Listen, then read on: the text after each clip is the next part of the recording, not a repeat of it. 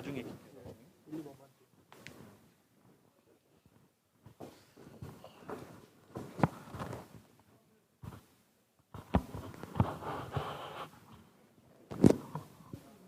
왜 돌아가지?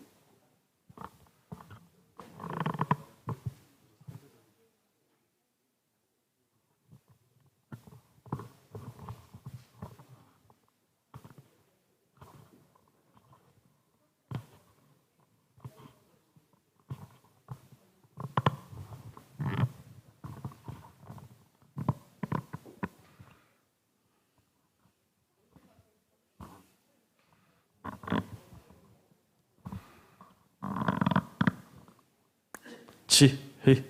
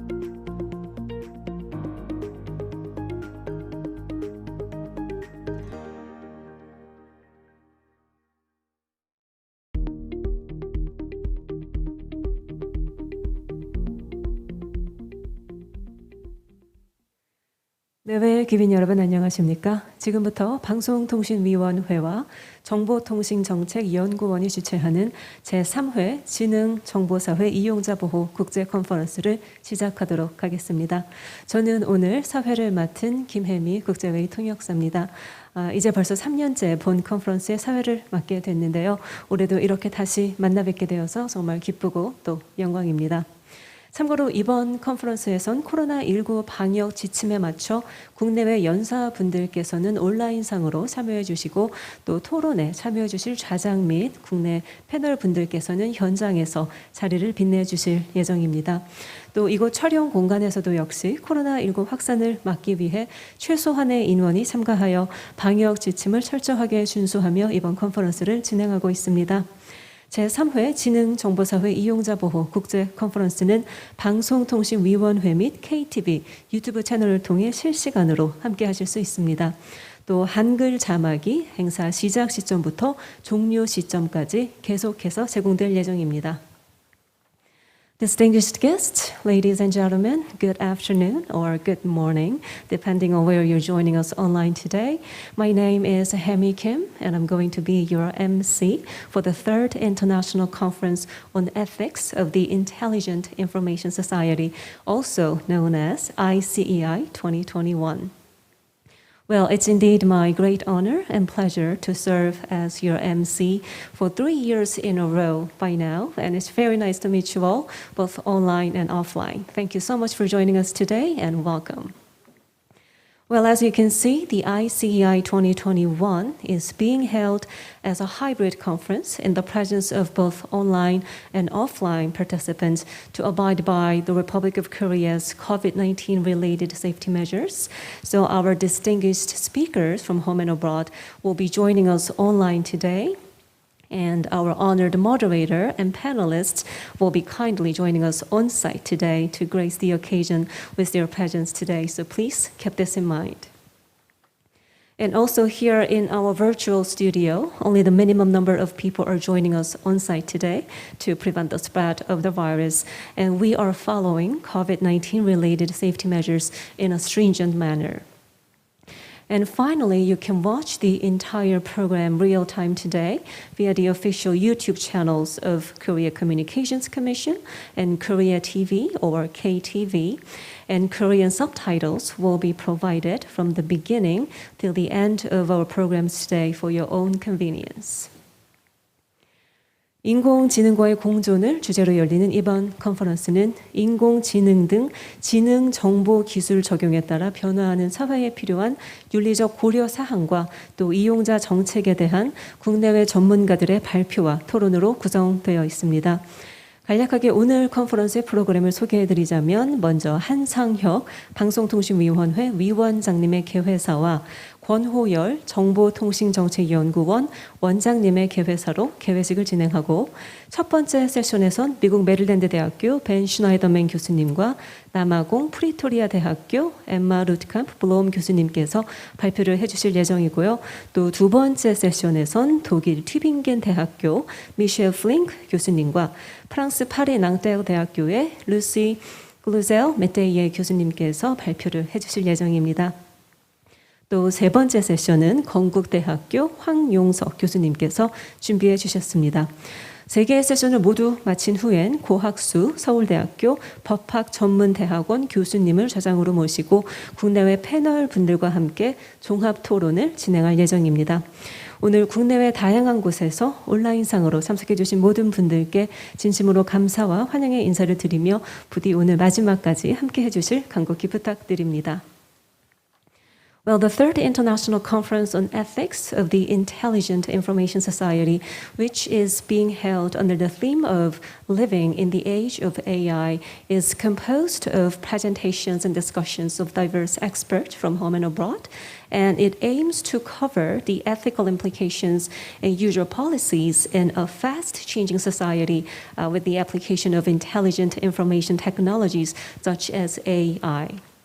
And to give you a brief outline of today's conference, first of all, the Honorable Mr. Sang Hyuk-han, Chairman of the Korea Communications Commission, and the Honorable Mr. Ho Yeol-kwon, president of the Korea Information Society Development Institute, will commence the conference with their opening and welcoming speeches. And after that, session 1 will be composed of 2 presentations, which will be delivered by Professor Ben Schneiderman from the University of Maryland in the USA, and Professor Emma Rootkamp-Bloom from the University of Pretoria in the Republic of South Africa. And then session 2 will consist of 2 presentations as well, which will be delivered by Professor Michel Flink from the University of Tübingen in Germany, and Professor Lucie Gluzel-Meteyer from the University of Paris-Nanterre in France. And session 3 will be conducted by Professor Yong-Seok Hwang from Konkuk University. And after all 3 sessions come to an end, panel discussion will be conducted, which will be moderated by Professor Hak-Soo Ko from Seoul National University's School of Law, featuring diverse panelists from home and abroad. So once again, we would like to express our sincere appreciation to all participants who are joining us online and offline today, and we sincerely hope that you will stay with us until the very end of our programs today. Thank you very much. 네, 그럼 지금부터 인공지능과의 공존을 주제로 개최되고 있는 제3회 지능정보사회 이용자보호 국제컨퍼런스를 본격적으로 시작하겠습니다. 먼저 오늘 컨퍼런스는 한상혁 방송통신위원회 위원장님의 개회사로 시작하겠습니다. So without further ado, let us begin the 3rd International Conference on Ethics of the Intelligent Information Society, which is being held under the theme of Living in the Age of AI. And first of all, the Honorable Mr. Sang Hyuk-han, Chairman of the Korea Communications Commission, will virtually deliver his opening speech. So let's take a look. 그럼 지금부터 한상혁 위원장님의 개회사를 영상으로 만나보도록 하겠습니다. 여러분 함께 보시죠.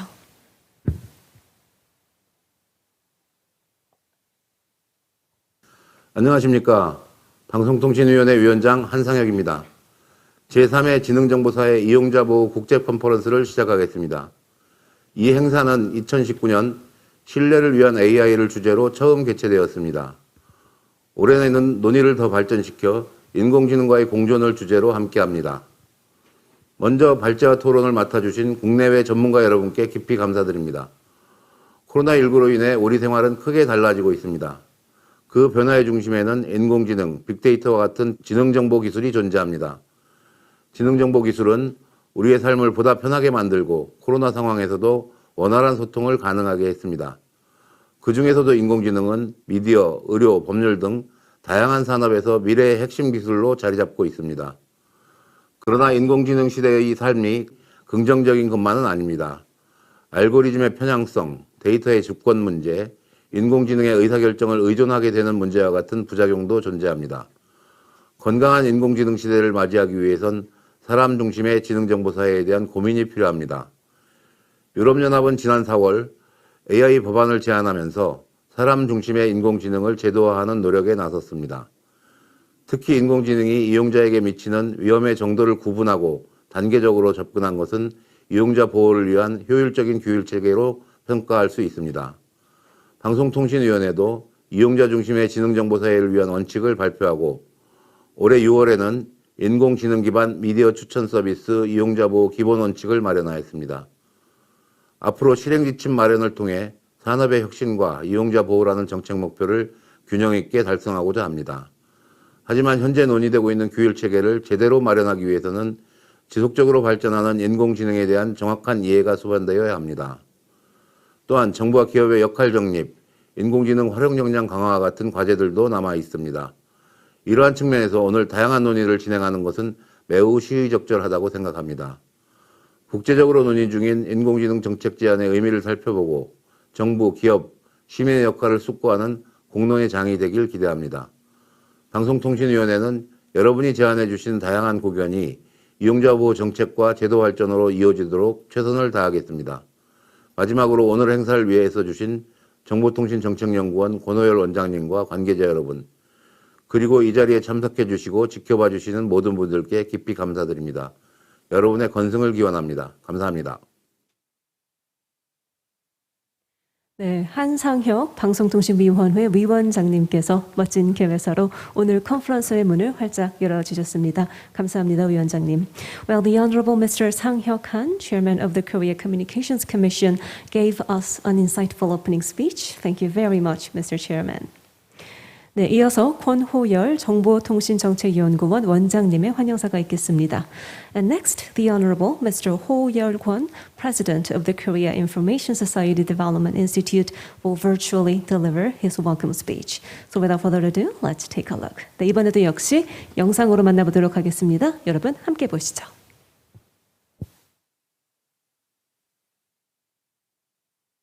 안녕하십니까. 정보통신정책연구원 원장 권호열입니다. 인공지능 기술 확산에 따른 새로운 유형의 이용자보호 이슈를 논의하고 관련 정책에 대한 국제사회의 공감대 형성을 목적으로 오늘 제3회 지능정보사회 이용자보호 국제컨퍼런스를 개최하게 되어 매우 기쁘게 생각합니다. 먼저 이번 컨퍼런스에 온 오프라인으로 참여하시는 국내외 귀빈 여러분, 그리고 함께해 주시는 청중 여러분께 환영과 감사의 말씀을 드립니다. 발제를 맡아주신 미국 메릴랜드 대학 벤 슈나이더맨 교수님, 남아공 프리토리아 대학 엠마 럿캠프 블룸 교수님, 독일 튜빙겐 대학의 미셸 핑크 교수님, 프랑스의 파리 낭테르 대학 루시 클루젤 메테이어 교수님, 그리고 건국대 황용석 교수님께 깊은 고마움을 표합니다. 또한 종합토론 좌장을 맡아주신 서울대 고학수 교수님, 토론자로 참여하시는 한국소비자연맹 강정화 회장님, 카이스트의 이수영 교수님, 연세대 김영창 교수님, 고려대 이희정 교수님, 그리고 우리 연구원 권은정 박사님 등 전문가님들께도 감사의 말씀을 드립니다. 최근 지능정보기술과 인공지능으로 인한 변화는 전 세계 곳곳에서 빠르고 다양한 형태로 진행되고 있습니다. 특히 코로나 여파로 비대면 서비스의 확산이 급속도로 진행되면서 이용자 보호 정책의 중요성이 더욱 강조되고 있습니다. 그런 점에서 오늘 인공지능과의 공존, Living in the Age of AI를 주제로 인공지능의 발전과 함께 이용자들이 살아갈 조화로운 미래사회의 정책과 방향성에 대해 논의하게 된 것은 매우 뜻깊은 일이 아닐 수 없습니다. 지금까지 방송통신위원회와 정보통신정책연구원은 이용자가 지능정보기술을 안전하게 활용하는 한편 데이터 경제의 주체이자 통제자로서 역할을 할 수 있도록 이용자 역량의 향상을 위해 많은 노력을 해왔습니다. 오늘 컨퍼런스는 그간의 노력을 바탕으로 국가 간 경계를 뛰어넘어 다양한 분야의 전문가들과 이용자들이 서로의 경험과 가치를 공유하며 인공지능과의 공존 방안에 대해 논의하는 의미 있는 자리가 될 것입니다. 오늘 컨퍼런스가 참여하신 모든 분께 발표와 토론을 통해 함께 고민하고 연구할 수 있는 의미 있는 시간이 되길 바랍니다. 끝으로 오늘 행사를 준비해 주신 우리 연구원 조성은 박사님과 관계자들께 감사드리며 함께해 주신 모든 분이 건강과 행운을 기원합니다. 감사합니다. 네, 권호열 정보통신정책연구원 원장님께서 아주 뜻깊은 환영사를 전해주셨습니다. 원장님 감사합니다. Well, the Honorable Mr. 호열 권, President of Korea Information Society Development Institute, has just delivered a heartwarming welcome speech. Thank you very much. 네, 제3회 지능정보사회 이용자보호 국제컨퍼런스를 본격적으로 시작하기 전에 먼저 오늘 행사의 순서에 대해 간략하게 말씀드리겠습니다. 우선 국내외 연사 5분께서 진행해 주실 총 3개의 발표 세션이 준비되어 있습니다. 그리고 3개의 발표 세션 종료 이후엔 약간의 휴식 시간을 가진 후에 인공지능과의 공존을 주제로 국내외 전문가분들을 모시고 종합 토론이 진행될 예정입니다. 참고로 해외 영상 발표의 경우 화질이 다소 깨끗하지는 못한 점 미리 양해 부탁드립니다. Well, prior to the commencement of the third International Conference on Ethics of the Intelligent Information Society in earnest, let me give you a brief outline of today's conference first. First of all, we will conduct 3 sessions featuring a total of 5 presenters who will be delivering their presentations on different topics. And after 3 sessions come to an end, we will take a short break, and then we will have a panel discussion session under the theme of Living in the Age of AI, in collaboration with diverse experts from home and abroad. And for your information, the visual quality of our presentations from overseas participants will be slightly compromised due to long-distance connection issues, so please be understanding, and thank you very much in advance. 네, 그럼 지금부터 첫 번째 세션을 시작하겠습니다. 첫 번째 세션의 주제는 인간 중심의 인공지능입니다. So without further ado, let us begin session 1 titled Human-Centered AI. 그럼 세션 1의 첫 번째 발표를 들어보도록 하겠습니다. 첫 번째 발표는 인간 중심의 인공지능 새로운 통합을 주제로 미국 메릴랜드 대학교 벤 슈나이더맨 교수님께서 진행해 주시겠습니다. And the first presentation, titled Human-Centered AI, a New Synthesis, will be delivered by Professor Ben Schneiderman from the University of Maryland in the USA. So without further ado, let us virtually meet Professor Ben Schneiderman online. Professor Schneiderman, the floor is yours. 그럼 슈나이더맨 교수님의 첫 번째 발표 들어보도록 하겠습니다. 여러분 함께 보시죠.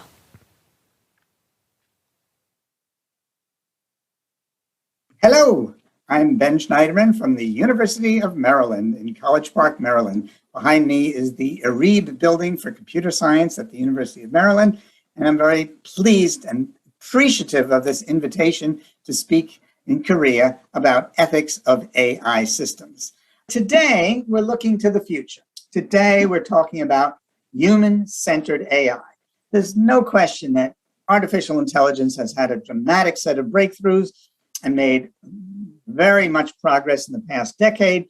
It's widely used, and all around the world, the expectations are it will have great influence, which is why there's so much discussion about the ethical issues and responsible use of AI, humane and human-centered AI.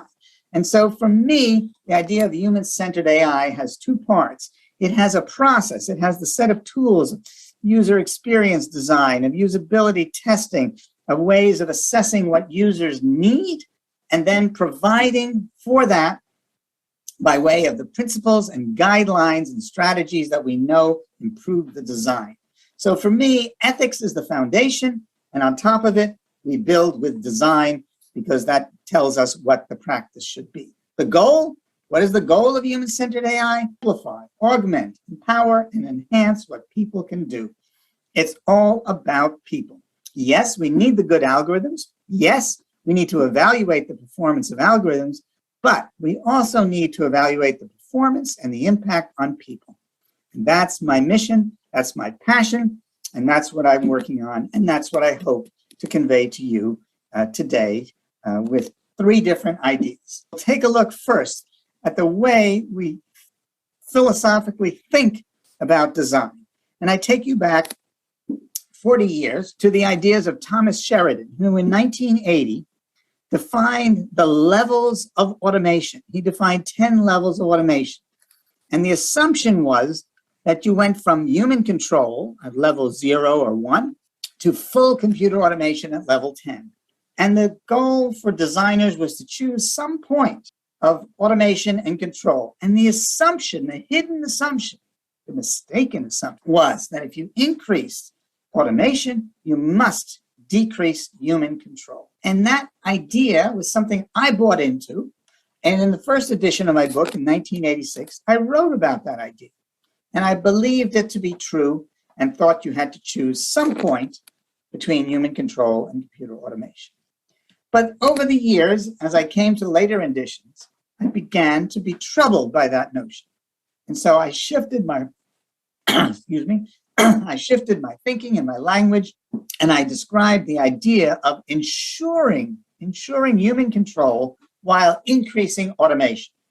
Now, the first time you hear that, the first time I wrote that, it was a bit of a puzzle. How would I do that? What did it mean? But I knew that human control was essential for successful commercial product. And what I came to understand is that there were really two separate scales, that you can have low or high human control and low or high computer automation, that actually you could deal with them independently if you broke down the design problem into a series of smaller problems. So the way I see this is now a two-dimensional pattern, that you have 4 quadrants for design.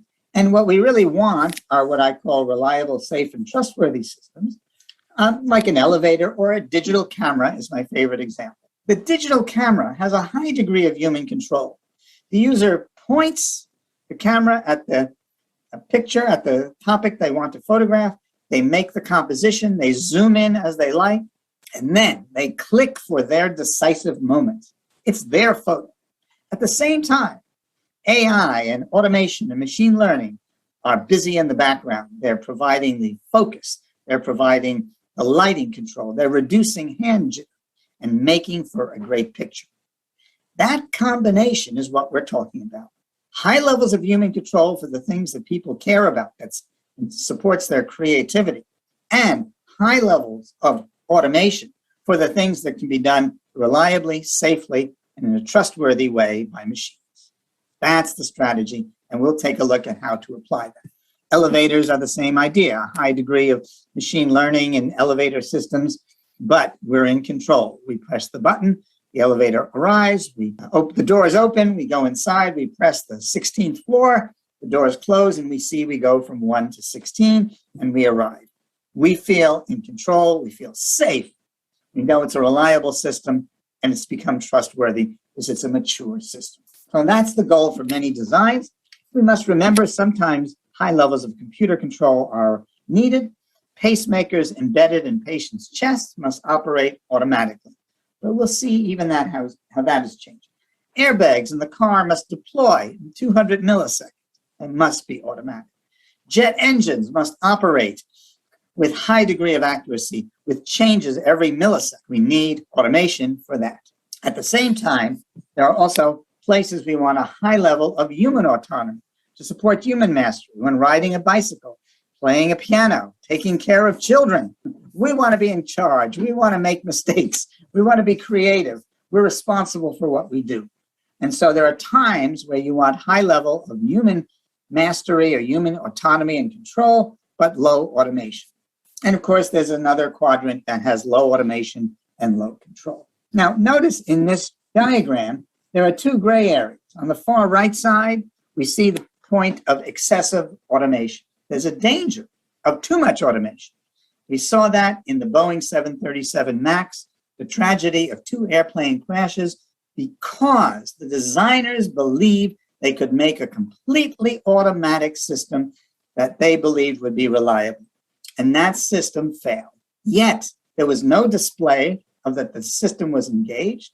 There was no obvious way to shut it off. It was possible, but the pilots didn't think of it as they were in this tragic moment. And they tried 20 times to pull the airplane nose up, but whatever they did, these hidden automation drove the airplane down into the sea. So these tragedies were because of excessive automation. And that's one of the dangers we have to be really vigilant about. In fact, in that situation, the designers believed that they could be so successful, they did not even tell the pilots of the existence of this automated system. And as IBM says, hidden AI is irresponsible. So we need to make things visible. At the same time, there's a danger of excessive human control, that in many systems, humans can make mistakes, can do bad things. Interlocks and guards are a natural part of mature designs in many systems. For example, the self-cleaning oven. If the temperature goes above 500 degrees Fahrenheit, it's not possible to open the door because that, and so doing, it prevents a burning of the user. And so there are many systems which have these kind of interlocks or controls on them. And we need to be aware of the benefits of building those interlocks and controls and of making operators aware.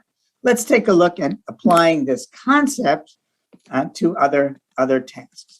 So in a medical task for pain control, 70 years ago, the morphine drip bag was quite the standard. And it was a simple plastic bag, no automation, no user control. the morphine would drip at a regular pace and hopefully relieve patient pain.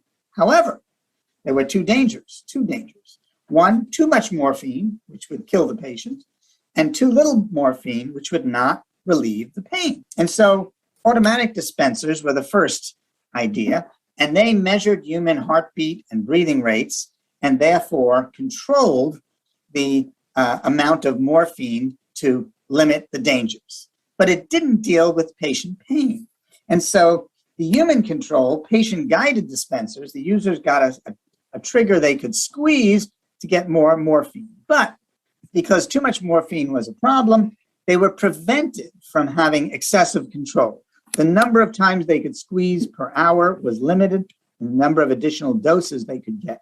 Modern systems are moving towards more patient-guided, clinician-monitored systems, which have a central control system in a control center in a hospital that might manage 50 of these devices to provide an overview, collect data, and aggregate it, and then use it to improve the design of future systems and improve the machine learning algorithms that might be applied.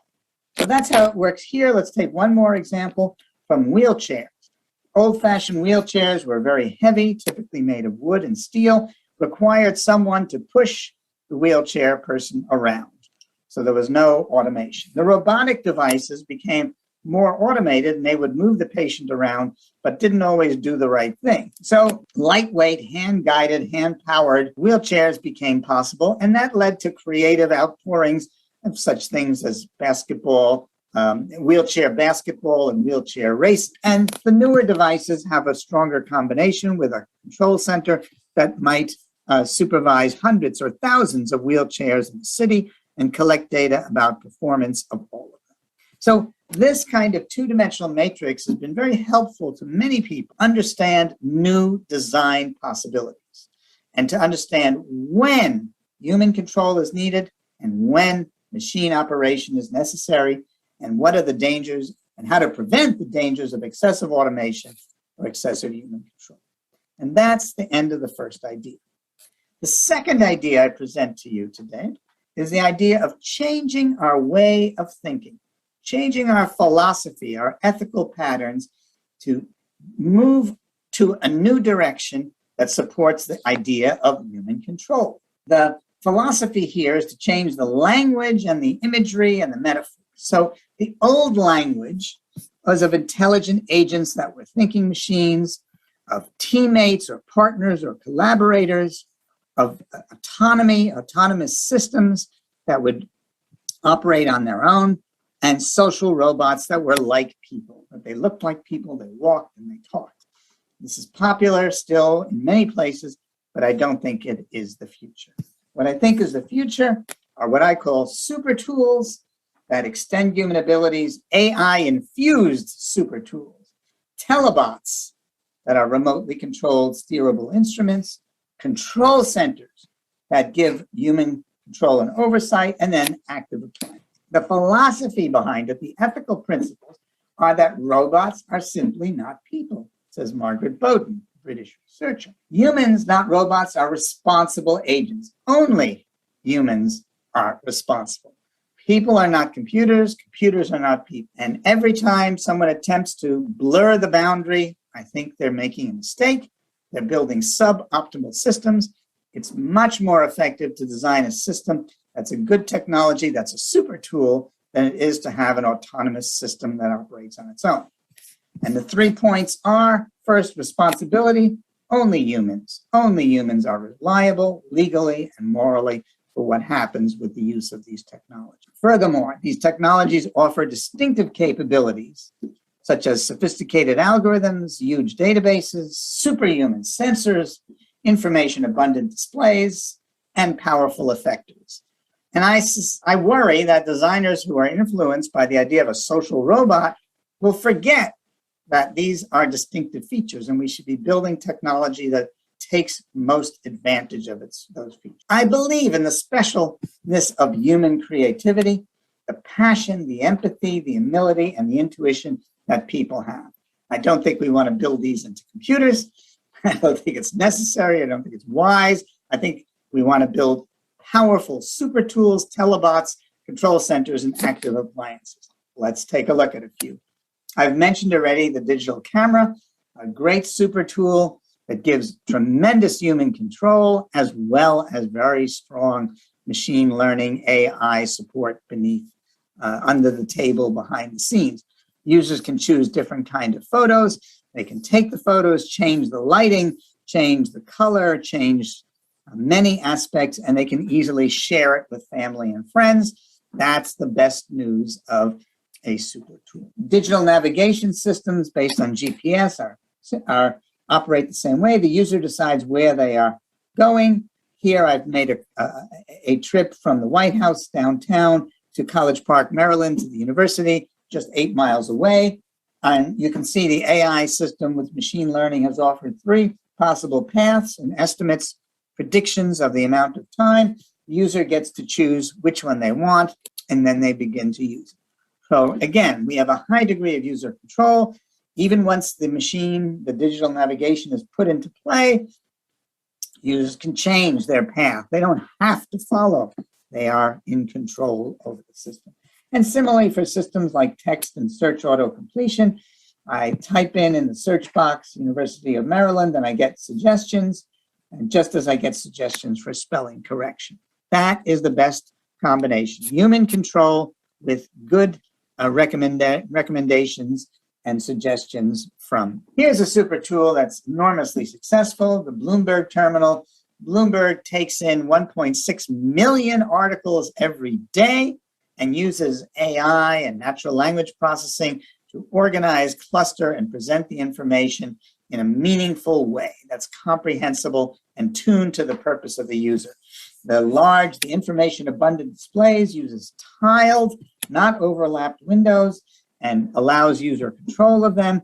The information is presented in ways that are related to the task that the users have and gives them exceptional control over what they see and then how they carry out the actions they want. The success is enormous. More than 300,000 people pay more than $20,000 a year to have this on their desk. And the idea of a Bloomberg terminal has been spreading to medical information, legal information, control rooms for transportation systems and utility companies and so on. The idea of lots of information will continue to gain strength, and we'll see more of those in a while.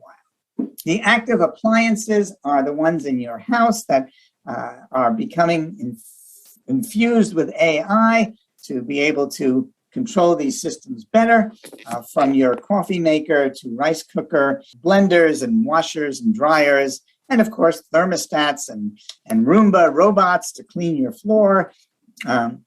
All of these are ways that AI is combined to make a comprehensible, predictable, and controllable system. Another example of an active appliance is the pacemaker, which I mentioned before as an autonomous device. But that pacemaker embedded in your chest has now moved to be a controllable device where the client, the user, the patient gets to operate it, make adjustments to its operation. And at the same time, Medtronic Corporation gets to track the data from tens of thousands of users to continually improve the machine learning algorithms and to understand how failures do occur. So that's a combination of active appliances and control centers. The telebot idea is an example would be the Mars rovers. You'll hear many people talk about them being autonomous, and they are autonomous for things like moving along, avoiding obstacles, avoiding precipices, adjusting the solar panels, adjusting the antennas. All those operate quite autonomously. But at the same time, NASA has a control center with 80 people who operate the Mars rover, who decide what to do, who deal with problems that arise, and deal with the special opportunities that arise, which were unplanned or unexpected. And so this nice combination of teleoperated device and that has autonomy is the virtuous way that I think many devices should be built. Similarly, surgical operation devices are what I would call telebots. Da Vinci Surgical System says robots don't perform surgery. Your surgeon performs surgery with Da Vinci by using instruments that he or she guides via a console. It's a very powerful telebot that gives physicians and surgeons the capacity to make very precise movements deep inside human cavities without making severe surgical incisions. Just tiny incisions to allow the instruments to enter, and then they can move them gracefully with the controllers, the hand controls that they have here. That's the way I think we want to see future devices working. The control centers, here's a hospital one I mentioned already, and we see that in other utility companies, transportation, here a counterterrorism center, people working together, a great deal of information abundant displays, and the capacity for easy communication and shared work. So that's the second of the ideas. The third idea is that AI systems are embedded in complex socio-technical systems. And so we need governance structures to deal with them. And for me, the pattern is this one. There are 4 levels of governance that I would like to discuss. We'll only take part of it in this talk, but there's 5 recommendations for how software engineering teams should work together. And we'll be talking about some of those in depth. But there's also the way organizations, so companies may have dozens of software engineering teams, and they need to develop a culture of safety by way of management strategies that show leadership commitment to safety in hiring and training, attention to failures and near misses, to internal reviews of problems that emerge, and to following industry standards. Safety culture is a whole topic in itself, and business managers are increasingly learning how to do that because it is a competitive advantage. Companies that adopt a safety culture can make safer products that ultimately are cheaper for them to operate and increase the profits of companies because they're more widely accepted. Injuries are less frequently part of the experience, and users wind up benefiting from them.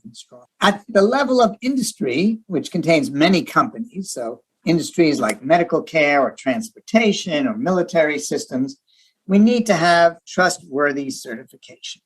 And this is done by external reviews. Many companies will say, we have very good internal reviews. Yes, that's true. But the benefits of adding external reviews are great. And that's what I want to encourage. This will require new ways of thinking, but they really build on the ideas of financial auditing.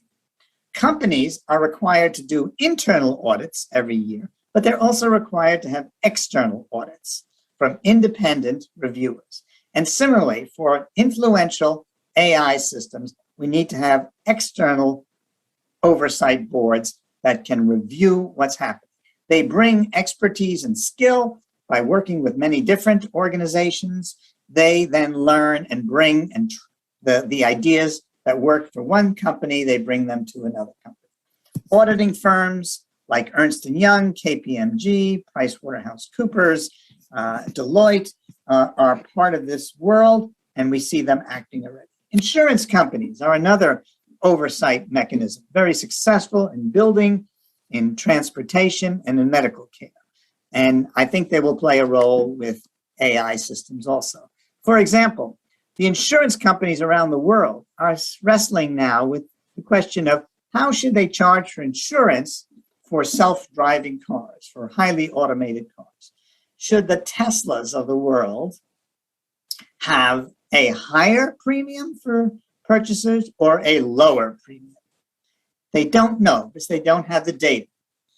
If you look on the website called tesladeaths.com, tesladeaths.com, you will be surprised to find, as I was, that there are more than 200 deaths with Teslas. We don't know how many of them were on autopilot, but it raises many questions, and we don't have the data. Tesla tells us their cars are safer than regular cars, but we don't really know. In the US, a month ago, National Highway Transportation Safety Administration launched an investigation of 11 accidents in which Teslas, while running on autopilot, ran into emergency vehicles on the road or on the side of the road, police, fire, and ambulance. And this turned out to be a serious problem with some deaths in these accidents. And so the investigation is proceeding, and I think we'll learn a lot from that. We do see other ways that industry certification is being done by professional societies and non-governmental organizations. So we see progress there. But government regulation has a role to play. Companies insist that government regulation will limit innovation. And there is a danger of that.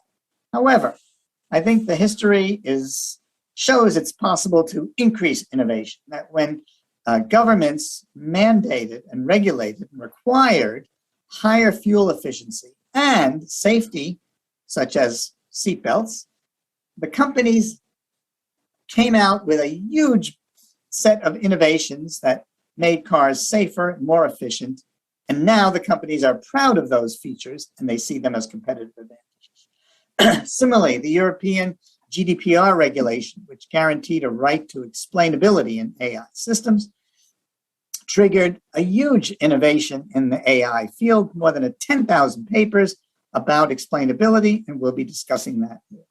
So I'll be brief. I can't cover all of this, but in this talk, I will focus on the team principles and the 5 recommendations. I'd like to just mention the audit trails for a moment, as in flight data recorders and cockpit voice recorders. These have been enormously effective in making very safe civil aviation. And the same idea of an audit trail for AI systems, or shall we say, a flight data recorder for every robot, can also make AI systems much safer. A related idea is the reporting through online websites for incident data. The Partnership on AI has already launched an AI incident database that has more than 1,000 incidents where AI has led to problems. And so that provides a lot of information about how we can design better systems. The other topics like the workflows, the validation and testing, and the bias testing are important issues, but I want to come for a moment only to talk about explainable AI. As I mentioned, the GDPR triggered a great deal of interest in explainable systems, and the general approach has been what are called retrospective explanations or post hoc explanations. These can be local, that is, they can describe for the particular case, mortgage granting, parole, hiring, and so on, what the decision was and why it went a certain way. Or they can be global explanations of how the system functions overall. So that's the discussion, but 98% of the papers use the retrospective post hoc approach. And I'm here to suggest a very bold idea, which is instead of fixing the confusion, you want to prevent the confusion and the surprise that comes. And that goal of prospective user interfaces, anti-hoc, it's called, is what I want to advocate here tonight. They should be interactive, visual, and allow exploration. You want to give users control of the explanation. So let's take a look at a simple example. This is a familiar one in this field, discussion about mortgage. In this case, I've reduced it to just 3 variables. The user is requested to put in the mortgage amount requested, the household monthly income, their liquid assets, and then they click and they get a report, and it says, "We're sorry, your mortgage loan was not approved. You might be approved if you reduce the mortgage amount requested, increase your household monthly income, or increase your liquid assets." This is considered a pretty good post hoc retrospective explanation. However, it does not tell the user how much they need to reduce their mortgage request, how much they need to increase their household monthly income, or how much they need to increase their liquid assets. An alternative approach, which gives more user control, is to provide a set of sliders and give users control with this interactive exploratory interface. As they reduce the amount of mortgage requested, more blue appears and their score goes up. closer to the green bar of what's needed to get approval. If they can increase their household monthly income, they get closer. If they can increase their liquid assets, maybe by borrowing money from a family member, they can get closer to the score needed for approval. And this kind of exploratory interface, again, this is a very simple example, but still a practical one that I hope conveys the idea, gives users control, lets them explore the sensitivity for each of the variables, which one makes a lot of difference, which one makes a little bit of difference. So I think these kind of interactive slider-controlled, user-operated devices could be helpful. And they've begun to go into use. This was a delightful one I found from some British librarians who made a recommender for novels.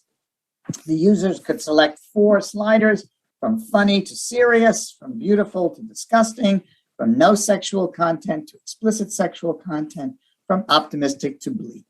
And as they move the slider, the covers they see change immediately. And that feedback lets them know why they got that recommendation. And that's what people really want. This idea has been used in news recommenders as well, where you might have 3 sliders for politics, entertainment, and sports.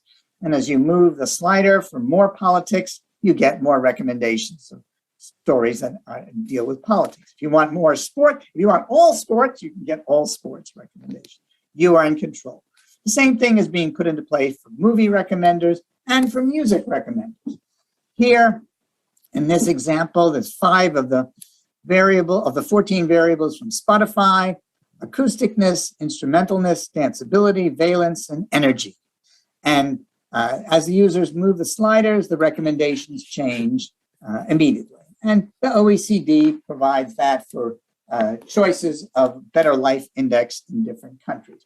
And I've seen it for bank systems and so on. So I believe this idea of giving users control of machine learning recommender systems will help make these systems much more acceptable, much more comprehensible, predictable, and controllable. They support human control. Okay, so that's the story here. And my summary goes back to the 3 principles, the HCII framework that suggests we can have high levels of human control and high levels of computer automation. That's the goal for good design, while avoiding excessive automation and excessive human control. Secondly, we want to change the design metaphors. We want to move towards the idea of super tools. Let's call them AI-infused super tools, telebots, control centers, and active appliances. Those are the language, the metaphors, and the images that I'd like to see in future designs, because I think those are more likely to be commercially successful. And the third idea is the governance structures, the 15 recommendations. These were first published in an article in October 2020 in the ACM Transactions on Interactive Intelligent Systems. That paper has quickly become very popular and very much referenced. This is the set of papers, and you can see more on my website on human-centered-AI. All of this has led me to write a book, which will appear in January 2022 from Oxford University Press, called simply Human-Centered AI. If you want to keep in touch and learn more, join our Google group called simply Human-Centered-AI. Follow us on Twitter, Human-Centered AI, or visit the website hcai.site. And my closing message is, the future is human-centered. Thank you very much for your attention and your interest in this topic. 네, 벤 슈나이더맨 교수님 좋은 말씀 감사합니다. 벤 슈나이더맨 교수님께서는 오늘 발표 주제였던 인간 중심의 인공지능에 관한 신규 저서 Human-Centered AI를 집필 중이시고요. 이 책은 내년 1월 옥스퍼드 유니버시티 프레스에서 출간될 예정입니다. 자세한 사항은 저희 컨퍼런스 홈페이지를 참고해 주시기 바랍니다. Professor Ben Schneiderman from the University of Maryland in the USA has just delivered a very impressive presentation titled Human-Centered Human-Centered AI, A New Synthesis. Well, thank you very much, Professor Ben Schneiderman. And for your information, Professor Ben Schneiderman is writing a new book, as he mentioned in his presentation, titled Human-Centered AI, which was the main theme of today's presentation, and it will be released next year in January by the Oxford University Press. And for more information, please go to the official website of the Third International Conference on Ethics of the Intelligent Information Society. 네, 다음은 남아공 프리토리아 대학교 엠마 루트캄프 블롬 교수님의 두 번째 발표가 있겠습니다. 두 번째 발표의 주제는 인공지능 시대의 동맹으로서의 윤리입니다. Next, the second presentation, titled Ethics as Ally in the Age of AI, will be presented by Professor Emma Rootkamp-Bloom from the University of Pretoria in the Republic of South Africa. 그럼 엠마 루트캄-블롬 교수님의 발표 역시 저희가 영상으로 만나보도록 하겠습니다. So without further ado, let us hear from Professor Emma Rootkamp-Bloom. Professor Bloom, the floor is yours. 그럼 지금부터 두 번째 발표 들어보겠습니다. 함께 보시죠.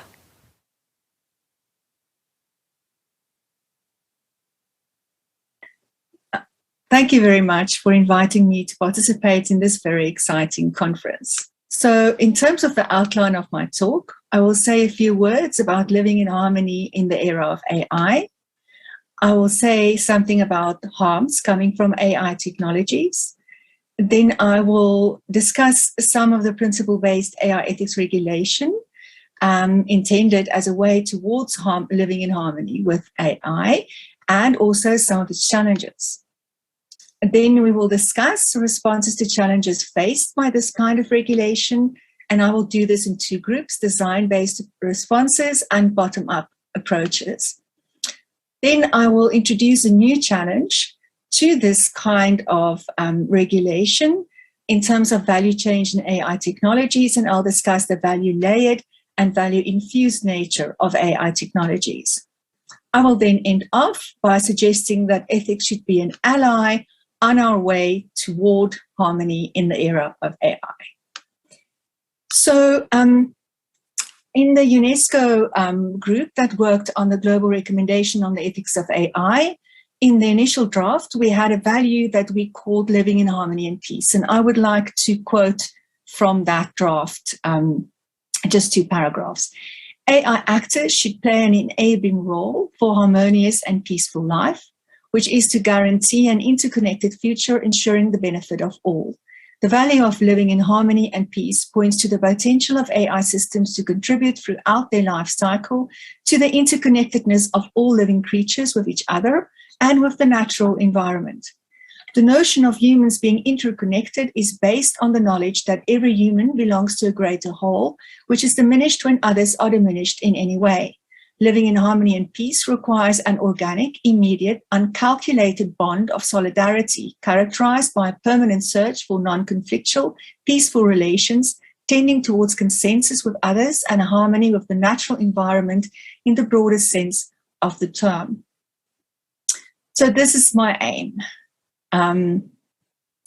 But there are harms from AI technologies that may jeopardize such a harmonious life in the age of AI. These concerns, for instance, include concerns around human control, imperiling the most vulnerable groups in society, the quality of human interaction and agency, amplification of inequality, threats to social justice and political stability, to the environment and ecosystems, and also the quality and integrity of information. There are also specific harms from machine learning. Kate Crawford in 2017 identified two.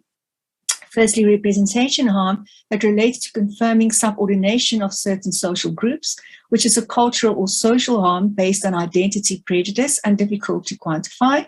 And then also a resulting transactional allocation harm relating to allocation of economic goods and resources, also based on some kind of structural bias.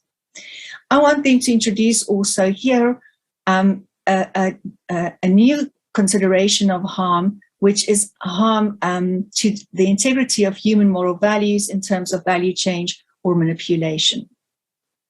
So principle-based regulation in response to these harms really exploded in the past few years. At the moment, there are more than 160 sets of policies, and they vary across different regions and institutions. That some are intergovernmental, some are national, some are professional, but there are a lot. And they all have one thing in common, which is that they are almost all ineffective. Some of the reasons for this may be that there is a lack of mechanisms for AI ethics to reinforce its own normative claims. There is a lack of distributed responsibility, and very few policies include directives on oversight and compliance mechanisms. Policies contain lofty ideas coming from outside the tech community. The focus is on what should be regulated, not how ethical concerns should be addressed by the tech community.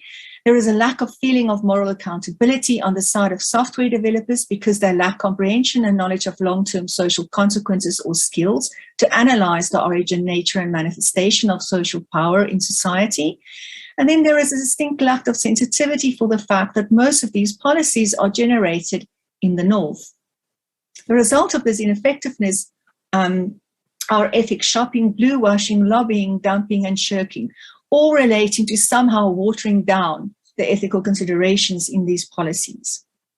So some actions to mitigate this ineffectiveness have been suggested. They include warnings about the gap between the tech community's reality and lofty AI ethics ideals, getting guidelines to converge on a small set of principles, developing compliance tools and mechanisms, collating best practice examples and encouraging impact assessment, encouraging inter, multi, and transdisciplinary collaboration.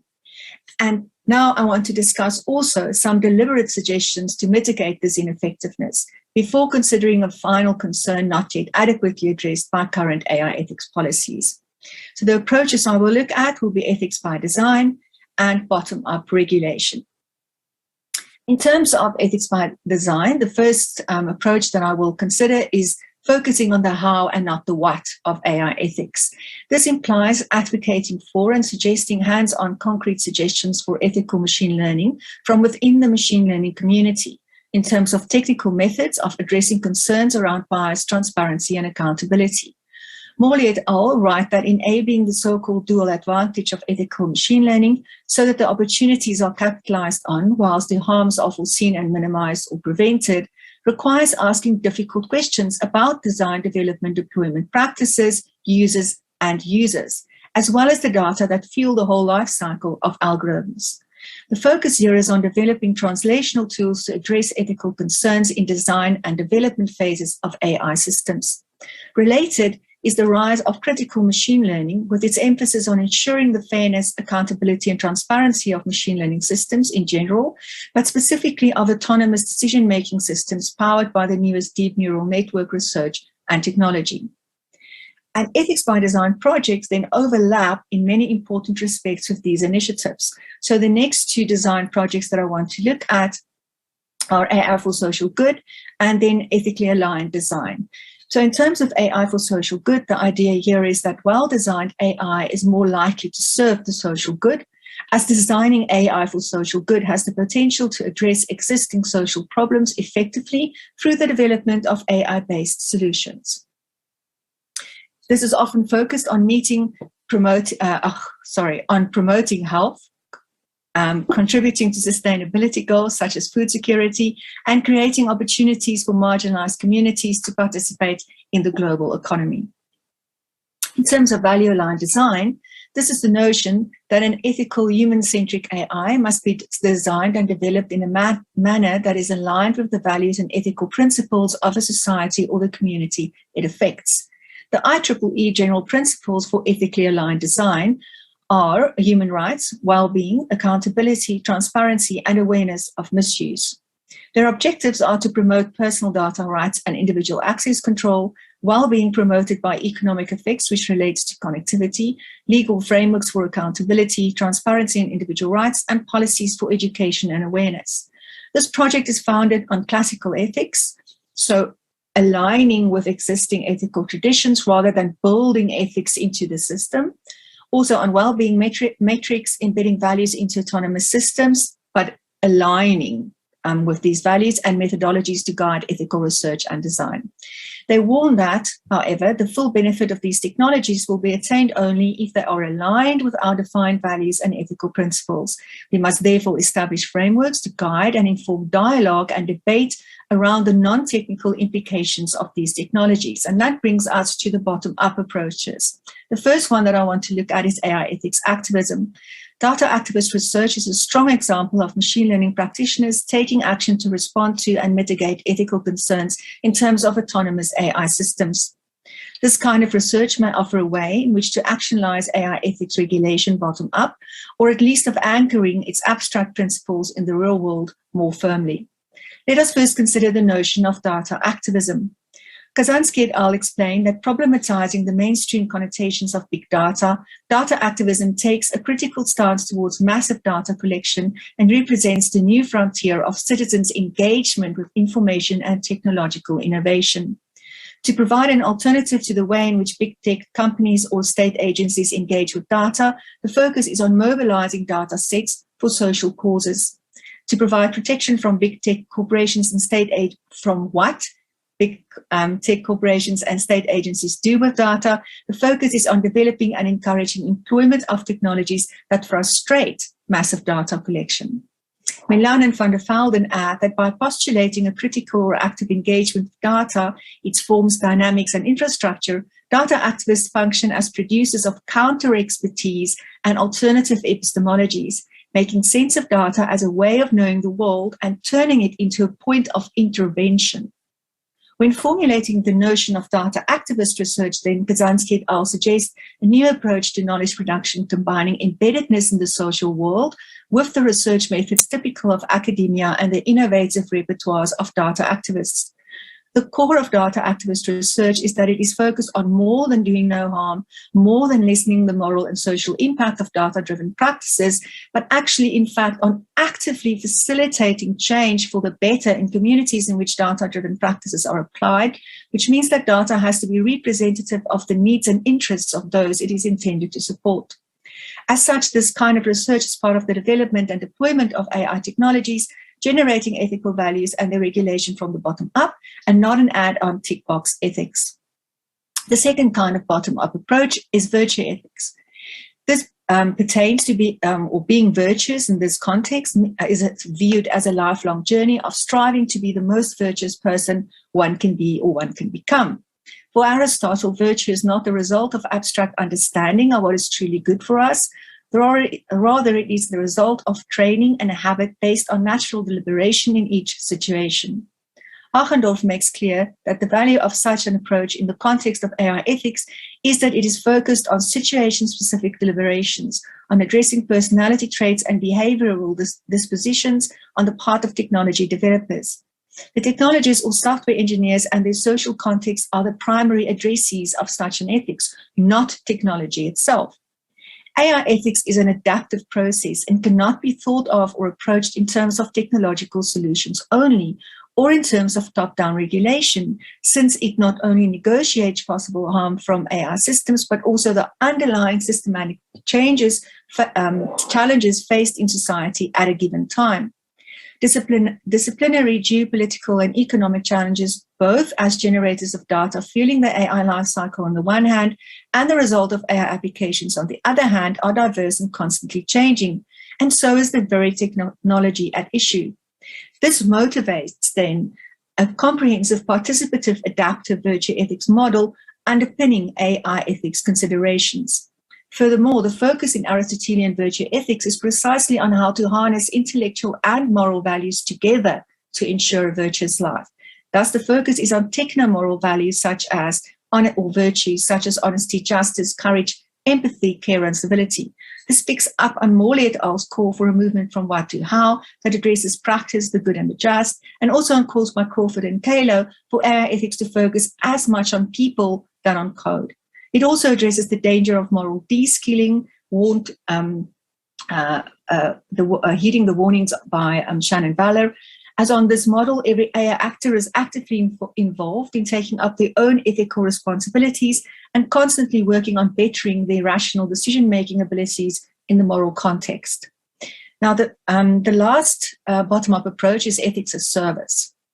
And this came into being because it became clear that at the moment there is little evidence that the use of any of the translation tools, the how, focusing on the how and not the what of AI ethics, has really had an impact on the governability of algorithmic systems.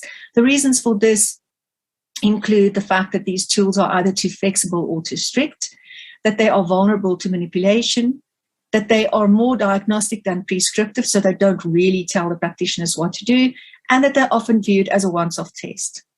Addressing these concerns implies a need to recognize that ethical consideration must be part of everything that happens in a company and must be an ongoing process. Morley et al. Then suggest an approach to AI ethics as service in response, which is based on Habermas's notion of discourse ethics and Floridi's notion of distributed responsibility. In such an approach to AI ethics, responsibility would be distributed over at least an independent multidisciplinary ethics board and the internal company employees. The board would develop a principle-based ethical code, negotiate it with all stakeholders in a process of open discourse, would decide on processes for evaluating, verifying, and validating algorithmic design, and would conduct regular audits. Internal company employees would then customize the above by defining ethical principles contextually, working with the most appropriate translational tools at the right level of abstraction, and documenting design processes.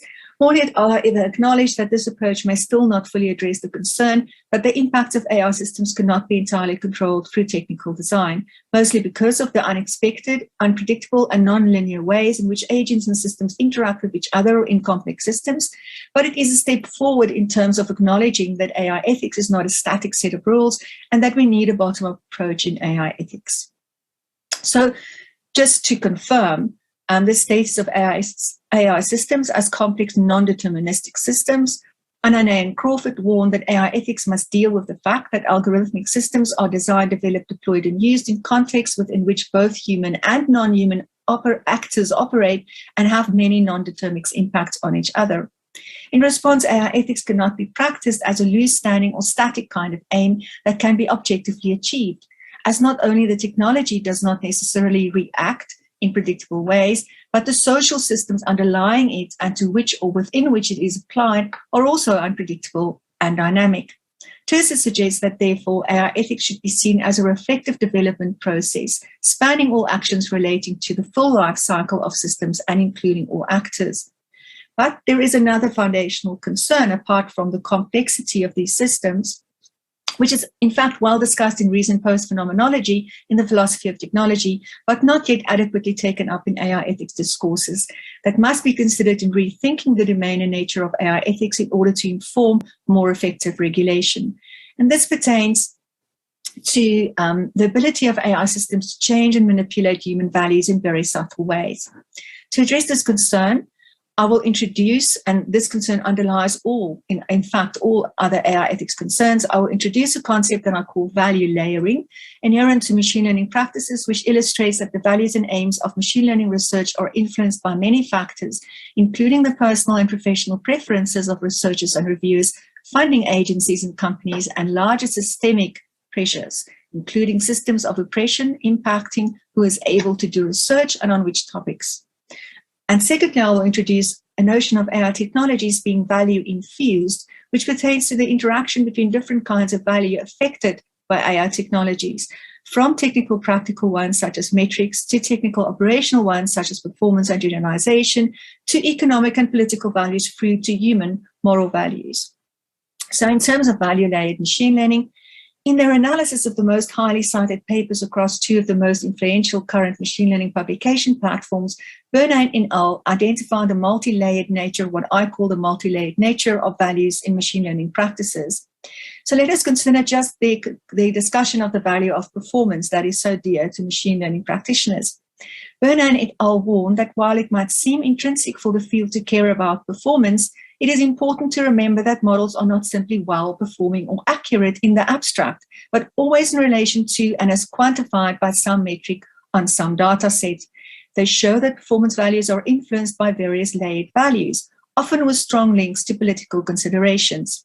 Firstly, they found that performance values are consistently and unquestioningly operationalized as correctness averaged across individual predictions, giving equal weight to each instance, but deciding to use equal weights when averaging is a value-laden move, which might deprioritize those underrepresented in the data or the world, as well as societal and evaluee needs and preferences.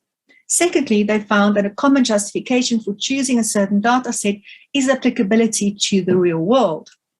But again, they warn that assumptions about how to characterize or represent the real world are value-laden. One such assumption is the availability of large data sets, but they warn that presupposing the availability of large data sets is power centralizing because it encodes favoritism to those with resources to obtain and process them. Other value-laden assumptions include that the real world is binary or discrete, and that data sets come with a predefined ground truth label for each example, presuming that a true label always exists out there, independent of those carving it out, defining and labeling it, which goes against calls from marginalized scholars for machine learning models that allow for non-binaries, plural truths, contextual truths, and many ways of being. Thirdly, the very prioritization of performance values in machine learning practices also requires critical reflection. They write that valuing these properties is so entrenched in the field that generic success terms such as progress or improvement are often used as synonyms for performance and accuracy. And then they make the crucial observation that we can change this, that in fact one might alternatively invoke generic success to mean increasingly safe, consensual, or participatory machine learning that reckons with impact to communities and the environment. The conclusion from studies such as this one is that decisions relating to technical values, such as performance, efficiency, generalization, and others, are always based on assumptions of other technical values and entangled with personal, professional, and systemic political and economic values. Thus, in fact, machine learning practices are propelled by multiple layers of values. And there is more to this. This is the fact that this value-layered nature of machine learning practices creates technologies that effect value change in terms of shaping how people think about future moral and political and economic priorities.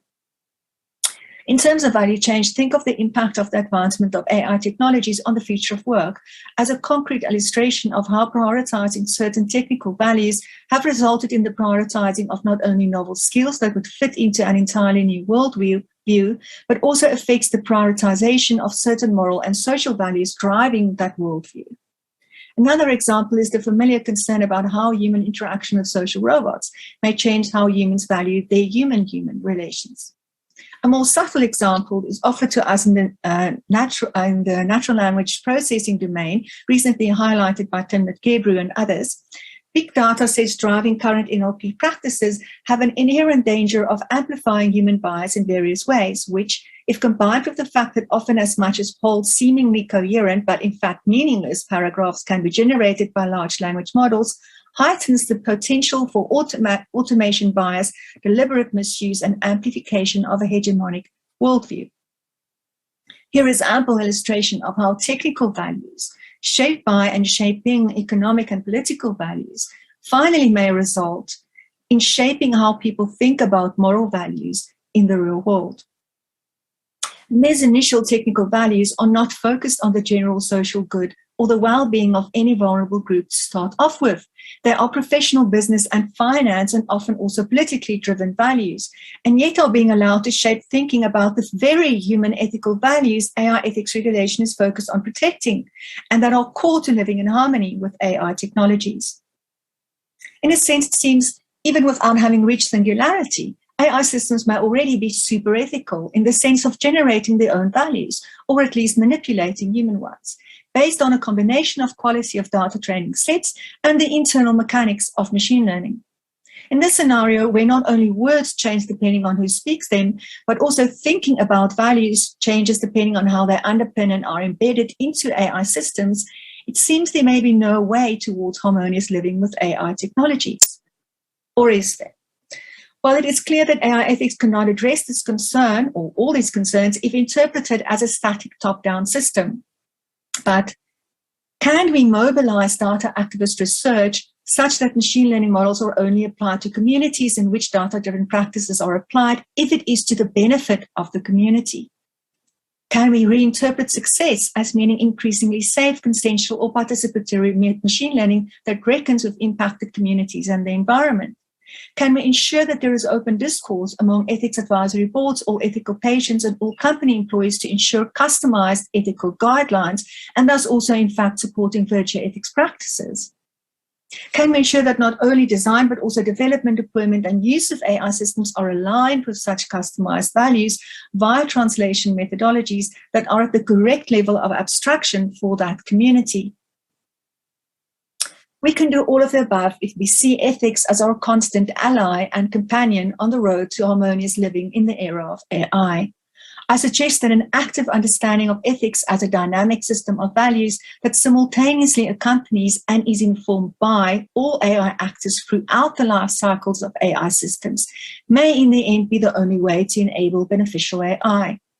AI ethics must deal with the fact that people's thinking about ethics changes as human society and technology change. The only way to protect the integrity of shared moral values is to rethink ethics as being outside society and technology to being inside, enabling just societies and innovative technology in a symbiotic co-shaping relationship with humans and technology. Given this very potential for value symbiosis, AI ethics regulation should thus clearly not be focused on prescribing abstract principles, but rather on simultaneously and continuously and critically evaluating bottom-up values, which through a combination of different activities, inclusion of all AI actors and sensitivity to context may result in ensuring the amplification of positive values during processes of value mutualism, typical of machine learning practice. These activities should be driven by data research activism and multidisciplinary social systems analyses and should combine all the approaches discussed here, establishing open AI ethical discourse between all stakeholders and AI actors and encouraging ethical responsibility at the micro level in the tech community. I also suggest incorporating careful pre-mortem reflections that are focused on the specific communities being impacted on, and also post hoc explanatory discussions, trying to add a little bit more than just mathematical explanation by also focusing on social impact. The way toward living in harmony in the era of AI is ultimately by protecting the integrity of human values and the interconnectedness of all humans and of humans and the environment. And this can only be affected via bottom-up regulation generated by the communities being impacted on the one hand, and by the tech community on the other, in an organic, immediate, and uncalculated bond of solidarity. Thank you very much. 네, 인공지능 시대의 동맹으로서의 윤리를 주제로 엠마 루트켄블럼 교수님의 발표를 들어봤습니다. 교수님께서 뜻깊은 말씀을 정말 많이 해주셨는데요. 다시 한번 감사드립니다. Professor Emma Rootkenblom from the University of Pretoria in the Republic of South Africa gave us an insightful presentation titled Ethics as Ally in the Age of AI. Well, thank you very much, Professor Blom, once again for your in-depth presentation. 네, 그럼 다음으로 유럽의 인공지능 규제를 주제로 두 번째 세션을 시작하도록 하겠습니다. Now let us begin session 2 titled AI Regulations in Europe. 두 번째 세션의 첫 번째 발표는 새로운 EU 입법 패키지가 인공지능에 미치는 영향을 주제로 독일 튜빙겐 대학교 미셸 플링크 교수님께서 진행해 주시겠습니다.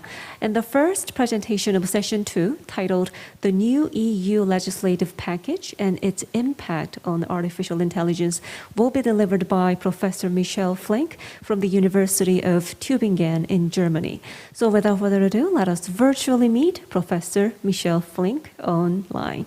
So Professor Flink, please take it away. 그럼 미셸 플링크 교수님의 첫 번째 발표죠. 세션 2의 첫 번째 발표 지금부터 들어보겠습니다. 여러분 함께 보시죠.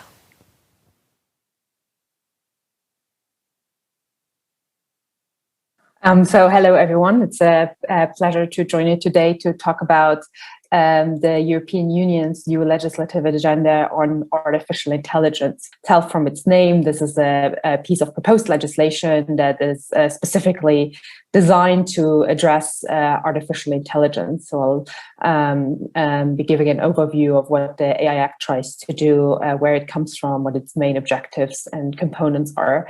And then I'll be closing by providing some food for thought for our subsequent discussion. Right, so this is our current, policy climate in the European Union. So the von der Leyen Commission took office in 2019, and it set up 5 different policy priorities for its 5-year period. And as you can see, the second of the European Commission's current political priorities is to make Europe fit for the digital age.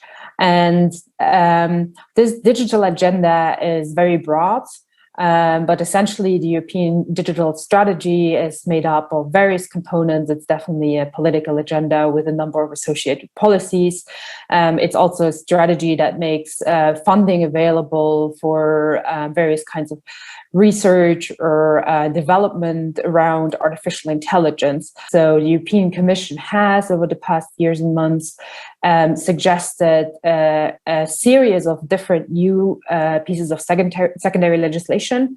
Rather, the proposed pieces of legislation would complement an already existing framework of EU secondary legislation that already applies to various kinds and various applications of artificial intelligence, such as, for instance, the General Data Protection Regulation, which, of course, applies where personal data is being used in AI, and others include the regulation on the free flow of personal data, the EU Cybersecurity Act, and the Open Data Directive. And in addition to this, of course, there's also various rules in different member states that either apply to AI directly or just sort of general legal rules such as, contract law, tort law, which of course are also applicable in relation to AI.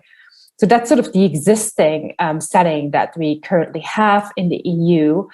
And what the European Commission is currently pursuing very ambitiously is to complement the existing EU legal framework applicable to AI and the data that is being used to do AI by a number of new legislative initiatives. The first one is the Draft Artificial Intelligence Act. I'll say more about that in a second. So I'm not going to go into detail here, but the Draft AI Act is also accompanied by 4 additional legislative proposals that would also impact AI.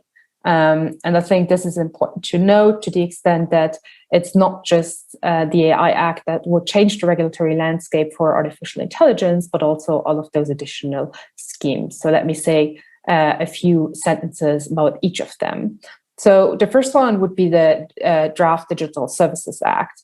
Again, this is just a draft. It has been suggested by the Commission. It's now being negotiated in the context of the EU's ordinary legislative procedure. So we don't exactly know what its sort of final shape will be. But at present, the Draft Digital Services Act contains provisions on research data access, which of course is data that can be developed that can be used as training data in artificial intelligence. And it also has provisions on recommender algorithms, specifically transparency obligations that arise in some circumstances.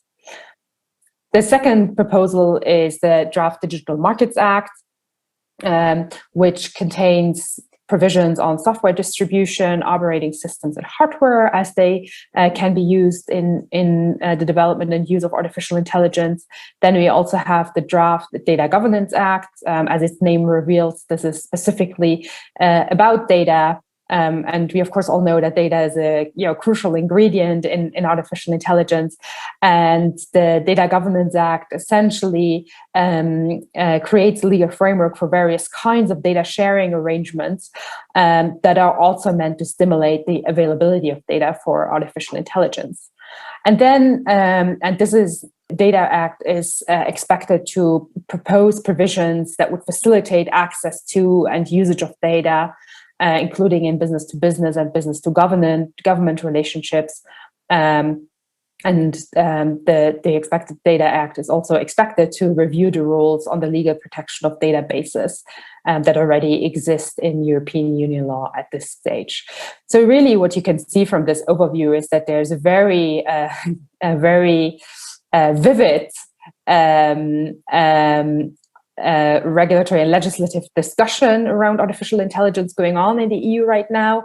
The European Commission has suggested a number of different draft pieces of legislation that are designed to create a framework for the creation of trustworthy artificial intelligence in the EU. So that are really meant to provide legal certainty for those developing and using AI, and to steer AI in a direction that's considered normatively desirable.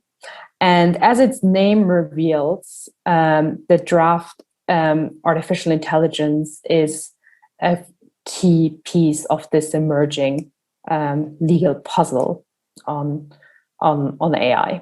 So again, I'm going to emphasize that the draft Artificial Intelligence Act is a draft act.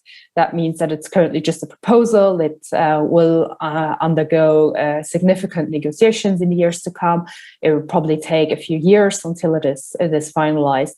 And as a consequence thereof, its provisions, as they currently stand, will likely be subject to some modification. So what I'm going to say captures the current form of the legislative proposal, but of course the final version might diverge depending on what the outcome of the ongoing negotiations will be. So let me now turn to talk about the draft Artificial Intelligence Act. So as all other pieces of proposed legislation that I was talking about, this is a draft act, and this means that it has been put forward by the European Commission, but will now be negotiated over the next couple of years. And as a result thereof, we can also expect that the final form of the AI Act will diverge to some degree from its current form.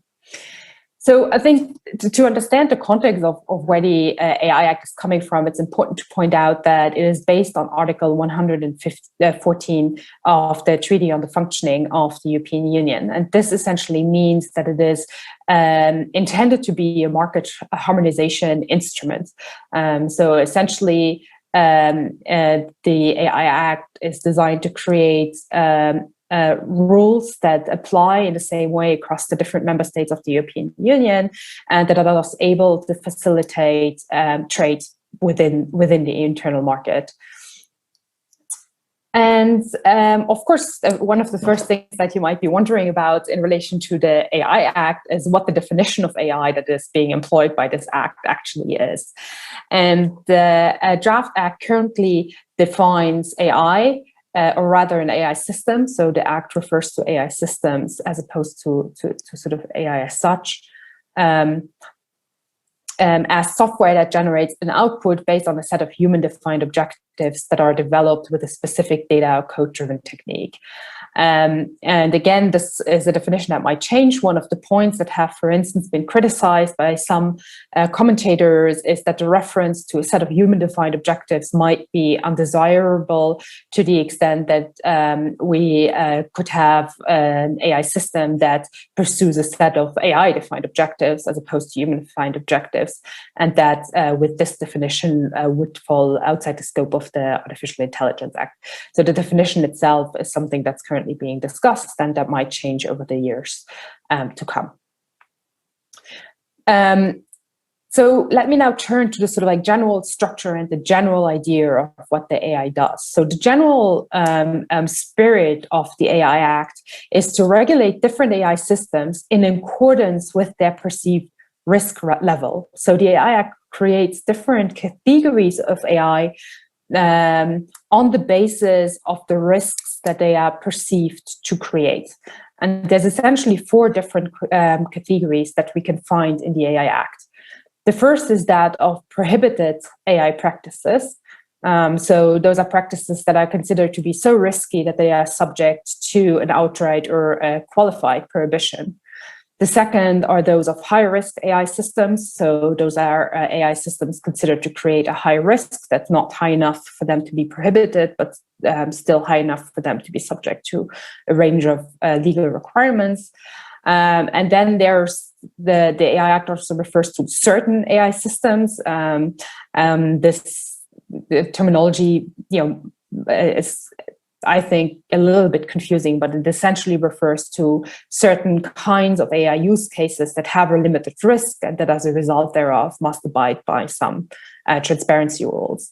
And then there's also a residual category of non-high risk AI systems that are not subject to any legal obligations, but sort of encouraged to abide by some rules. Now, I'm going to introduce all of those different categories in just a second by talking about what they are and what the specific legal obligations are that they would be subject to. But for the general understanding of what the Draft AI Act does, I think there's also 2 additional points that are still worth noting to better understand where this legal structure that we're currently debating in the European Union comes from. So the first one is that the structure of the AI Act is actually based on existing EU product safety legislation. Existing rules that we have in relation to products such as children's toys, for instance, lifts, aircraft machinery, etc. And this is an approach that, of course, has advantages and disadvantages. The advantages are that the EU is not sort of reinventing the wheel and able to benefit from the ample experience that has been gained in those sectors.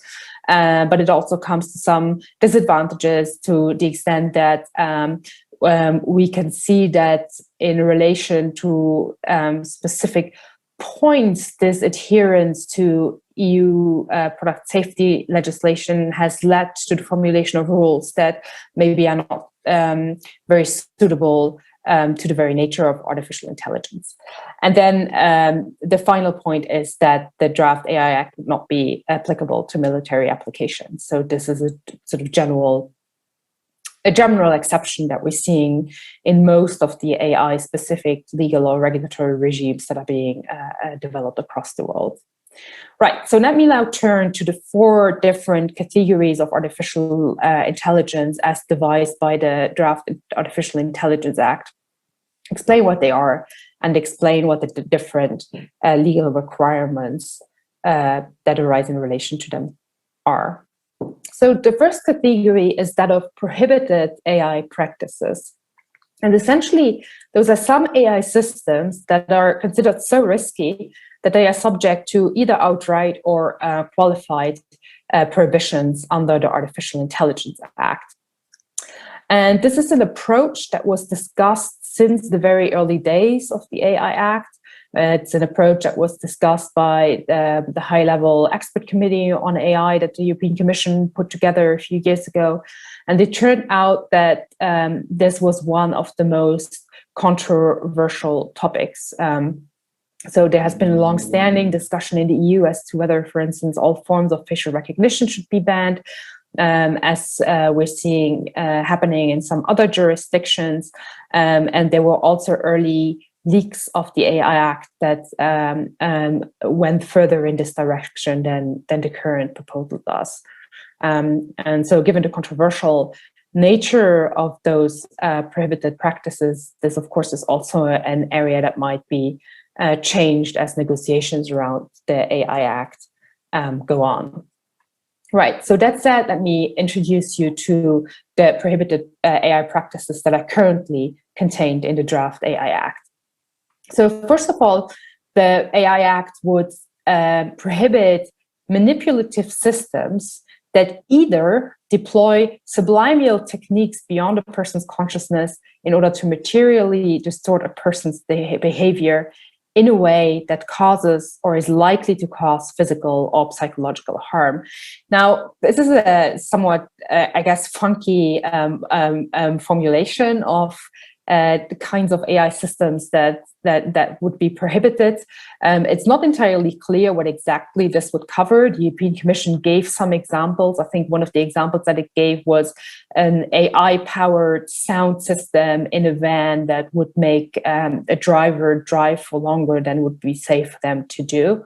But beyond this, I guess, somewhat futuristic example, there's a lot of uncertainty right now as to what is covered by this, right? We might, for instance, wonder whether some recommendation algorithms that are being used in some contexts could be caught by this as well, even though they're a much more mundane example than the examples that the European Commission gave. So I think that this is an area where we'll see lots of discussion about in the years to come. And then the second manipulative system that is prohibited are systems that exploit vulnerabilities of a specific group of persons due to their age, physical or mental disability, again, in a way that causes or is likely to cause physical or psychological harm. And this reference to physical or psychological harm is something that has been criticized because it is a requirement of individual harm. However, one of the most, I guess, feared elements of artificial intelligence or implications thereof is that it's not just able to induce individual harm, but also societal harm, right? So we, for instance, seen this in relation to effects that it may come to have on democracy. And this collective dimension of the implications of a given AI system is something that's currently not being acknowledged by the AI Act here. And then there's two other AI practices that are subject to an outright or qualified prohibition by the AI Act. The second is the use of social scoring by public authorities, where the score leads to detrimental treatment of persons or groups that are unrelated to the context where data was originally generated or collected, or detrimental or unfavorable treatment of persons or groups that is unjustified or disproportionate to their social behavior or its gravity. Now, what you'll notice from this provision is the reference to public authorities. That means that private authorities using social scoring will not fall within the scope of this prohibition. And there's uncertainty as to where the lines between public and private can be drawn here, right? So what about, for instance, public-private partnerships that make use of AI systems in order to create a social scoring system? Would they be caught by this prohibition or not? That's one of the questions that still stand in relation to this. And then the third prohibited AI practice, which is a qualified prohibition, is the use of real-time remote biometric identification systems in publicly accessible spaces for the purposes of law enforcement. So in general, law enforcement cannot rely on real-time remote biometric identification systems, so essentially facial recognition systems.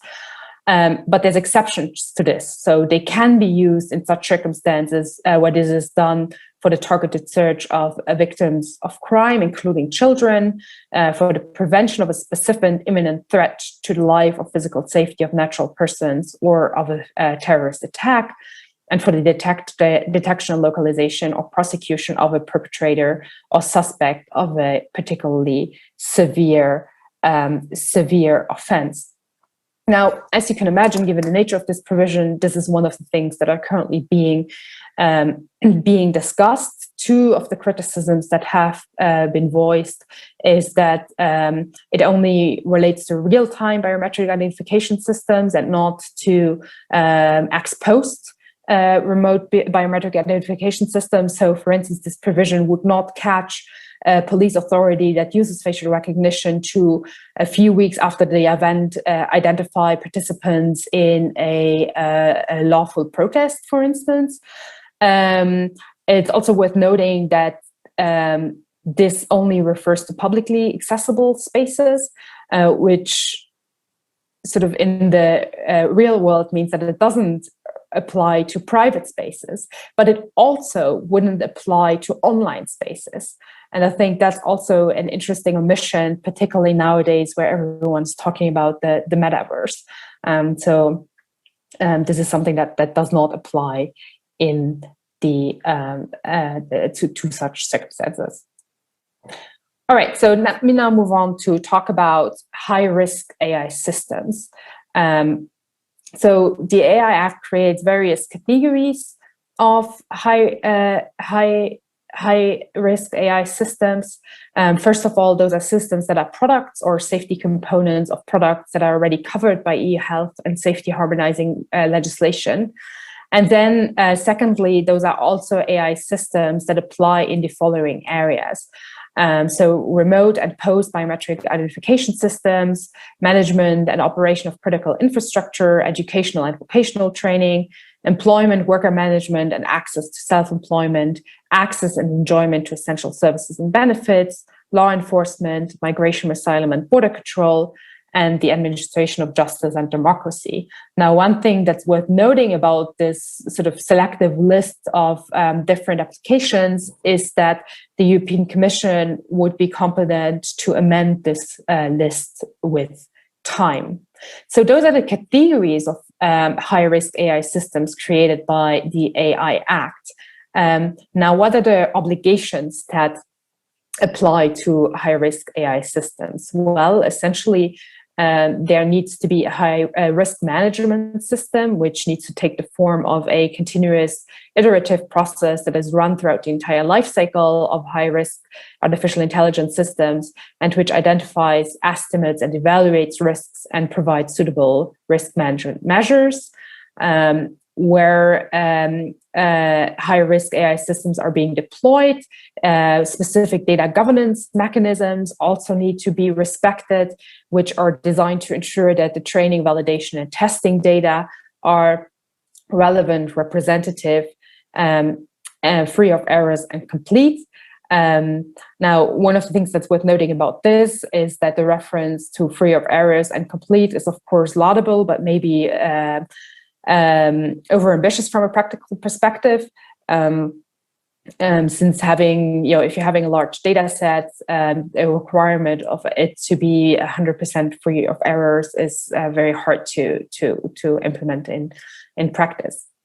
And the notion of complete is, of course, one that's subject to uncertainty, since there's no legal definition as to what complete is.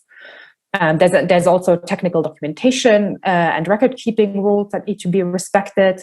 The AI Act also provides for specific transparency rules and rules regarding the provision of information to users in relation to high-risk systems. And then there's also requirements in relation to human oversight and accuracy, robustness, and cybersecurity of those systems. Now, the third category of AI systems that is being created by the AI Act is that of certain AI systems. And essentially, this is a sort of a residual list of a few use cases of artificial intelligence that would be subject to specific transparency obligations under Article 52 of the Act. And this includes the so-called right to know. It provides that users have a right to know whether they're interacting with an AI system. This is also sometimes referred to as a bot disclosure rules. It also foresees that users of emotion recognition systems and biometric categorization systems must be informed where they are exposed thereto. This again is something that has been criticized to the extent that when we're talking about something so sensitive as emotion recognition systems, probably it's not just that we want transparency in relation to them, but there's also legitimate reasons as to why you might want to have stronger rules regarding the deployment of those systems, given the sort of intimate sphere that they're relating to, and also given that there's oftentimes lots of errors in those systems with potentially far-reaching consequences they're being applied. And then those transparency rules also apply to deepfake content, which must be disclosed as such. Now, let me say a few words about the remaining category of non-high-risk AI systems. So essentially, those are all other use cases of artificial intelligence. They are not subject to any specific legal obligations under the AI Act, but the AI Act nonetheless provides that there could be codes of conduct which aim to encourage providers of non-high-risk AI systems to voluntarily adopt the mandatory requirements for high-risk AI systems. The AI Act also refers to the possibility for providers of non-high-risk AI systems to create and implement those systems themselves. And those codes of conduct, they are encouraged to also take into account issues that are not given any normative force by the AI Act, such as issues around sustainability. And this, of course, is something that has been criticized to the extent that there's no foreseen binding legal rules in relation to sustainability in the current format of the AI Act. And this issue has rather been sort of, put to the very back of the priority queue, to the extent that it's merely something that codes of conduct, which are voluntary anyways, may want to include. And this is, I guess, a particular paradox if you think about the fact that the European Commission has those different policy priorities that I mentioned in the beginning. The digital agenda is one of them, but the sustainability and climate agenda are another. And at present, we don't really have any bridges between those two policy priorities. And certainly this is also reflected in the current form of the AI Act. Now, after having provided an overview of the different categories of artificial intelligence that would be covered by the AI Act and the different legal rules that would apply to each categories, let me just close with some sort of observations. The first one is the importance of standards and standardization bodies going forward. Now, from the overview that I provided, this is probably something that is not really obvious. But if you look at this in the broader scheme of things and the broader scheme of how regulation works in the European Union, it's quite clear that standards will become essential to the extent that providers of AI systems will have the opportunity to either themselves interpret and implement the various provisions of the Artificial Intelligence Act, or abide by standards that have been developed by standardization bodies on the basis of the AI Act, which in most cases will be cheaper and also safer for providers of AI systems. And of course, that again is something like everything that has advantages and disadvantages, but the disadvantages related to standardization, as they're increasingly being discussed in the EU, is definitely something that's also worth bearing in mind when we think about the practical implications that the AI Act will have in the years to come. The second point to note is that the AI Act very clearly has opted against the adoption of a rights-based approach. Some people have advocated for that and have argued that an act on artificial intelligence should include a set of rights, such as, for instance, the right not to be subject to a prohibited AI practice, or a right to file an injunction or to collective redress through an NGO. And those rights have not been included in the AI Act. So clearly it's not a rights-based approach with all the advantages and disadvantages that entails. The third point that I think is really important to note is that following EU product law has, again, advantages, but it also explains that some provisions seem unsuitable in light of the very nature of AI. So I refer to the requirement on regarding individual harm in relation to prohibited practices, yet this is something that stands at odds with the sort of like collective classification nature of AI systems. And then, and this is true for both the AI Act as well as also all the other pieces of legislation, so the Digital Markets Act, the Digital Services Act, the Digital Data Governance Act, and probably also the Data Act that are currently being discussed, is that there's an overall tension between the existing general data protection regulation and those different provisions. To the extent that the newer pieces of legislation are more designed to be enabling frameworks that facilitate the usage of AI and the usage of data, and that in many contexts clash with existing data protection rules. This is something that the European Data Protection Board has, for instance, referred to. And this tension is not yet being openly acknowledged. So this will likely be something that will create challenges at the implementation stage.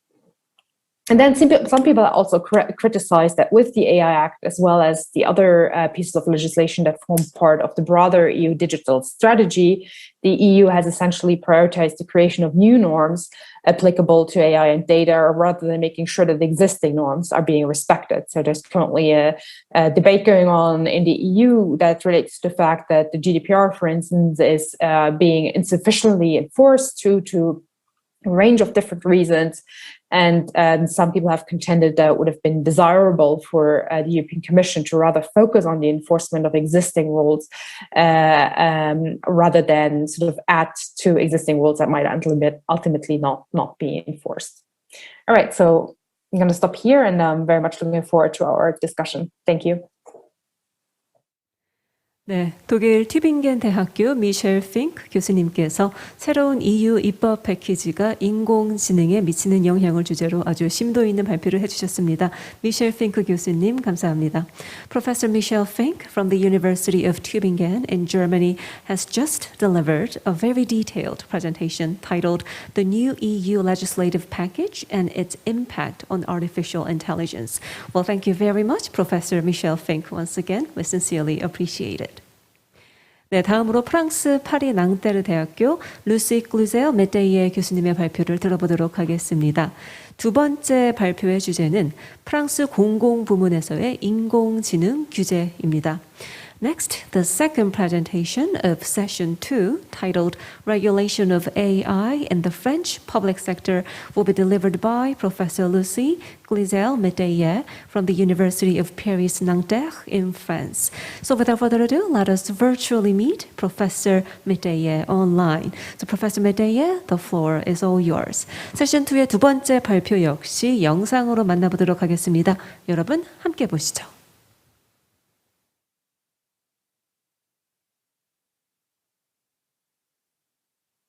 Je tiens d'abord à remercier les organisateurs de ce colloque pour m'avoir invité à intervenir. Ce sujet porte sur la régulation de l'intelligence artificielle dans le secteur public en France. Ce sujet est particulièrement intéressant pour la juriste que je suis car il est en pleine reconfiguration. Je vais donc parler des algorithmes publics, c'est-à-dire des algorithmes qui sont utilisés par les acteurs publics pour prendre des décisions. Car ce fait-là est assez consensuel. Le fait est que les administrations, un peu partout dans le monde, utilisent de plus en plus des algorithmes pour prendre des décisions. Alors, dans cette introduction, je voudrais rapidement montrer l'ampleur du phénomène, mais aussi expliquer la particularité de ces algorithmes dits publics pour bien mettre en évidence l'importance d'en réguler l'utilisation. Et je vais d'abord voir dans cette introduction l'essor des algorithmes publics. Je ne vais pas dresser un panorama bien évidemment exhaustif des algorithmes qui sont utilisés par les administrations. Mais on peut, en s'appuyant sur un rapport intéressant sur l'État-providence digitale qu'a rédigé Philippe Alston, qui est rapporteur spécial pour les Nations Unies sur l'extrême pauvreté et les droits humains, qu'il a rédigé en 2019, on peut retenir une approche fonctionnaliste qui permet de donner quelques exemples à travers donc une cartographie assez claire. On peut classer les algorithmes publics à partir de 5 fonctions. Il y a des algorithmes qui permettent de vérifier l'identité des citoyens. En France, sur ce terrain, on est un petit peu en retard si on regarde ce qu'on fait par exemple au Singapour, mais on a mis en place une application qui permet un accès dématérialisé aux services publics par le biais de la reconnaissance faciale, qui est l'application ALICEM. Il y a des algorithmes, deuxième catégorie, qui conditionnent l'accès aux services publics, qui conditionnent l'accès aux droits et aux services publics. Et ces algorithmes prolifèrent. Ce sont des algorithmes qui permettent l'attribution d'aides sociales, par exemple, ou encore qui permettent d'affecter les étudiants dans les établissements d'enseignement supérieur en France. Il y a eu un algorithme assez célèbre qui s'appelle Parcoursup, qui est toujours d'actualité, et qui permet donc d'affecter les étudiants dans l'enseignement supérieur dans les universités.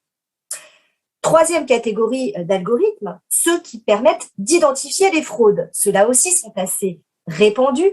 Les fraudes sociales, les fraudes fiscales sont traquées par le biais d'algorithmes. Et d'ailleurs, des algorithmes assez intéressants, ce sont des algorithmes auto-apprenants, dits de machine learning, qui apprennent de manière autonome, qui s'améliorent de manière autonome en fonction des données qui les alimentent. En France, il y a donc un algorithme qui est utilisé par l'administration fiscale, qui s'appelle ciblage de la fraude et valorisation des requêtes, et qui permet, depuis 2020, de fouiller les réseaux sociaux pour mieux identifier, pour mieux cibler les fraudeurs. On trouve le même type d'algorithme dans la lutte contre la fraude sociale. Quatrième catégorie, les algorithmes qui permettent d'identifier les risques sanitaires, bien sûr, qui a justifié la mise en place d'applications de traçage, mais aussi des algorithmes dits sécuritaires, qui visent à traquer les risques sécuritaires, et on parle bien sûr de l'essor de la police prédictive à ce sujet. Cinquième catégorie, enfin, ce sont les algorithmes qui permettent de communiquer avec les administrés. En France, il y a un programme qui s'appelle le Plan Action publique 2022, qui vise à dématérialiser l'ensemble des démarches administratives et qui consacre donc cette logique de remplacer l'humain par la machine, par la technique. Nous expérimentons tout cela à l'heure actuelle. Qu'est-ce que ces algorithmes ont de particulier? Eh bien, ils sont publics, ils sont utilisés par des autorités administratives pour prendre des décisions publiques. Ce peut être pour prendre des décisions individuelles qui visent une personne en particulier. C'est le cas, par exemple, de l'algorithme que j'ai cité tout à l'heure, Parcoursup, ou encore l'algorithme fiscal qui vise à traquer les fraudeurs. Ce peut être aussi des algorithmes qui sont utilisés pour prendre des actes réglementaires, des arrêtés, des décrets, et qui peuvent avoir des effets collectifs non négligeables. À ce titre, par exemple, en France, on a autorisé par décret un algorithme pour détecter le port du masque dans les transports publics. Et ça ne vise pas à prendre des décisions individuelles, mais à prendre des mesures plus générales.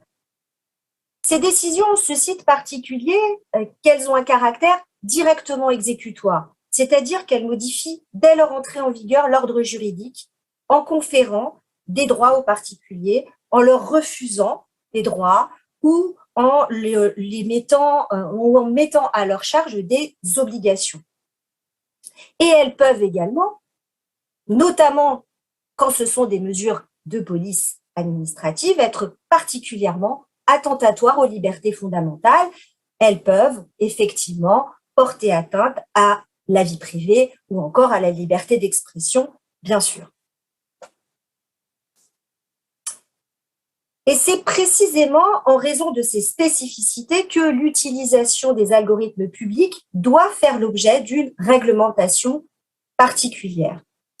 Alors, dans un article que j'ai trouvé très intéressant de 2019, qui a été publié dans Nature Machine Intelligence, The Global Landscape of AI Ethics Guidelines, des chercheurs ont dressé un panorama de la littérature sur les enjeux éthiques de l'utilisation de l'intelligence artificielle. Et ils constatent une certaine convergence autour de certains principes. La transparence, qui comprend la communication, l'ouverture, l'explicabilité et la compréhension. La justice et l'équité, qui comprend la non-discrimination, la réversibilité, le droit au recours, c'est ce qu'on appelle le fairness. La non-malfaisance, on peut traduire comme ça, qui correspond au principe selon lequel la machine ne doit pas porter atteinte, bien sûr, à la sécurité et à l'intégrité des personnes. La responsabilité. La responsabilité, c'est la maîtrise de l'algorithme et l'attribution des responsabilités qui sont impliquées par son fonctionnement. Et enfin, le respect de la vie privée. Des règles éthiques, oui, des règles éthiques qui, parfois, ont été précisées dans certains documents de droit souple, des recommandations, des guidelines, des avis qui se sont multipliés, produits parfois par des autorités de régulation, parfois par les acteurs même du secteur, mais aussi dans le cadre de ce que j'appelle le droit dur, c'est-à-dire par des normes contraignantes.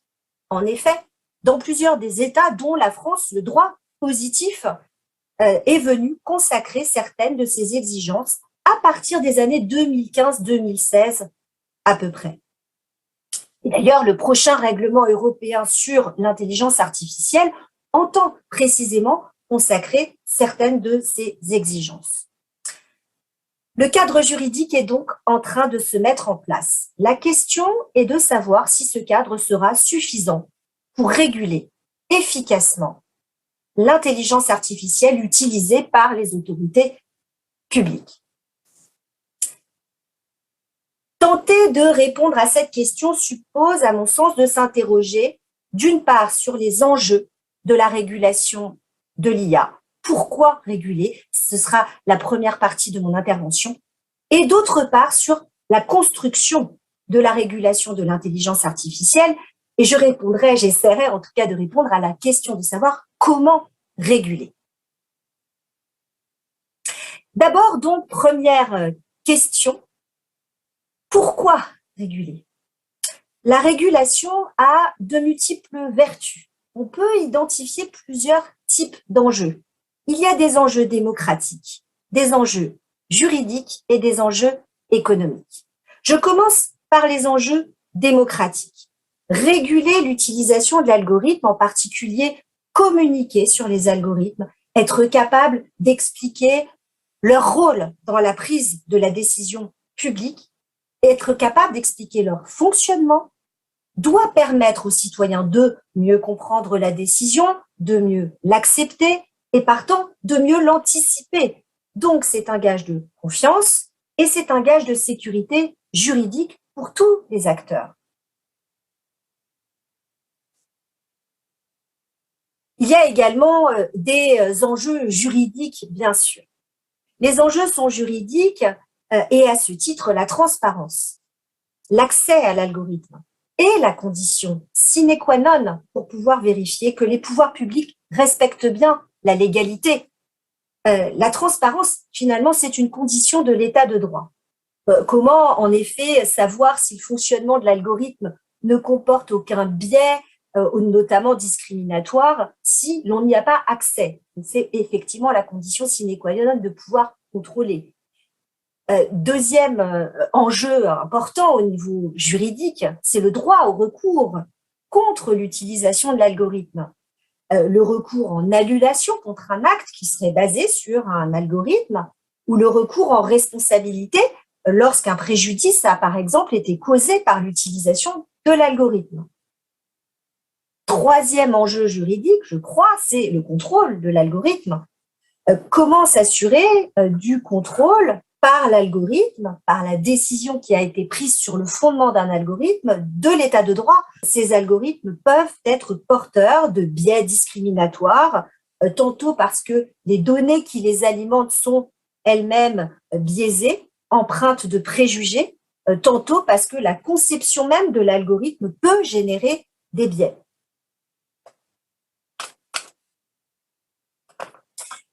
Il y a enfin, et cela n'est pas négligeable, il y a enfin des enjeux économiques et c'est tout à fait fondamental. Imposer des règles à l'utilisation de l'intelligence artificielle, c'est sécuriser juridiquement l'activité pour promouvoir l'innovation, pour promouvoir la recherche et bien sûr le développement économique. À ce sujet, je voudrais dire un mot de la troisième voie, qu'on appelle la troisième voie de l'Union européenne. Entre la voie des États-Unis et la voie chinoise, il y a la voie de l'Union européenne. Elle fait la promotion, d'une part, de la circulation des données pour promouvoir vraiment l'intelligence artificielle en Europe. C'est une question de souveraineté d'ailleurs. C'est notamment l'objet du Data Governance Act du 25 novembre 2020. La Commission européenne, en effet, souhaite faire de l'Europe un lieu d'innovation et de croissance en créant une économie de la donnée fondée sur la libre circulation et la libre réutilisation des données. C'est ce qu'on appelle l'open data et le big data. Et la Commission tente de mettre en place un cadre commun et alternatif aux solutions proposées par les États-Unis et la Chine. L'objectif, c'est donc d'encourager la circulation des données entre entreprises, mais aussi entre entreprises et administrations publiques. Et le respect des droits fondamentaux dans tout ça, c'est l'objet du règlement général pour la protection des données, bien sûr, le fameux RGPD de 2016. Très difficile de concilier ces deux logiques, d'open data, de libération débridée des données, et de l'autre, de protection des données personnelles, qui est l'objet du RGPD. Comment réguler efficacement l'intelligence artificielle publique, je dirais. Comment réguler? Le choix a été fait en France et en Europe de commencer par réguler les données. Et puis, le droit commence, de manière un peu balbutiante, à intéresser les algorithmes publics. D'abord, donc, voyons comment le droit appréhende les données. La régulation a d'abord porté sur les données personnelles et puis sur les données publiques. En Europe, le droit à la protection des données personnelles a été érigé en droit fondamental par le Conseil de l'Europe d'abord et puis par le droit de l'Union européenne également. Le droit de l'Union européenne également est extrêmement poussé à cet égard. C'est l'article 8 de la Charte des droits fondamentaux de l'Union européenne adoptée en 2000, qui pose le principe d'un droit autonome à la protection des données personnelles. C'est l'article 16, paragraphe 1 du traité sur le fonctionnement de l'Union européenne, qui est la base en réalité du règlement général de la protection des données adopté en 2016, ainsi que de la directive police-justice qui a été adoptée également en 2016 et qui est le droit positif réellement appliqué dans toute l'Europe à l'heure actuelle sur la protection des données personnelles. La CJUE est très active, il faut le dire, la Cour de justice de l'Union européenne est extrêmement active sur la question. J'ai cité quelques exemples emblématiques de son activisme sur ce point, l'arrêt de 2014 Digital Rights Island, mais aussi l'arrêt de 2015 Schrems 1 qui invalide la décision d'adéquation entre la France et les États-Unis, le Safe Harbor, la décision d'adéquation du régime américain avec le régime de protection des données européen, et puis l'arrêt Schrems 2 en 2020, qui fait la même chose avec la nouvelle décision d'adéquation qui était le Privacy Shield. L'arrêt aussi de 2016, Télé 2, sur les données de connexion, approfondi par l'arrêt French Data Network. Tout cela est un droit très poussé sur la protection, construit un droit très poussé de la protection des données personnelles. Le droit européen est donc un droit fondamental à la protection des données personnelles. En France, c'est un droit qui est assez ancien, puisque ce droit est inscrit dans la loi Informatique et Liberté du 6 janvier 1978. C'est le texte fondateur, et bien qu'il ait été largement amendé en 1995, en 2004, en 2016 et finalement en 2018 pour prendre acte du règlement européen sur la protection des données. C'est toujours notre texte de référence, avec le droit européen bien sûr, qui est d'applicabilité directe chez nous.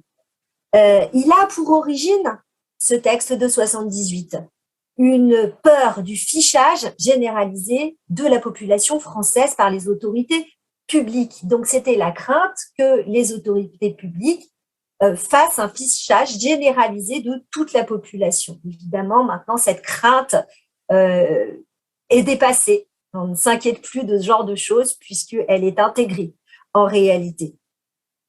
Et ce texte est à l'origine de la création de notre Commission nationale informatique et liberté, qui est l'autorité de régulation en France sur la protection des données.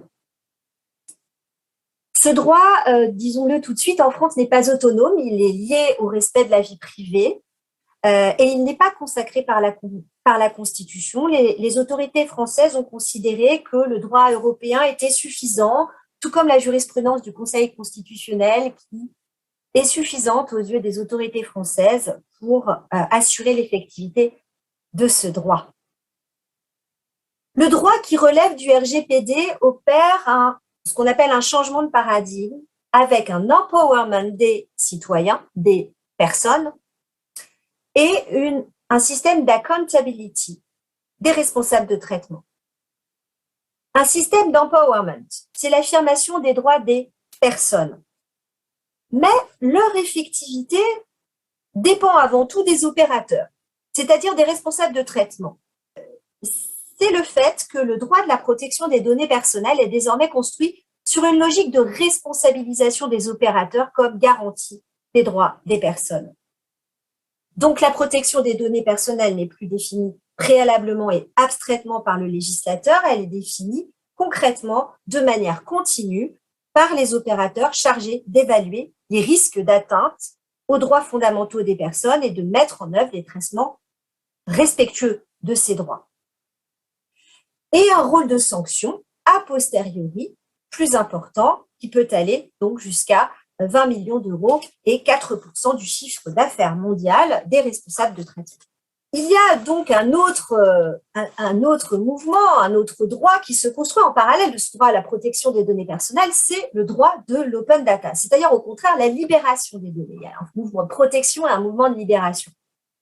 La régulation donc, de ce droit est le fait d'abord de l'Union européenne. Plusieurs directives, j'ai retenu 3 actes importants dans ce schéma. Une directive de 2003, la directive PSI pour Public Sector Information de 2019 et le Data Governance Act du 25 novembre 2020.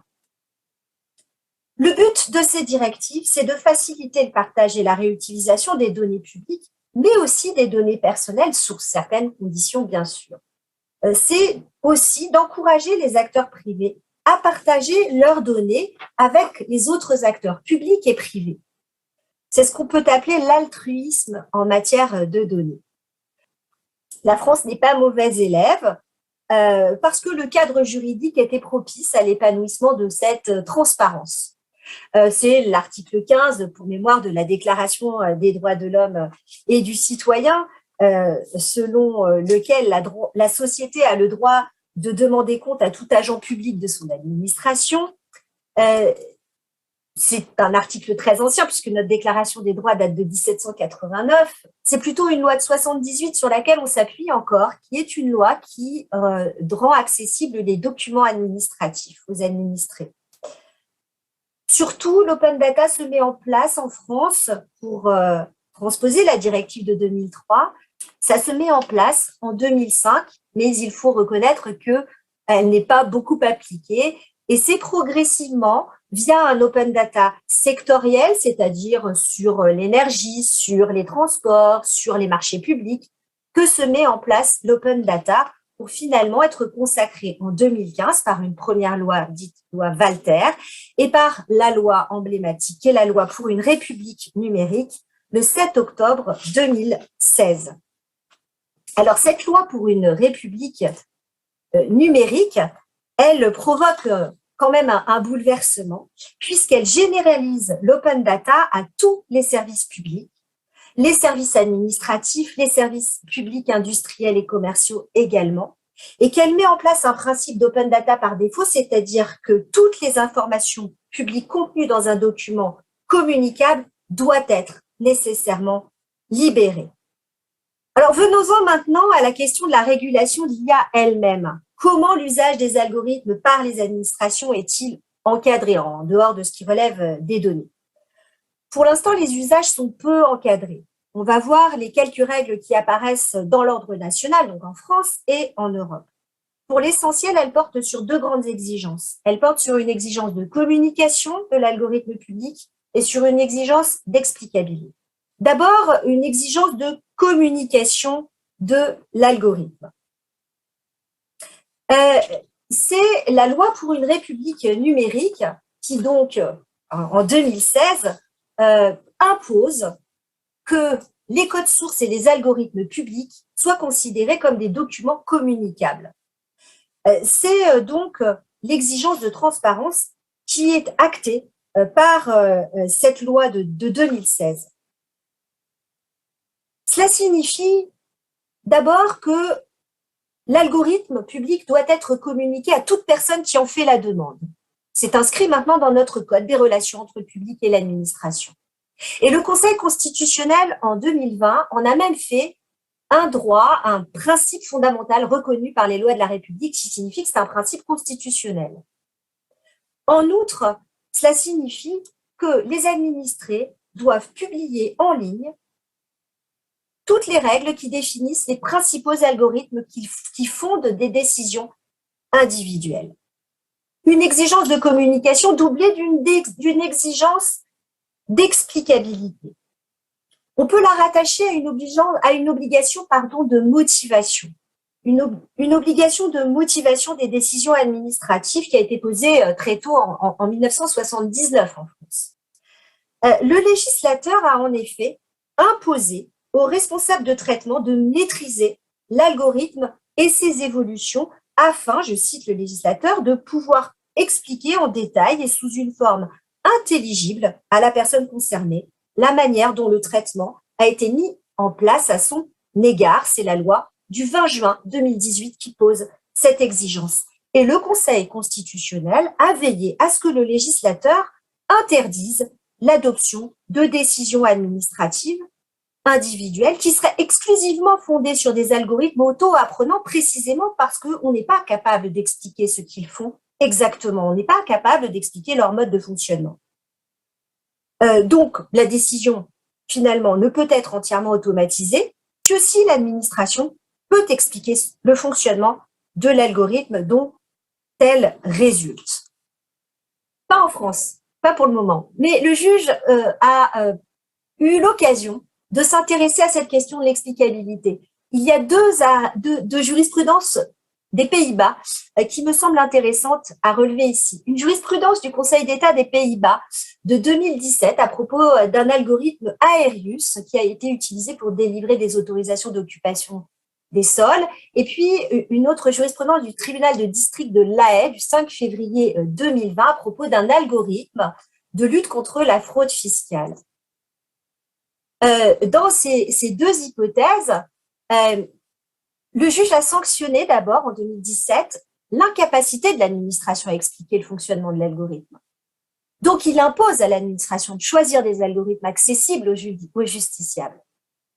En 2020, il considère que le manque de transparence l'empêche de contrôler l'algorithme, l'empêche lui-même de contrôler l'algorithme. Il considère que pour Siri, donc pour cet algorithme, eh bien, il n'a pas pu contrôler si l'atteinte à la vie privée n'était pas disproportionnée par rapport à l'objectif de lutte contre la fraude. Et il ajoute même, concernant ce même algorithme de lutte contre la fraude fiscale, qu'il ne peut être exclu que le déploiement de l'algorithme dans certains quartiers sensibles entraîne une discrimination des citoyens dans ces zones.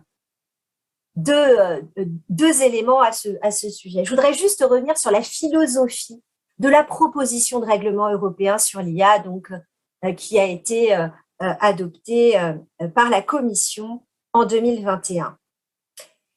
Elle apporte une définition large de l'IA.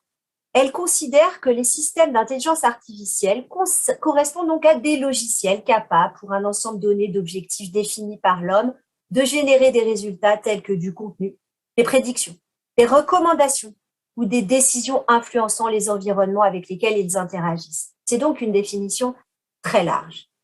Et la conception donc de cette proposition repose sur la classification, sur une classification des algorithmes en fonction des risques. Il y a certaines utilisations d'IA qui sont tout simplement interdites parce que trop attentatoires aux libertés. Par exemple, les systèmes qui visent à priver les utilisateurs de leur libre arbitre, les systèmes de notation sociale comme ils peuvent avoir cours en Chine, ou encore ceux qui prévoient l'identification biométrique à distance en temps réel dans les espaces publics. Ceux-là sont interdits. Sinon, il y a une certaine liberté d'exploitation pour d'autres utilisations d'IA parce que les risques sont acceptables. Mais entre ces deux pôles, il y a une zone, entre ces deux extrêmes, il y a une zone où il y a une grande variété de situations qui appellent des situations différentes. Quel impact sur les systèmes d'IA utilisés par les administrations publiques?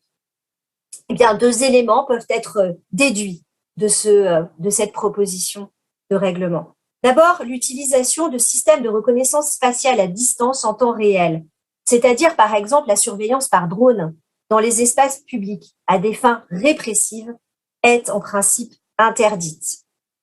Deuxième chose, les systèmes d'intelligence artificielle utilisés dans les services publics sont considérés comme étant à haut risque et ils sont donc soumis à des obligations strictes de transparence, de fiabilité et de traçabilité. Donc, pour résumer, les systèmes d'identification biométrique, comme les IA utilisés dans le cadre de services publics classés à haut risque, sont soumis à des obligations particulières d'évaluation ex ante, ex post, à des exigences de supervision humaine, de robustesse, de sécurité, d'exactitude et de qualité des jeux de données qui alimentent l'IA. Le texte, bien sûr, est à l'état de proposition et pourra donc évoluer. En tout cas, et ce sera ma conclusion, je crois qu'il serait tout de même opportun de se tourner vers l'expérience canadienne pour peut-être adopter un cadre juridique clair et protecteur des libertés fondamentales. L'idée du Canada, c'est de mettre en place un comité d'évaluation des incidences algorithmiques sur les décisions administratives avec une directive du 1er avril 2019. Je trouve que cette expérience serait intéressante à scruter de plus près parce qu'il propose une évaluation faite à toutes les étapes du déploiement de l'outil algorithmique, instaurant ainsi un contrôle plus transparent, plus démocratique pour éviter la dégradation du lien de confiance entre le citoyen et les autorités publiques. Voilà l'enjeu essentiel. Je vous remercie. 네, 프랑스 파리 낭테르 대학교 루시 클루제 메테이에 교수님의 발표 잘 들었습니다. 프랑스 법과 유럽 연합 법이 공공 서비스 알고리즘에 사용되는 데이터의 사용을 어떻게 규제하고 오늘날 AI 시스템을 어떻게 구성하고 있는지에 대해 말씀해 주셨습니다. 좋은 발표 감사합니다. Well, Professor Lucie Glizel-Métayer from the University of Paris Nanterre in France gave us a wonderful presentation titled Regulation of AI in the French Public Sector. And Professor Métayer mentioned how French laws and EU laws regulate the use of data utilized in public service algorithms and how they compose the AI system today. Thank you very much once again. 네, 그럼 이제 마지막 세션의 발표를 청해 듣도록 하겠습니다. 세 번째 세션의 주제는 바로 한국의 이용자 정책 방향입니다. Finally, let us begin our final session of the day, session 3, titled Korea's Approach to User Policy. 마지막 세션의 발표는 인간과 인공지능의 상호 공존 시대, 한국에서의 인공지능 기술에 대한 이용자 보호 접근의 특성을 주제로 건국대학교 황용석 교수님께서 진행해 주시겠습니다. And the final presentation of today's conference, titled The User Protection Approaches Toward the AI Technology in Korea in the Era of Mutual Coexistence Between Humans and AI, will be delivered by Professor Yong-seok Hwang from Konkuk University. And Professor Hwang is kindly joining us on site today. 네, 황용석 교수님께서는 오늘 친히 현장에 자리해 주셨는데요. 그럼 이제 마이크를 황용석 교수님께 넘기도록 하겠습니다. 여러분 큰 박수로 환영해 주십시오. Please welcome him with a big hand. 네, 안녕하세요. 세 번째 발표를 맡은 건국대 황용석입니다. 네, 마지막 발표군요. 네, 저는 한국 사례를 중심으로 해서 발표를 준비를 했습니다. 저희 제한된 시간이라서 조금 충분하게 설명이 못 되는 부분에 대해서는 나중에 질의응답 시간을 통해서 답변 드리도록 하겠습니다. 네, 국제적으로 앞서 여러 발표에서 나온 것처럼 인공지능 기술에 대한 다양한 법과 규범적인 접근들이 진행이 되고 있습니다. 한국 정부, 그다음 한국 사회, 또 한국의 민간 기업들 역시 이 인공지능 기술에 대해서 어떻게 이 규범을 설정하고 사회적 부작용을 최소화하고 또 한편에서 이용자 보호라고 하는 큰 인간 중심적인 설계를 할 것인가에 대한 논의들이 활발하게 진행이 되고 있습니다. 제가 오늘 말씀드리는 내용들이 이제 그런 내용들을 다 담지는 못하지만 대략적인 큰 방향들을 소개하는 데 주안점을 뒀습니다. 네, 한국에서 인공지능과 이용자 보호 이슈는 굉장히 여러 가지 맥락 속에서 어떻게 보면 여러 부처 또 방송통신위원회를 포함해서 여러 부처, 여러 연구기관 그리고 다학문적인 접근 속에서 이 논의가 좀 비교적 풍부하게 논의가 진행되고 있습니다. 제가 지금 이 책을 한 권 이렇게 띄워놨는데요. 결국 이 소프트웨어 중심적인 사회가 오고 있다는 것을 말하는 책입니다. 마노비치가 쓴 이 책에서 보면 결국 소프트웨어가 새로운 21세기 이전의 문화유물들을 새롭게 생성하고 저장하고 배포하고 상호작용해서 사용하는 이런 새로운 어떤 물리적인, 즉 전통적인 이런 또 물리적 형상을 갖고 있는 미디어를 대체하고 있는 이런 현상에 대해서 쓰고 있습니다. 소프트웨어가 중심이 되는 새로운 미디어 시스템, 커뮤니케이션 시스템이라는 것은 우리가 가져왔던 오랫동안의 즉 인쇄미디어가 보여져 왔던 책과 같은 물질적 형상의 미디어 시대가 점점 사라지고 있고 또 미디어 서비스, 커뮤니케이션 기술이라고 하는 것이 우리 머릿속에 일정한 전형적인 상들이 존재했었는데요. 바로 그런 것들이 사라지고 있다는 것을 의미하기도 합니다. 그래서 이런 인공지능 기술은 보이지 않는 기술 이렇게 표현해도 틀리지 않을까 싶습니다. 그리고 이런 굉장히 다양한 방식에서 이런 인공지능 기술의 진화가 빠른 속도로 일어나면서 이런 사회의 규범이나 제도와 이런 기술 간의 간극이 점점 커지고 있는 것이 우리가 지금 목도하고 있는 현상인 것 같습니다. 인공지능 기술이 전통적인 커뮤니케이션 기술 또는 미디어 기술과 좀 다른 것은 이것이 굉장히 범용적인 기술이라는 것입니다. 즉 모든 영역에 마치 스며들듯이 이 기술이 결합이 되면서 바로 그런 결과에 의해서 다양한 이런 정책이나 이런 이론적인 영역 간에서의 연결고리들이 만들어지고 있습니다. 지금 여러분들이 보고 계시는 이 파워포인트 슬라이드에 보면 검색 애플리케이션에서부터 시작해서 콘텐츠를 수집하는 그런 애플리케이션, 그 다음에 진단한다든가 필터링 한다든가 추천하는 시스템, 그 다음에 콘텐츠를 제작하는 시스템 등등 굉장히 다양한 영역에서 이 인공지능 기술들이 널리 쓰이고 있습니다. 이것이 의미하는 바는 뭐냐면 과거에 특정한 도메인 기술로, 즉 특정 분야의 기술로 사용되어 왔던 그리고 인식되어 왔던 이런 미디어 기술이나 커뮤니케이션 기술들이 범용적 기술로 전환되면서 한 축에서는 이런 경쟁법적인 논의, 또 다른 한 축에서는 전통적인 이런 방송과 또는 통신과 같은 이런 미디어 영역에서의 정책과 규범적 논의, 또 개인정보 보호와 관련되는 그런 법익적 논의들, 그리고 의료나 자동차와 같은 특정 산업 분야에서의 정책 논의 등등이 모두 이렇게 크로스하게 걸쳐지는 굉장히 광범위한 하나의 어떤 이런 학문적인 접합 영역들을 갖고 있다는 것이 특징이 되겠습니다. 그래서 이 각각의 영역과 독자적으로 이렇게 수직적으로 쭉 하나의 체인처럼 진행해 왔던 그런 학문 영역의 이런 규범 체계들이 어떻게 보면 인공지능 시대에 와서 하나의 어떤 보편적인 규범과 법칙의 형태로 좀 재구성될 수밖에 없는 그런 큰 장을 만들어 나가고 있는 상황입니다. 우리가 이제 인공지능 기술에 대한 논의를 이렇게 접근하는 것은 결국 이 기술로 인해서 나타날 수 있는 잠재적인 사회 현상, 그리고 또 한편에서는 이 기술이 이미 만들어낸 우리의 사회적 체제 속에서의 어떤 갈등 양상들로부터 이 논의가 본격적으로 출발됐다고 할 수 있습니다. 굉장히 많은 사례들이 있겠지만 크게 우리가 이것을 논의할 때 이런 알고리즘 또는 인공지능 기술의 이런 편향의 문제로 많이들 이야기를 하고 있습니다. 지금 이 표에서처럼 이런 인공지능 알고리즘이 만들어지는 편향의 요인들이 굉장히 다양하죠. 편향으로부터 자유로운 인공지능 기술은 없다고 해도 틀린 말은 아닌 것 같습니다.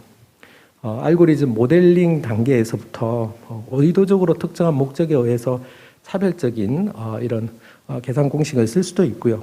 또 알고리즘 자체가 갖고 있는 계산적 오류라든가 과적합 문제 같은 것들도 있을 수 있습니다.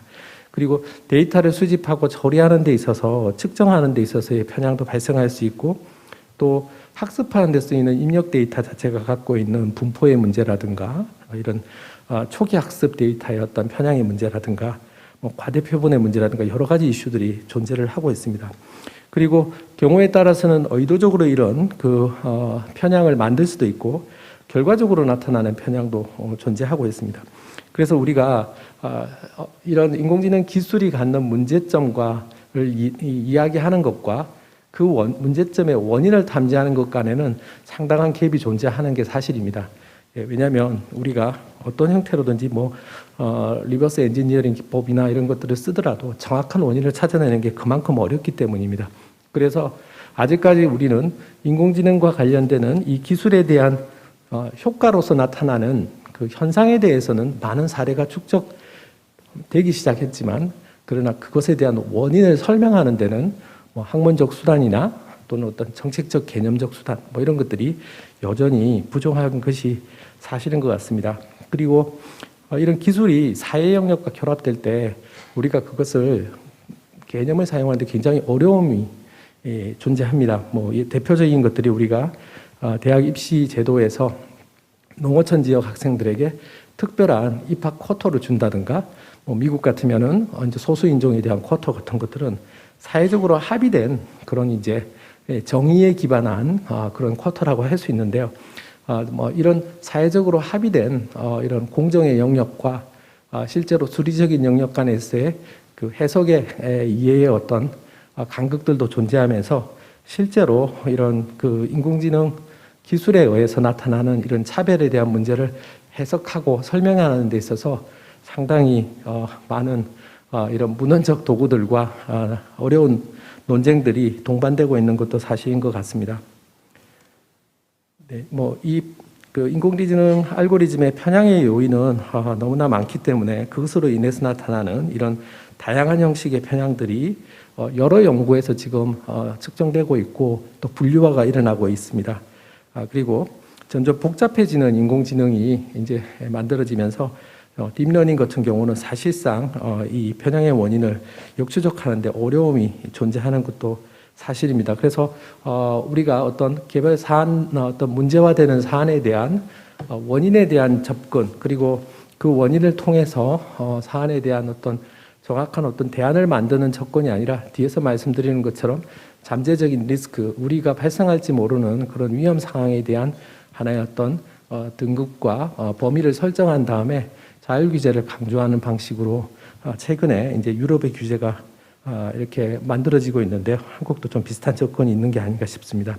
그래서 인공지능 관련된 이런 연구에서는 크게 서브젝트 주체 중심의 연구와 그다음에 이제 사람을 분류하는 것, 이게 이제 주체 중심의 연구가 될 거고요.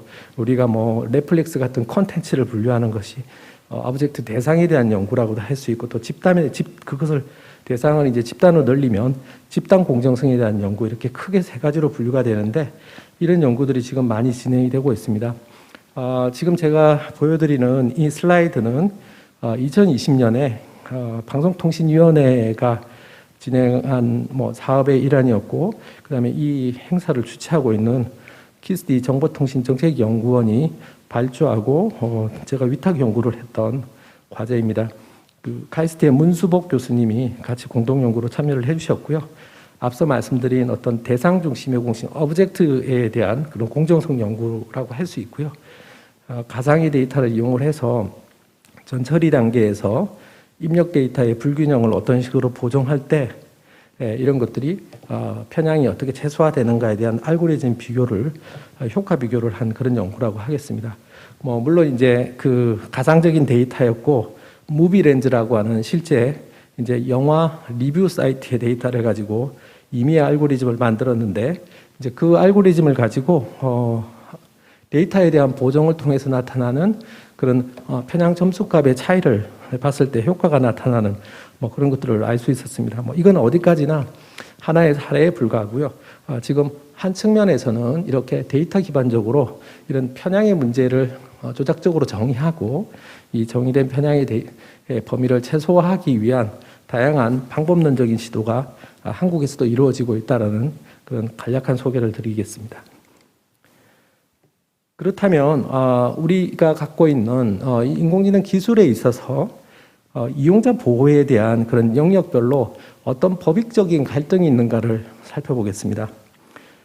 개인적 차원과 사회적 차원 그리고 경제적 차원으로 구분을 해봤습니다. 개인적 차원에서는 뭐 명예훼손이라든가 프라이버시 침해라든가 개인정보 침해와 같은 것들이 있을 수 있고요. 사회적 차원에서는 이런 사회적 차별 현상, 차별 대우, 그 다음에 사실 이것이 이제 법익적 갈등으로 설명하기는 조금 애매합니다만 사회심리적인 효과가 있는데 대표적인 게 이제 에코 챔버나 집단 극화와 같이 사회심리적인 어떤 부작용 이런 것들을 낳는 논의들이 있고요. 그 다음에 딥페이크와 같은 이런 허위 조작 정보와 관련된 요소가 있습니다. 그래서 이렇게 사회적 차원은 있고 경제적 차원에는 디지털 담합이라든가 뭐 불공정 거래, 차별적 지급이나 부당 고객 유인 행위와 같은 이슈들이 지금 한국에서 논쟁이 되고 있는 영역이라고 말씀드릴 수 있겠습니다. 첫 번째로 제가 이제 소개드리는 것은 개인적 법익 영역에 해당되는 건데요. 지금 보시는 것처럼 네이버나 다음과 같은 한국의 대표적인 포털 사이트에서 구글과 같은 연관 검색어 또는 자동 추천 검색어가 서비스되고 있습니다. 그래서 이 서비스는 일종의 공발생 비율을 기반으로 해서 소비자가 검색어를 손쉽게 입력할 수 있게끔 하는 일종의 편의 서비스라고 할 수 있겠죠. 근데 여기 특정한 어떤 정치인의 이름이 있으면 그 정치인의 어떤 부정적인 키워드가 같이 연결이 될 때 이것이 자동화된 그 알고리즘에 의해서 구성됨으로 인해서 만들어지는 약간의 의미가 형성되는 측면이 있고 이것이 고유한 하나의 표현물적인 속성을 갖게 됩니다.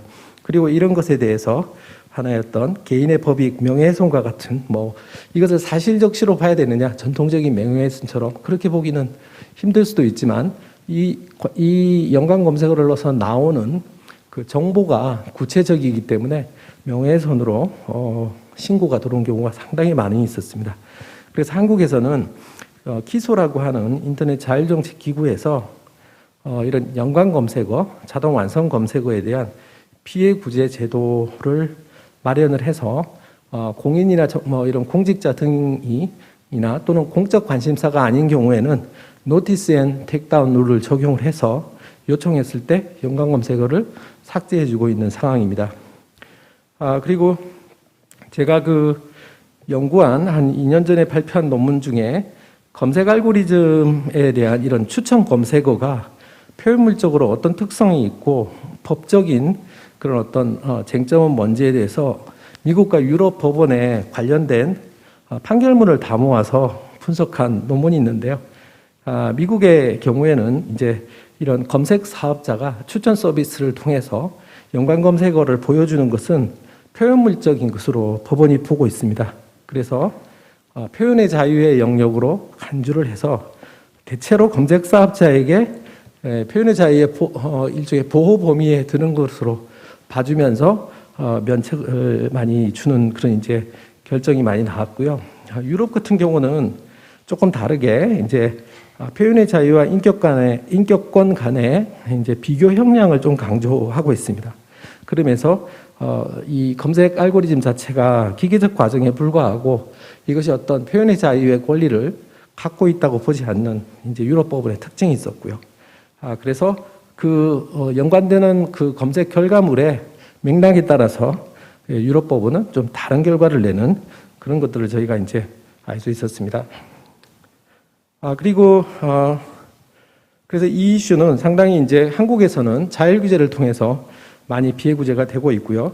또 하나 이제 개인적 차원에서는 개인정보 침해 이슈가 있습니다. 이것은 한국에서 가장 잘 알려진 이슈이고 AI 로봇, 챗봇 로봇인 이루다라고 하는 이 로봇이 스캐터랩이라고 하는 회사가 이제 이 이루다 서비스를 이제 구축하기 위해서 여러 가지 이제 그 사적인 이제 체포 표현들을 수집을 해서 이것이 이제 성희롱 표현이나 인종차별, 사회적 혐오 표현 등을 일종의 이제 대응케하고 재형케함으로 해서 결국은 개인정보보호위원회가 이 AI 챗봇 로봇인 이루다 개발사에 1억 330만 원의 이제 과징금과 과태료를 내고 회사가 이제 사과를 한 바가 있습니다. 그래서 한국에서 가장 이제 주목을 받았던 개인정보 침해 사례인데 많은 이슈들을 남겼고 이것이 이제 이런 그 인공지능이 학습하는 데이터에 있어서 이런 그 비식별화의 문제를 포함해서 어디까지 해야 되는지 그리고 이 최종적으로 이런 표현물을 만들어낼 때 있어서의 규범의 영역 등등 많은 과제를 던졌다고 하겠습니다. 사회적 차원에서는 이제 딥페이크 기술인데 사실 기술 중립적 관점에서 보면 이런 딥페이크 기술들은 한편에서는 영화 제작 등이나 게임 제작에 많이 쓰이고 있습니다. 그러나 이것이 이제 그 목적이 기만적 목적으로 쓰이게 될 경우에는 상당히 심각한 이제 개인 또는 사회적인 이런 법익 침해가 되는데 제가 이런 연예인 사실은 이거는 개인적 법익 침해이기도 합니다. 왜냐하면 특정화된 연예인들의 얼굴을 학습을 해서 이제 성적인 영상물 포르노그래피 같은 걸 만들어서 지금 최근에 굉장히 많이 이제 방송통신심의위원회로부터 제재를 받고 있습니다. 그래서 K-팝 아이돌을 대상으로 한 딥페이크 성적 영상물이 있는데 이런 포르노그래피라는 관점에서 사회적 법익 침해 또는 사회적 차원의 권리 침해라고 표현을 했고 만약에 이 당사자가 고소를 했다면 개인적 법익 침해가 되겠죠. 네. 그리고 경찰청이 딥페이크 검거 사례를 발표하고 있고 상당히 많은 2021년 올해에도 이런 딥페이크 영상물들이 많이 유포가 되고 있다는 것을 이제 밝히면서 검거를 열심히 하고 있습니다. 그래서 한국에서는 이 성폭력 범죄 처벌에 대한 특례법안에 딥페이크와 같은 이런 그 영상물에 대한 이런 자동화된 영상물에 대한 규제책을 집어넣습니다. 그래서 이것을 뭐 인공지능 규제법으로 말하기는 조금 그래서 여기다가 담았고요. 그 다음에 이제 가장 어떻게 보면 많은 논의가 있는 영역이 바로 이런 경쟁법적인 영역, 경제정책과 관련되는 영역이 되겠습니다. 지금 뭐 우리나라의 공정거래위원회가 이 네이버의 동영상 서비스가 부당 고객 유인을 했다라고 해서 시정명령과 가징금을 부과한 바가 있습니다. 플랫폼 사업자로서 네이버가 이런 쇼핑 동영상 분야에서 검색에서 자사가 더 우대되게끔 했다라는 것이 이제 쟁점이 될 거고요.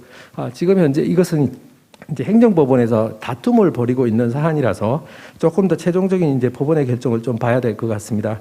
여기 경제적 차원과 관련해서는 크게는 뭐 여러 이슈들이 있는데 뭐 킬러 어퀴지션이라 해서 뭐 잠재적인 경쟁 사업자를 인수하는 문제라든가 데이터 접근에 대한 방해라든가 멀티 호밍 차단이라든가 뭐 알고리즘 담합이라든가 부당 고객 유인과 같은 이런 여러 이슈들이 경쟁법적인 쟁점으로 다루어지고 있는데요. 지금 공정위가 지금 그 인공지능 기술 알고리즘에 대해서 적용했던 대표적인 것들이 이런 이제 부당 고객 유인과 관련된 사례가 한국에서는 가장 많이 축적이 되어 있는 상황입니다.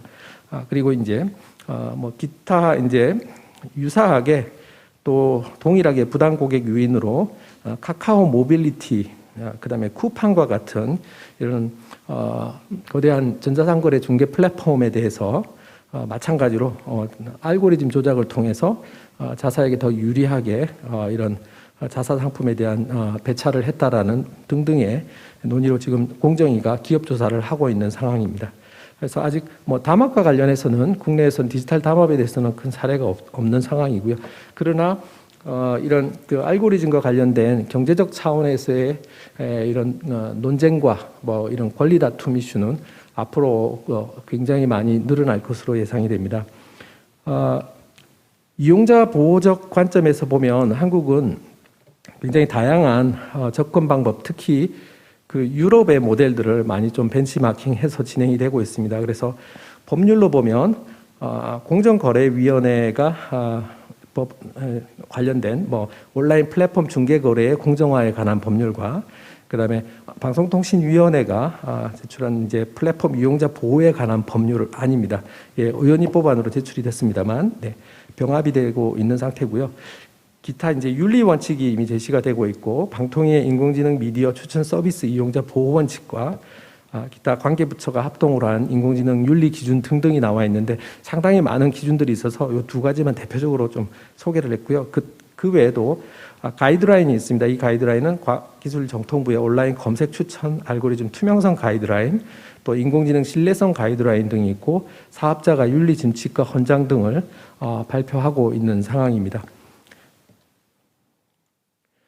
법률안에 대해서 짤막하게 말씀드리면 이런 공정위가 입법 예고한 온라인 플랫폼 중개거래의 그 입법안인 거래의 공정화에 관한 법률에서는 이런 알고리즘의 순전한 노출 방식을 공개하게끔 하는 내용이 포함되어 있고요.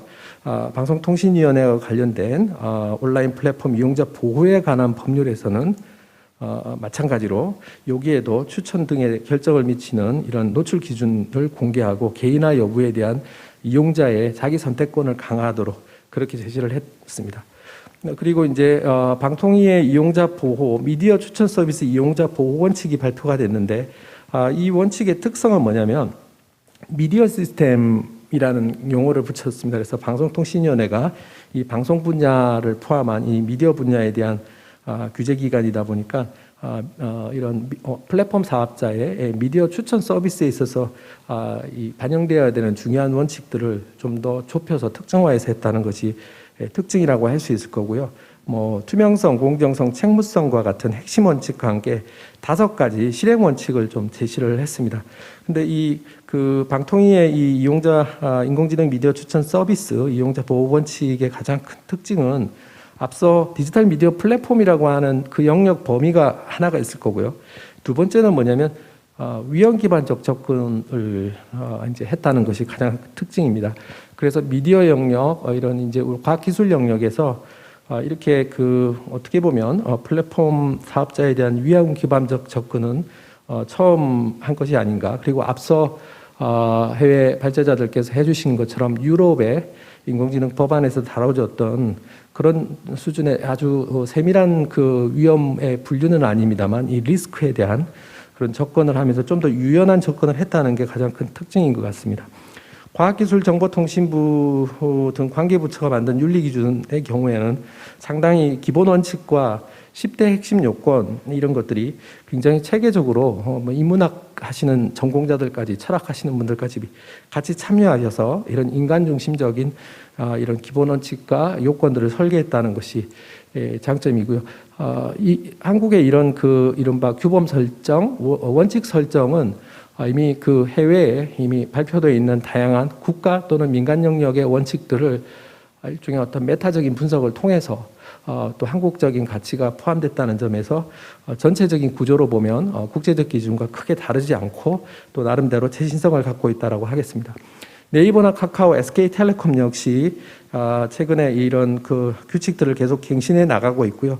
특히 카카오 같은 경우는 차별과 관련되는 그런 이슈들, 유럽에서는 차별에 대한 규제가, 차별이나 혐오에 대한 규제가 자연스럽지만 한국에서는 여전히 논쟁적인 영역인데 그런 것들을 사업자가 좀 더 적극적으로 반영했다는 게 큰 틀이겠습니다.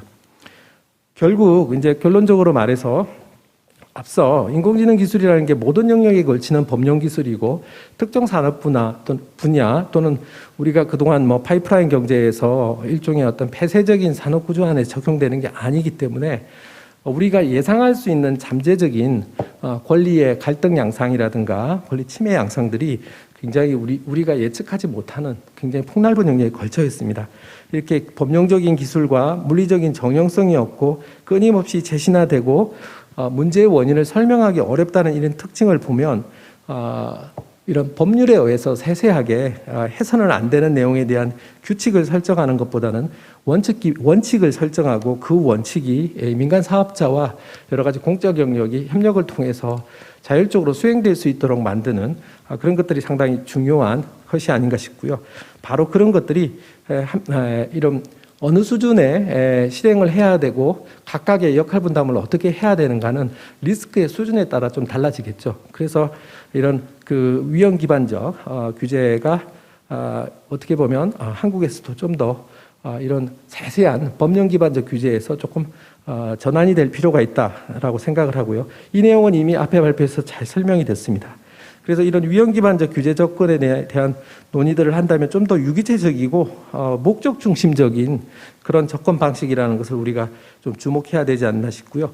그리고 규제 대상과 규제를 하는 그런 어떤 정부 부처 또는 뭐 입법자들 간에 있어서 상호작용을 끊임없이 하면서 우리의 어떤 규율의 영역과 규율의 수단들을 계속 바꿔나가야 되는 그런 특징들이 있습니다. 그래서 규제 패러다임에 대한 새로운 우리가 좀 설정들이 필요한 단계다. 다만 좀 모호한 부분이 있고 이런 이제 규칙 기반적인 접근과 비교했을 때는 불확실성이 분명히 존재한다고 하겠습니다.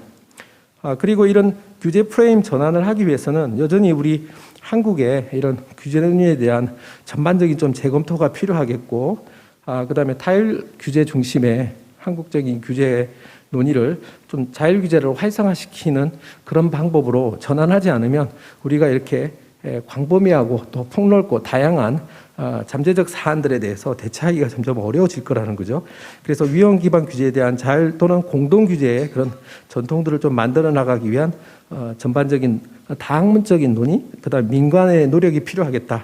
그리고 유럽연합이 이런 그 인공지능 법안에 제시하고 있는 것은 약간 위험 수준에 따라서 승인적인 자율규제 모델을 설정하고 있다고 말씀드릴 수 있습니다.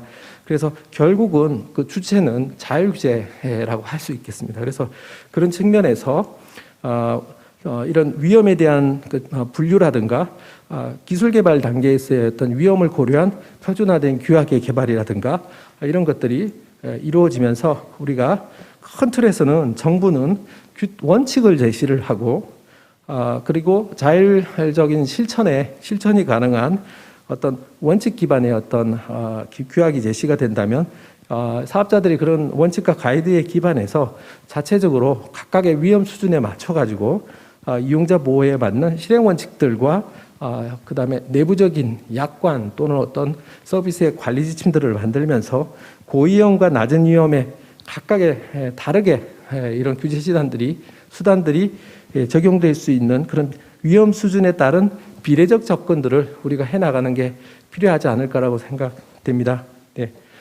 네, 이상으로 제 발표를 여기서 마치도록 하겠습니다. 경청해 주셔서 감사합니다.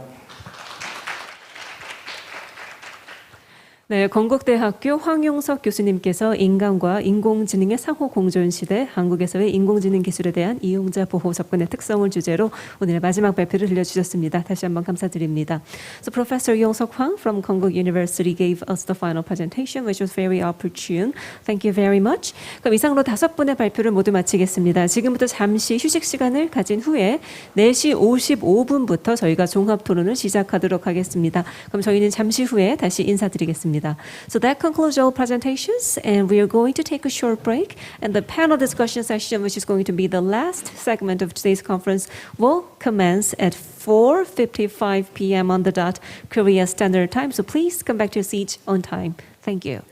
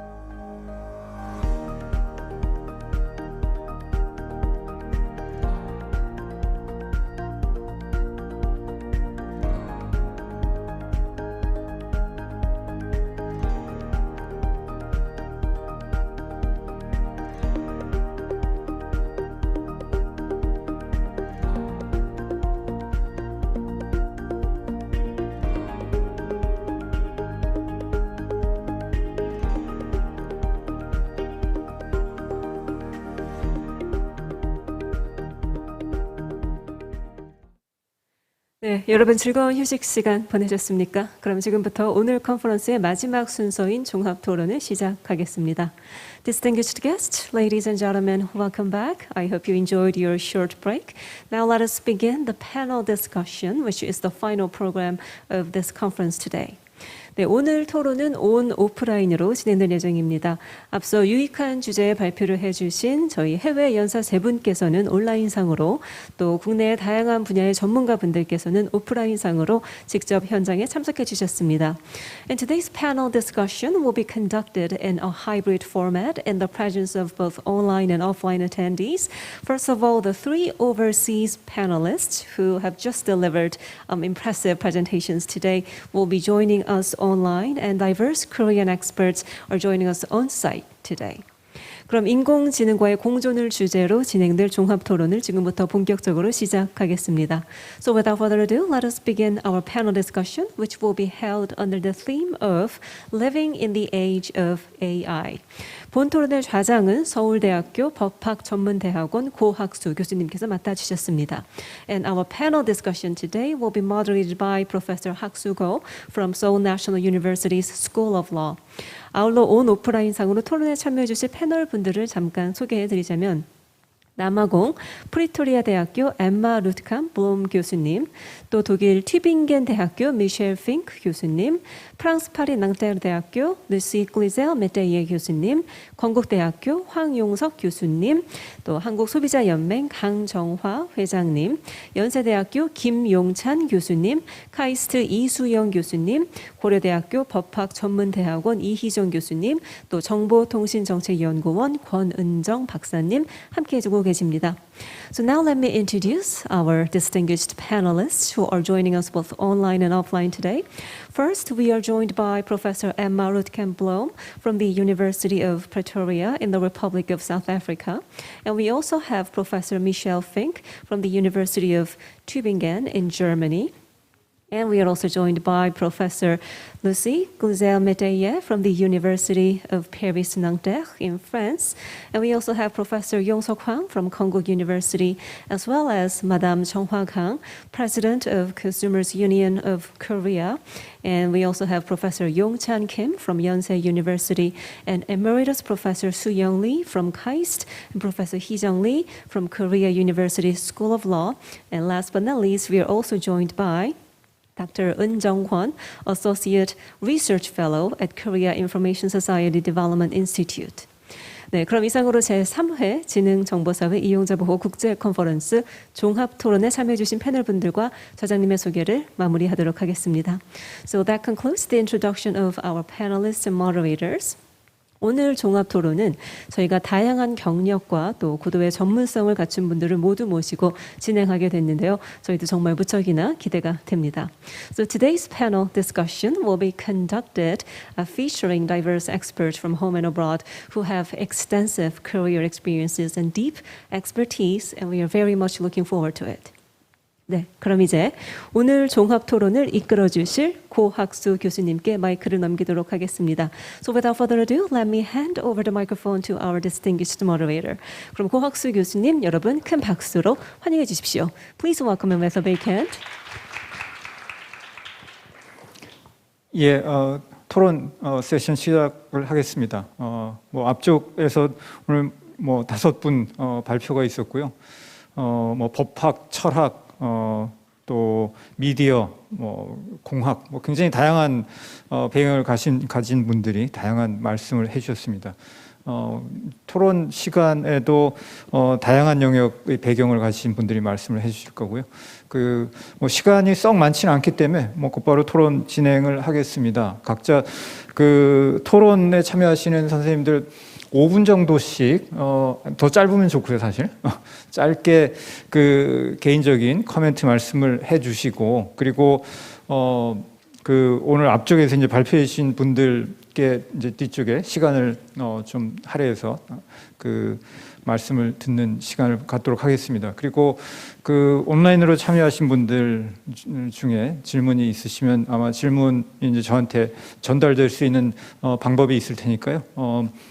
온라인으로 참여하시는 분들도 질문을 올려주시면 고맙겠습니다. 그냥 프로그램에 있는 순서대로 말씀을 듣는 것으로 하겠습니다. 그러면 강정화 회장님, 권은정 박사님, 김용찬 교수님, 이수영 교수님, 이희정 교수님 그런 순서로 일단 말씀을 듣는 것으로 하겠습니다. 예, 강정화 회장님 부탁드리겠습니다. 네, 감사합니다. 소개받은 강정화입니다. 오늘 앞에 발표자 여러분들께 감사드립니다. 인공지능 사회를 맡는 이용자로서 소비자들에게 많은 시사점을 주셨다고 생각이 됩니다. 규제가 혁신을 막는다는 산업계 의견에 대한 또 대답도 주셨고, 사용자 통제권의 중요성에 대한 것도 사실 인상이 굉장히 깊었습니다. 또 윤리 문제는 어떻게 초점을 맞춰야 하며 AI 시스템의 전 생애 주기에 걸쳐서 모든 AI 행위자에게 정보를 제공하고 또 동시에 수반되는 가치의 역동성인 시스템으로 윤리를 이해해가는 것에 궁극적으로 사람에게 이로운 AI를 가능케 하는 방법이라는 말씀이 굉장히 인상 깊게 들었습니다. AI 기술에 대한 규제나 이용자 보호 원칙을 수립하는 데 있어서 저는 오늘의 주제인 인간 중심의 무엇인가에 대한 논의가 좀 더 활발하게 이루어져야 된다고 생각이 됩니다. 얼마 전 저희가 이제 의료 문제를 다루면서 환자 중심성에 대한 논의를 했었는데, 여기에서도 환자나 의료 소비자의 입장과 의료인의 관점의 차이가 굉장히 크다는 것을 느꼈습니다. 그래서 인간 중심이라는 것에 대해서도 이용자와 개발자 또 그걸 활용하는 사업자 어떻게 보면 다른 생각들을 갖을 수 있다라는 생각이 들어서 인간 중심성의 목표가 무엇인지에 대한 논의가 좀 더 이루어졌으면 하는 생각이 듭니다. 소비자 보호를 위해서는 사실 소비자가 이해하기 어려운 전문적인 또 아주 복잡한 상품이나 서비스에 대해서는 특별한 주의가 필요하다고 생각이 듭니다. 금융상품 같은 경우에 그 설명의 의무가 굉장히 강한 분야인데, 그를 이행하기 위해서 뭐 약관이나 상품 설명서 또 뭐 간략 상품 설명서도 있고, 아니면 굉장히 상품에 대한 이해가 어렵기 때문에 인증 제도 같은 것들을 활용하고 있는데, AI 기술을 활용한 상품이나 서비스는 어떨까라는 생각을 하게 되면 이 역시 굉장히 어려운 알고리즘을 이용자나 소비자들을 이해하기 어렵고, 아니면 알고리즘이 적용되고 있다는 사실조차 알 수 없는 그런 상황에 있을 수도 있고, 소비자들에게 지금까지 경험하지 못했던 새로운 위험을 내포할 수도 있다. 그리고 지금 현재는 책임 소재를 비롯한 법률적인 불확실성도 굉장히 크다라는 생각이 듭니다. 그래서 앞에 발표에서도 표준과 표준화 기구의 중요성을 말씀을 하셨고, 또 저희가 생각하기에 더 중요한 거는 이 표준을 만드는 데 있어서 이용자 중심적 사고가 얼마나 중요하게 반영되는가라는 생각이 듭니다. 한국의 인공지능 미디어 추천 서비스 보호 원칙, 이용자 보호 원칙은 앞에서 말씀을 하셨는데, 제가 한 가지 더 추가하고 싶은 거는, 저희가 이 논의를 할 때 알고리즘에 대한 정보 공개, 설명에 대한 부분을 얘기하면서 그 설명 이후에 수정을 요구할 수 있는가에 대한 논의가 있었습니다. 최근에 저희가 그 동영상 플랫폼을 통해서 동영상을 올리고 있는데, 어느 날 갑자기 동영상 시작 부분 앞에 광고가 붙기 시작했습니다. 근데 문제는 플랫폼이 수익을 위해서 광고를 붙이는 거는 이해가 되는데, 그 광고가 사실 저희가 지향하는 정체성과는 굉장히 다른, 어떻게 보면 비난의 소지가 있는 광고가 붙기 시작했기 때문에 저희는 굉장히 당황스러웠는데, 이 추측을 하기를 저희가 식품에 대한 동영상을 올렸기 때문에 건강식품에 관한 광고가 붙지 않았나 생각이 되지만, 저희의 평판을 해칠 수 있는 그런 광고에 대해서 그 광고 게재 알고리즘이나 이런 거를 이해한다는 수준이 아니라 그 부분을 수정하고 싶은 그런 욕구가 있었습니다. 그래서 이런 부분에 대해서 사실 이용자 보호를 위한 좀 더 적극적인 방안이 필요하다라는 생각이 들었고요. 규제 프레임 전환에 대해서 논의를 하는데, 사실 이제 유엔이 2015년 소비자 보호 지침을 개정하면서 좋은 사업 행위 원칙이라는 조항을 신설했습니다. 그러니까 이전에 없던 거를 만들면서 소비자에 대한 공정하고 평등한 대우, 공정한 상거래, 또 정보의 공시와 투명성, 소비자 교육과 인식 제고, 프라이버시 보호, 소비자 불만 및 분쟁 해결 노력 6가지 원칙을 제시했는데 결국은 앞으로의 사회에서는 어떤 규제보다는 일률적인 규제보다는 사업자의 자율적인 책임성이 더 강화될 필요가 있다라는 의미로도 받아들였습니다. 그러나 저희가 경험적으로 사업자의 자율 규제가 실패하는 많은 경험이 있었기 때문에 AI 기술 특성에 맞는 적절한 규제 방안이 충분히 논의되고 사업자의 자율 규제도 더 강화될 필요가 있다라는 생각을 저는 하고 있습니다. 마지막으로 미셸 핑크 교수께서 EU 인공지능 법안을 소개하면서 여러 가지 권리에 포함되어 있지 않은, 그러니까 권리에 대한 부분이 포함되어 있다는 주장이 있다고 소개를 해주셨습니다. 물론 지금은 포함되어 있지 않지만 저도 이 부분에 적극적으로 동의를 하고 있고요. 제가 일하고 있는 한국소비자연맹은 그동안 지능정보사회 이용자 권리에 대한 논의를 하고 2020년 12월에 안을 만들어서 공개를 했습니다. 포용성, 공정성, 저희가 얘기하고 있는 책임성, 투명성, 또 안전성과 신뢰성, 개인정보 통제권과 차별받지 않을 권리, 피해 구제 및 행동할 권리로 안을 만들었는데요. 지능정보사회 이용자 보호를 논의하는 데 있어서 이러한 소비자의 권리가 조금 더 적극적으로 논의되고 반영되었으면 하는 바람이 있습니다. 이상 마치겠습니다. 감사합니다. 예, 소비자 영역에서 워낙 오랫동안 활동을 해 오셔서 굉장히 전문성을 가지고 여러 가지 포인트를 말씀을 해주셨습니다. 아마 시간이 더 있었으면 훨씬 상세한 말씀을 해주셨을 것 같은데요. 시간 제약 때문에 짧게 말씀을 하신 것 같습니다. 다음 정보통신정책연구원 권은정 박사님 말씀을 들어보겠습니다.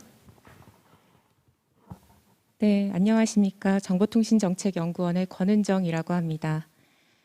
오늘 컨퍼런스에서 공유되었듯이 인공지능에 대한 국제적인 논의가 인공지능을 어느 수준까지 받아들일 것인가 하는 거시적 담론에서부터 이미 개발되고 사용되고 있는 인공지능 기술과 서비스에 적용될 수 있는 미시적인 규범 논의에 이르기까지 그 논의의 폭과 깊이가 점차 확대되고 있습니다. 5분의 발표에 담긴 다각도의 규범론과 입법론, 그리고 인공지능 설계 방법론과 실증 연구에 이르는 데서 보듯이 인공지능을 우리 사회에 유연하고 또 온건하게 수용하기 위한 연구와 실무가 훨씬 더 구체적인 단계에 이르렀다고 생각합니다. 오늘 논의의 구심점에는 사실 인공지능 윤리가 있습니다. 이 인공지능 윤리의 논의는 인공지능 규범론의 첫 단추이기도 했습니다. 제 토론은 그 개념에서부터 의견이 분분한 이 인공지능 윤리라는 의제를 명확히 하는 데 초점을 두고자 합니다. 인공지능의 윤리성에 대해서는 사실 인간의 인간성이나 인간미를 논하는 것만큼이나 사람마다 인식의 차이가 클 것입니다. 새로운 기술 수용에서 비교적 민첩한 한국 사회에서도 혹자는 인공지능에게 윤리가 웬 말이냐, 그리고 사람은 윤리적이냐라는 그런 반사적인 질문을 던지기도 합니다. 물론 인공지능은 기술이고 또 기술은 가치 중립적이기 때문에 그런 직선적인 논리에서 비롯된 반응이라는 점에 이해는 됩니다. 이처럼 아직 우리가 인공지능 윤리의 개념이나 범주를 저마다 다르게 인식하고 있다는 점은 사실 실제로 현행 헌법이나 법률에서 요구되는 그런 인공지능 규범 도입마저도 난감하게 만드는, 논쟁거리로 만드는 그런 우려를 범하게 됩니다. 인간의 윤리가 애초에 인간의 본질이 아니라 인간의 숙제인 것과 마찬가지로 인공지능 윤리 원칙으로 꼽히는 공정성이나 투명성, 설명 가능성, 책임성, 이러한 것들은 사실상 인공지능에 의해서 쉽게 결핍되거나 훼손될 수 있는 가치입니다. 이러한 인공지능 윤리는 실제로 인공지능을 만들고 사용하는 인간이 지향해야 할 당위적인 목표입니다. 한마디로 인공지능 윤리, AI ethics는 일종의 인간의 윤리, human ethics로 이해될 수 있습니다. 그리고 이 인공지능 윤리가 때로는 인간이 만든 법, 휴먼 러의 근거로 원용될 수 있을 것입니다. 그런데 통상의 인간 윤리와 달리 그 사회 고유의 도덕적, 문화적 가치를 반영하는 데 그치지 않고 이 인공지능 윤리는 세계 보편의 문제의식과 그리고 표준적인 기술 방안을 공유할 수 있는 국제 규범이라는 점에서 특색이 있습니다. 이제는 오늘 컨퍼런스가 그러했듯이 인공지능 규범 논의가 윤리 차원의 담론을 넘어서서 실제로 인공지능 윤리를 준수하면서 또 기존의 법 질서에 부합하는 실용적인 기준과 제도적 방법론을 궁리하는 단계로 넘어서야 할 것입니다. 이는 한편으로는 유럽연합에서의 DSA나 DMA 그리고 프랑스의 디지털 공화국법과 같이 플랫폼, 데이터, 알고리즘과 같은 인공지능의 구성 요소를 기존의 규범 시스템에 어떻게 자리 잡게 하는 것인가의 문제이면서 또 다른 한편으로는 인공지능을 대하는 인간의 주체적인 시각과 자세, 즉 인간 중심의 인공지능 문화를 형성하는 일이라 생각합니다. 이때 인공지능 문화의 중요한 토대가 되는 것이 다름 아닌 자율 규범일 것입니다. 황영석 교수님 발표에서도 소개되었듯이 한국의 방송통신위원회는 지난 6월 30일 인공지능 기반 미디어 추천 서비스 이용자 보호 기본 원칙을 발표한 바 있습니다. 본 기본 원칙을 마련하는 업무를 담당했던 사람으로서 간략히 부연하자면 이 기본 원칙은 인공지능 기술이 사용되는 이른바 지능형 미디어 영역에서 서비스 제공자가 준수해야 할 주요 원칙을 천명하면서도 또 구체적인 방안은 수범자인 서비스 제공자에게 맡기고 있는 이른바 미디어 분야 자율 규범으로서의 성격을 갖고 있습니다. 오늘날 디지털 미디어가 대중미디어로 부상한 시점과 맞물려서 데이터 기반의 알고리즘 시스템이 이제는 디지털 플랫폼의 즉 미디어의 내용과 형식을 담당하기 시작했습니다. 이런 디지털 미디어 역시도 최소한의 법적 기준을 충족하는 것 외에도 이 추천 시스템에 의해서 경시되거나 배제될 수 있는 미디어의 가치를 수호하는 그런 지속적인 노력이 필요하다고 생각합니다. 물론 이런 미디어의 가치나 그 기능이 고정적인 것이 아니라 시대적으로 변하고 있습니다. 특히 개인화된 디지털 미디어는 레거시 미디어와 동일한 법적 책임을 지거나 내용 면에서도 엄격한 제한을 할 필요는 없을 것입니다. 그렇지만 디지털 플랫폼에서는 개인 데이터를 활용한다는 점에서 한편으로 데이터 보호가 더욱 강력하게 요청될 수 있고 또 인간의 표현 행위를 매개하는 미디어라는 점에서 또 개인의 사상과 철학의 자유를 보호할 필요성도 부정될 수 없을 것입니다. 추천 서비스 기본 원칙이 제시하는 세 가지 핵심 원칙인 투명성, 공정성, 책무성은 이러한 미디어 본연의 가치와 또 더불어 새로운 이용자 보호 과제를 함축하고 있는 것입니다.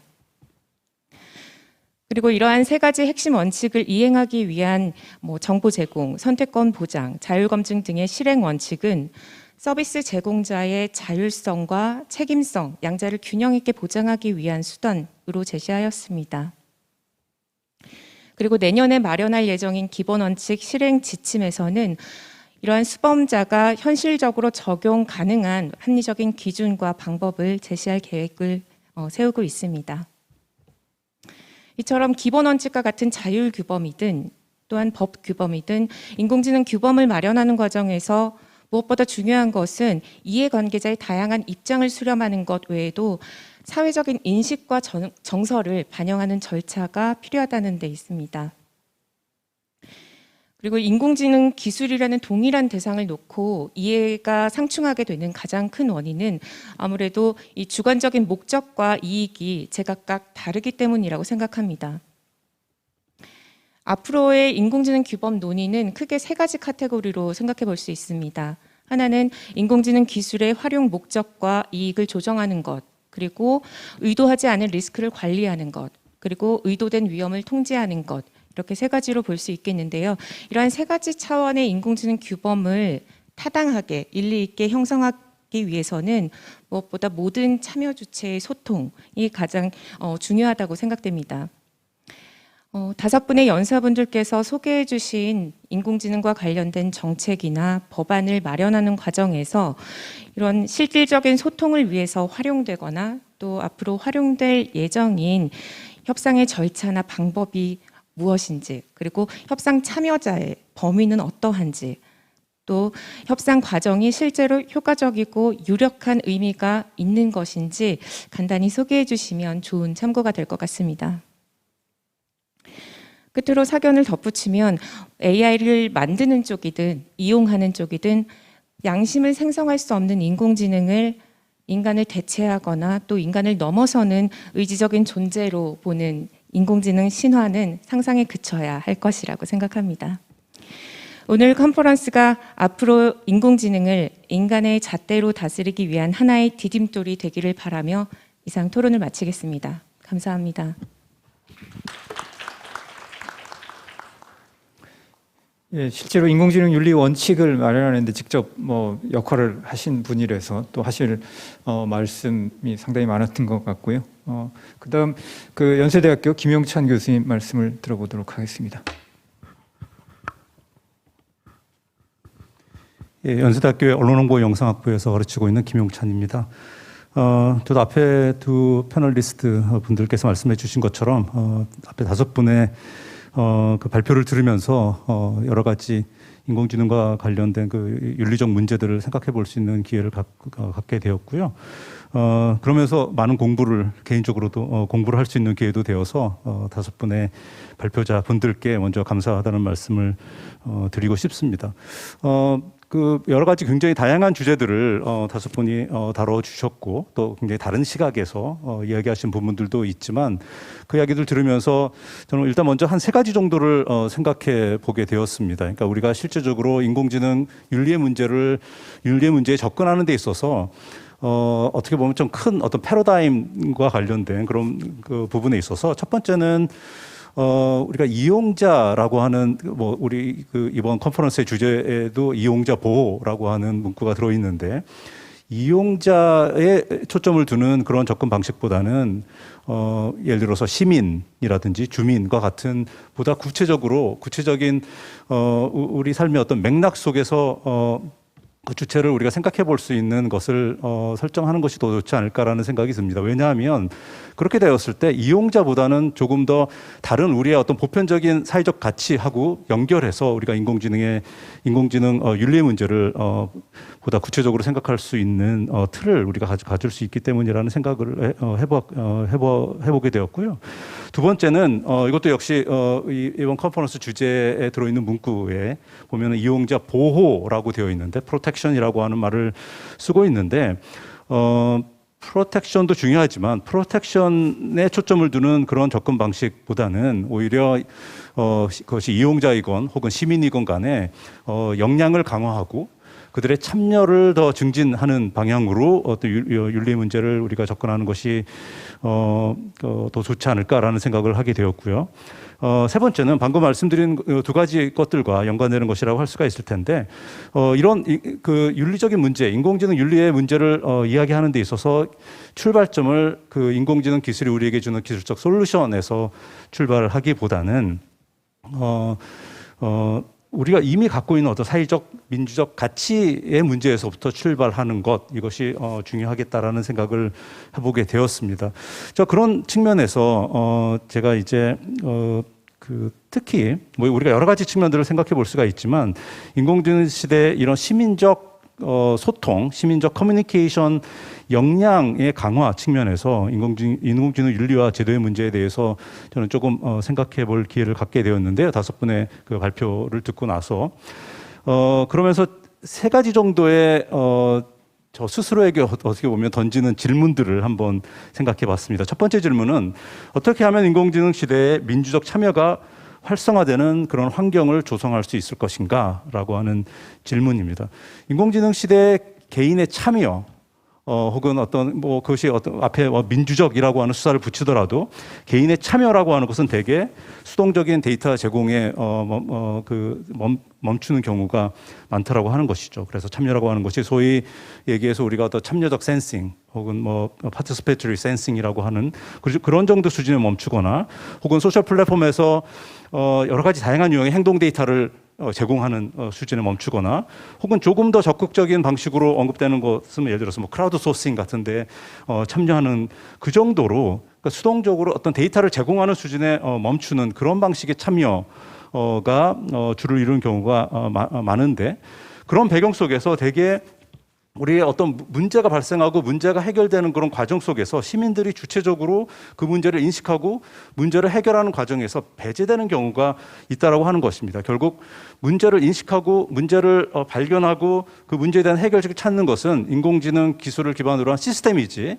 실질적으로 어떤 시민들이 주체가 되어서 자기들에게 어떤 문제가 있는지를 스스로 인식하고 그 문제를 같이 논의하고 그 문제에 대한 해결책을 찾는 과정들이 예를 들어서 뭐 스마트 기술이라든지 혹은 뭐 자동화라든지 그런 이름을 통해서 오히려 그것들이 배제가 되는 그런 상황들이 발생할 수가 있는데, 그것은 일단 첫 번째는 민주주의의 위기이기도 하고 저는 심각한 윤리적 문제를 초래하는 그런 문제라고도 볼 수 있다고 생각을 합니다.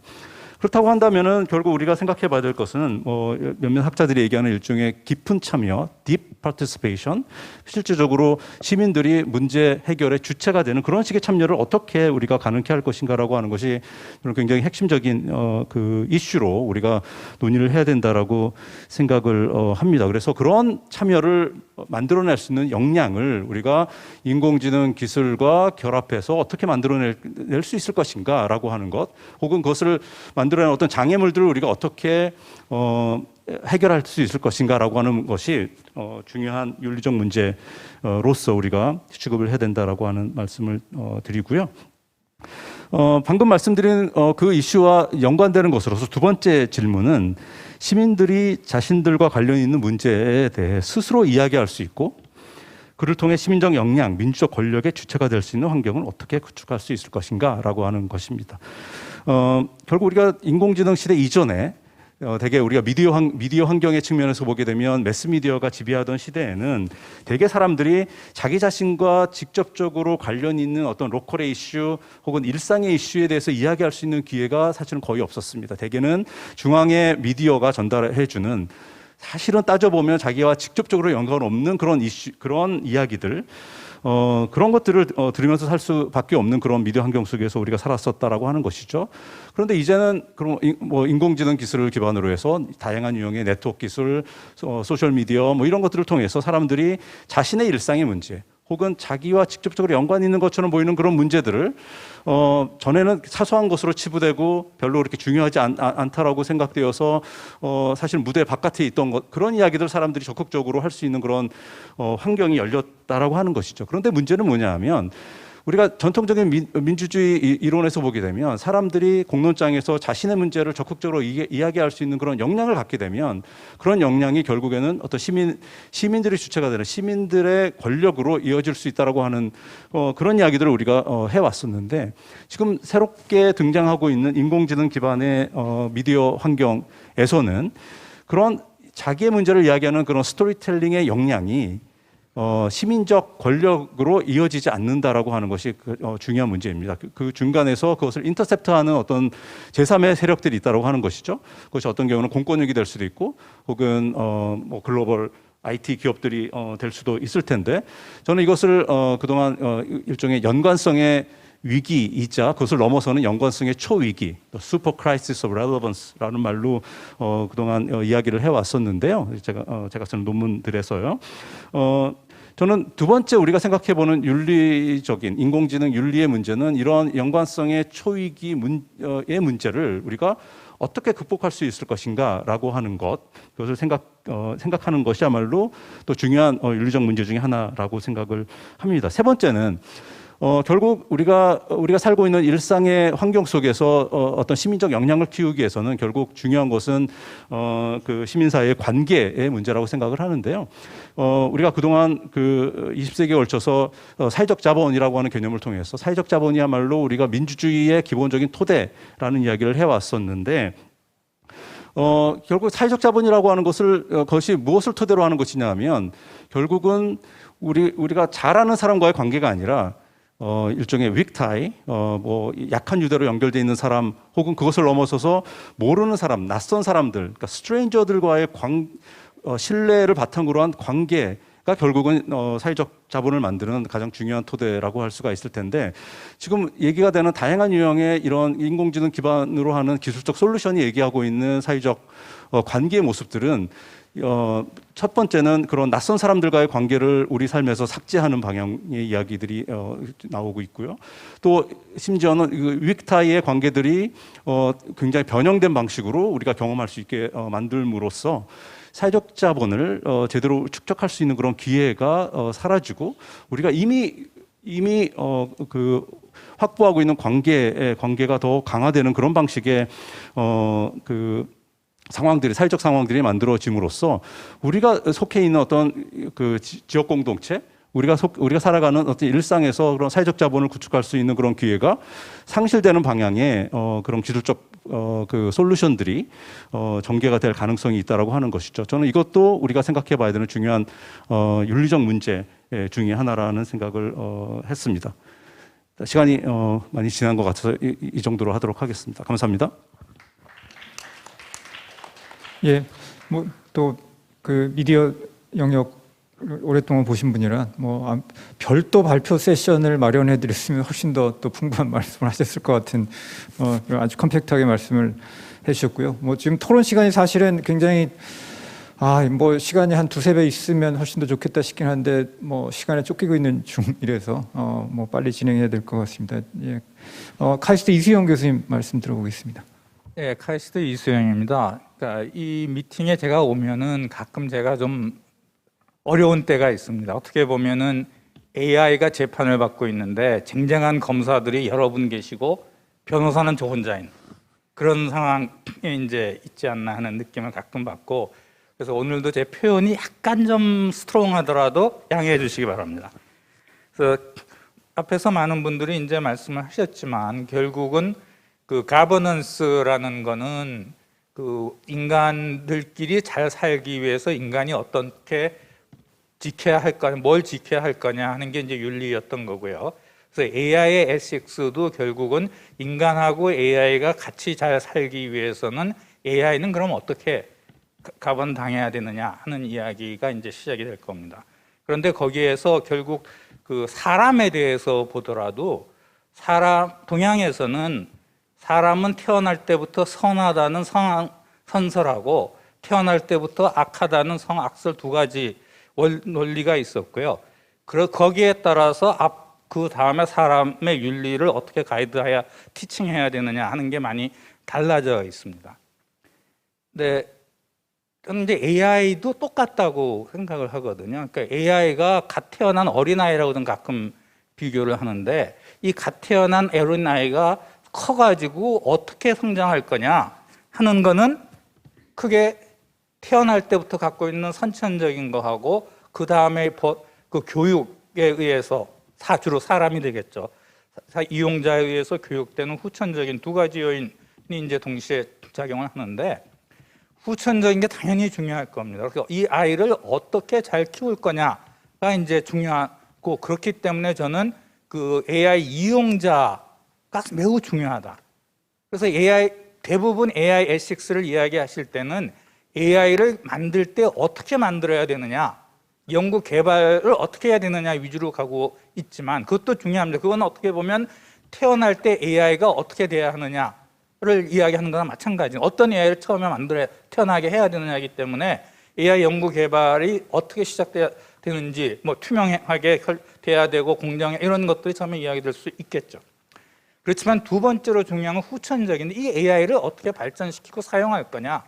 그래서 AI의 이용자에 대한 교육도 매우 중요하다고 생각을 합니다. 그게 이제 후천적으로 필요한 그런 컨셉이라고 보고, 그래서 저희는 그 이용자를 단순히 그 컨슈머라고 보지 않고 프로슈머, 프로듀서 플러스 컨슈머라는 컨셉에서 이제 들여다보고 있고, 두 가지를 복합적으로 이제 이야기해야 된다고 생각을 하고 있습니다. 또 하나 이제 AI의 그 에식스를 많이 다루시는 이유는, 뭐 냉장고의 윤리는 안 다루시는데 AI의 윤리는 다루시잖아요. 그 이야기는 뭐냐 하면, 아까 많은 이야기가 나왔지만 이게 AI하고 사람이 서로 인터액션 하면서 크로징 룹을 합니다. 그러니까 AI가 어떻게 하면 사람이 어떻게 반응하고 그런 사람의 반응에 따라서 AI가 또 어떻게 반응하고 다시 이게 사람에게 영향을 끼치고, 그래서 이게 AI하고 사람 사이의 인터액션이 다이나믹 시스템이 됩니다. 그래서 이제 어려운 거죠. 다이나믹 시스템이 되면 현재 일어난 일이 그 다음 최종적으로 어떻게 영향을 줄 건지가 매우 컴플렉스 시스템이 되어버립니다. 그렇지만 그거의 대부분을 전 non-determinist라고 표현하는 거에 대해서는 조금 다른 생각을 가지고 있습니다. 사람은 non-deterministic합니다. 사람은 저도 어떤 때는 이렇게 하고 어떤 때는 저렇게 하는 그런 게 있지만 AI는 선택의 여지가, AI는 우리가 만들거든요. 우리가 만들기 때문에 AI를 디터미니스틱하게 만들 수도 있고 non-determinist하게 만들 수도 있습니다. 그러니까 현재 시스템은 둘 다 공존하고 있는 상황이고요. non-determinist하게 만들 때는 개발자 입장에서는 그게 필요하다고 생각해서 집어넣습니다. 그러니까 너무 디터미니스틱하면 사람이 이건 기계야 라고 이제 무시할까 봐. 그래서 일부러 집어넣는 경우는 있고요. 그렇지만 그게 필요하지 않다라고 생각하면 디터미니스트가 저희가 가이드할 수 있는 능력이 이제 충분히 있는 그런 시스템입니다. 그래서 사람을 어떻게 우리가 볼 거냐, 그러니까 저는 그러니까 AI를 어떻게 볼 거냐를 착하다고 태어났다고 보지도 않고 악하다고 태어났다고 보지도 않고 이건 완전히 뉴트럴, 백지라고 생각하고 그거를 후천적으로 많이 가르칠 수 있는 게 중요하다고 생각합니다. 마지막으로 말씀드릴 거는 결국 이제 AI, 휴먼 센터드 AI는 누구나 어그리하실 기본적인 필로소피죠. 그렇지만 그게 레벨에 따라 많은 분들이 이야기 이미 하셨지만 리스크가 얼마냐에 따라서 어느 정도의 자율권을, 어느 정도의 트랜스페런시, 어느 정도의 설명 가능성을 요구할 거냐가 사실 다 달라집니다. 그렇지만 또 하나 중요한 거는 베네핏인 거죠. 사실은 리스크하고 베네핏을 서로 비교해가지고 어느 정도의 자율권, 어느 정도의 설명 가능성, 어느 정도의 트랜스페런시를 요구할 거냐가 정해야 되는데, 이제 이 가이던스를 정할 때 제일 큰 제 고민은 그럼 어느 수준까지 우리가 합의할 수 있을 거냐. 그러니까 근본적으로 휴먼 센터드 AI는 에브리바디가 아마 어그리 할 거예요. 근데 그 밑으로 가기 시작하면 리스크하고 베니핏에 대한 사람들 의견이 다 달라질 거거든요. 특히 문화가 다른 데서는 다 달라집니다. 그래서 이런 어려움들을 극복하기 위해서는 퍼스널라이제이션 돼야 되겠다. 하나의 AI가 아니고 사람마다 다 다른 AI가 돼야 되고 어떤 AI를 쓸 거냐 하는 건 그 사람의 선택을 줘야 될 거다라는 게 제 마지막 주장이고요. 그다음에 마지막 한마디만 더 하면 결국은 AI를 사랑해 주시는 게 좋다.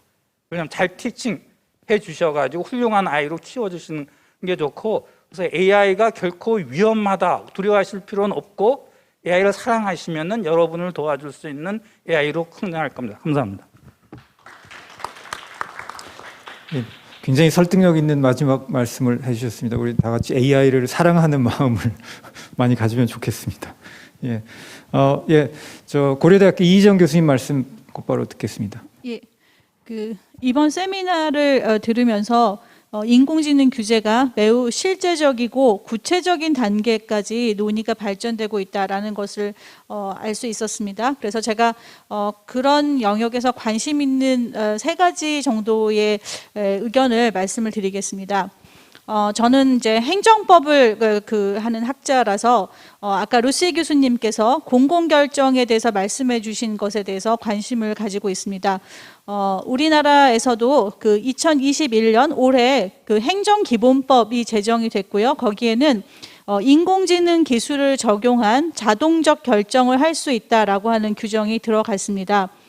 그런데 이제 그 자동적 결정은 그러니까 룰 바운드 디시전 메이킹이라고 할 수 있죠. 기속적 결정을 하는 경우에는 활용이 가능하지만 discretionary decision making이라고 할 수 있는 재량적 결정을 할 때는 활용할 수 없도록 그렇게 하고 있습니다. 다만 재량적 결정을 할 때도 부분적으로는 이러한 AI의 도움을 받을 수 있을 것입니다.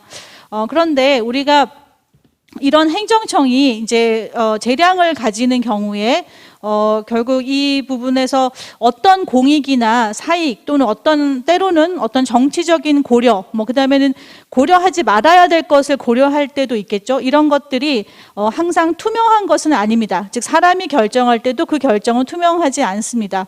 그런데 다만 이로 인한 문제를 감소시킬 수 있는 것은 행정 절차나 아니면 행정소송 등을 통해서 이 사람들과 정부 간의 그 법 집행을 둘러싼 커뮤니케이션이 이루어질 수가 있고, 그 커뮤니케이션 과정에서 조금 이런 부분들이 합리화될 수 있는 그런 이제 여지가 생깁니다.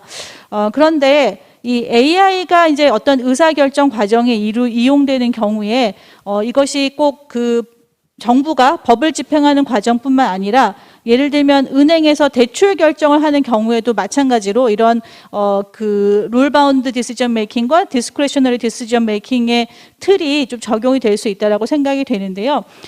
여기서 결국은 인공지능이 활용될 경우에 제가 우려하는 바는 그 이용자와 그다음에 그 결정 과정에 관여하는 사람들 간에 이 사람들 사이의 일종의 대화를 통한 커뮤니케이션의 기회가 많이 줄어들지 않을까, 줄어들 것이라고 생각을 합니다. 그래서 그랬을 경우에 물론 이제 AI가 더 많은 여러 가지 고려 요소들에 기반해서 종전보다 더 합리적인 결정을 하는 부분도 물론 있을 것입니다.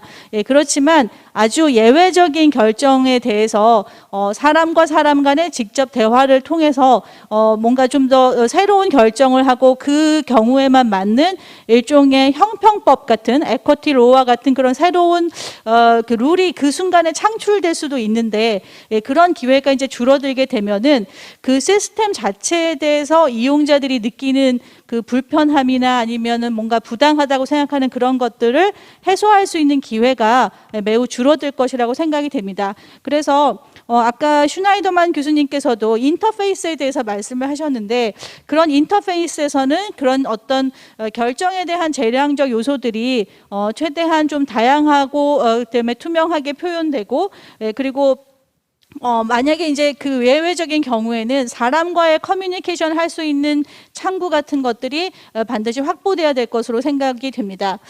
두 번째 점은 엠마 교수님께서는 AI 에틱스가 이 반성적 발전 과정을 통해서 계속 진화되고 집행되어야 된다. 그리고 이러한 과정은 사회적으로뿐만 아니라 AI를 이용하는 기업 내부에서도 이런 그 관련되는 구체적인 결정을 하면서 AI의 윤리적인 어떤 숙고를 할 수 있도록 이런 인적 자원과 의사결정 구조를 만들어야 된다라고 하신 걸로 저는 이해했습니다. 여기에 대해서 전적으로 동의하면서, 다만 이러한 그 AI의 개발에서부터 이용 단계까지 전 과정에서 이런 AI 윤리에 대해서 숙고해서 그 개별 사안에 대한 결정을 이제 하려면 이게 기업 의사결정권자의 어떤 의지뿐만 아니라 굉장히 많은 자원이 필요하다고 생각합니다. 왜냐하면 그런 문제를 전담해서 생각하고 계속해서 이야기할 수 있는 사람도 필요하고요. 그래서 이런 요구는 빅테크 기업들과 같이 이미 자본이 많은 기업들한테는 수용이 가능하겠지만, AI를 처음 시도하는 스타트업 같은 기업들에게 대해서는 이런 것들을 과연 그 전 과정에 넣으라고 할 수 있을까, 그것이 이제 현실적일까, 이런 좀 의문이 들었습니다. 그래서 이제 그런 점에서 올해 한국에서 아까 황영석 교수님이 소개해 주셨지만, 한국에서 스타트업 기업이었던 이제 이루다가 처음에는 그 서비스로 인기를 모으다가 결국은 이 마지막에는 개인정보보호법이 준수되지 않아서 제재를 받는 이제 그런 결과에 이르게 되었습니다. 그래서 이럴 때 근데 이 스타트업에서는 이제 처음부터 이것을 개발할 때 이런 개인정보 활용이나 이런 부분에 대한 어떤 윤리나 이런 것들을 고민할 만한 여력이 없었던 것이 아닌가, 이렇게 생각이 되었고, 그렇다면 정부는 이게 정규 교육의 혁신 이런 것도 중요하지만 새로운 AI를 개발하고 창업하려는 사람들에게 이런 AI 윤리와 관련한 세미나나 전문가의 컨설팅 등 이런 것들이 지원될 수 있도록 도와주는 것이 필요하지 않을까 생각이 됩니다. 그리고 마지막으로 이제 휴먼 밸류와 관해서 결국은 AI를 데이터를 훈련시키는 과정에서 우리가 아직 실현하지 못한 사람들의 이상이나 비전 이런 것들이 데이터에 담겨 있을지 좀 의문입니다. 즉 우리가 이상적으로 생각하지만 아직 실현하지 못한 것들을 이제 만약에 AI가 반영하지 못한다고 하면 우리가 좀 더 그러니까 부족한 모습이 그대로 고착화될 수 있다라고 하는 이제 그런 문제가 있는 것 같습니다. 그래서 이런 것들은 이제 여러 가지 계속해서 뭐 논의를 해야겠지만 그 중에 하나는 AI에 종사하는 분들 그 내부에서의 규범뿐만 아니라 AI 커뮤니티 외부에서도 명확한 선을 그어주는 것이 필요한데, 예를 들면 이 AI가 활용되는 과정에서 우리나라는 아직까지 차별금지법이 제정되지 못하고 계속 논란 중입니다. 그런데 이제 이러한 부분들이 결국 명확하게 규범화되지 않으면 AI를 활용한 차별이라든가 이런 것들이 뭔가 금지되거나 이런 것들의 선이 명확하지 않을 그런 이제 않아서 이런 것들에 대한 어떤 규범 집행이 더 어려울 수 있을 것 같습니다. 그래서 이게 AI와 관련된 규제뿐만 아니라 사회의 기존 법 체계에서 준비해야 될 부분도 있다라는 것이 제 마지막 코멘트입니다. 감사합니다. 예, 패널 5분 말씀을 들었는데 사실은 그 한 분 한 분이 워낙 쟁쟁한 분들이라서 당초에 생각했던 그 시간을 훌쩍 넘었습니다. 그래서 발표자분들한테 말씀을 들을 수 있는 시간이 굉장히 제한되어 있는데요. 근데 또 다른 한편 온라인을 통해서도 굉장히 많은 질문이 들어왔습니다. 그래서 저희가 이제 제한된 시간 안에는 뭐 전혀 제대로 소화할 수 없는, 그게 불가능한 이제 그런 지경인데요. 다른 한편 그만큼 오늘 논의된 내용이 굉장히 시의적절하기도 하고 많은 분들한테 관심과 궁금증을 불러일으키는 뭐 그런 점에서 굉장히 유익한 행사였다고 생각을 합니다. 그래서 일단 제가 들어온 질문 중에 상당 부분은 그냥 일단 말씀을 드리겠습니다. 근데 그 질문들에 대해서 일일이 응답을 하는 것은 전혀 불가능하고요. 발표자분들한테 3분 정도씩 아주 짧게 전반적인 소감 또는 그 중에 하나의 질문에 대해서만 답을 하는 이제 뭐 그런 생각을 해주시면 좋겠고요. 그래서 일단 질문 이제 말씀을 좀 드리면요. 이제 전체에 해당되는 질문 몇 개가 있는데요. 일단 예를 들면 이제 4차 산업혁명, 디지털 전환, 지능정보사회, 뭐 이런 식의 다양한 개념 지표들이 이제 언급이 되고 있는데, 이 중에 어떤 것이 지금 현실 상황을 가장 적합하게 반영하는 표현인가요? 뭐 이런 질문이 있었고요. 또 인공지능 관련해서는 1950년대 이후로 계속 인공지능이 개발되어 오고 있었는데, 근래에 이제 부각되고 있는 측면이 새로운 현상인 건지 아니면 뭐 기존부터 있어왔던 현상의 자연스러운 진화, 이렇게 봐야 될 것이냐, 뭐 이런 질문이 또 있었습니다.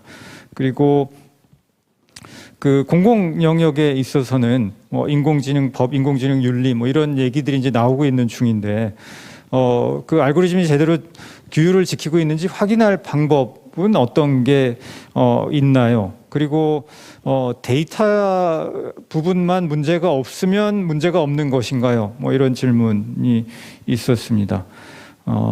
그리고 또 공공 영역에 있어서 여러 가지 이제 인공지능 기술을 통해서 단순 작업이라든가 몇몇 영역에서 이제 도입이 이제 언급이 되고 있는데, 어떤 평가 과정을 거치는지 또는 어떤 평가를 통해서 인공지능 또는 알고리즘을 신뢰하고 뭔가 업무를 맡기게 되는 것인가요? 뭐 이런 질문이 있었습니다.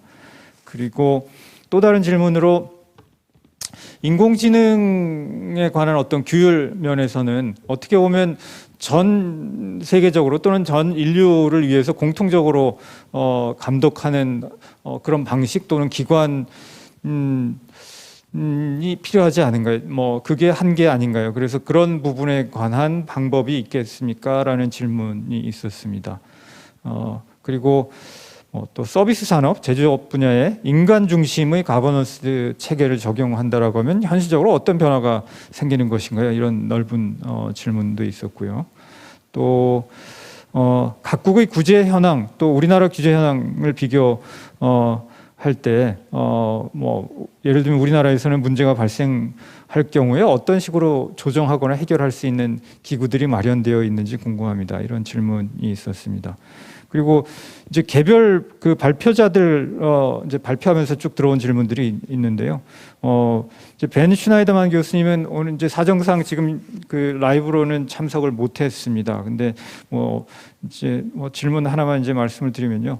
그 테슬라 사고 같은 경우 이제 데이터 맥락에서는 데이터가 공개되어야지 더 안전한 환경이 조성되지 않을까요? 뭐 이런 질문이 있었고요. 그리고 인간 중심의 AI, 그래서 인간 중심이라는 게 정확히 또는 구체적으로 어떤 것을 의미하는 것인지 뭐 이런 질문이 있었습니다.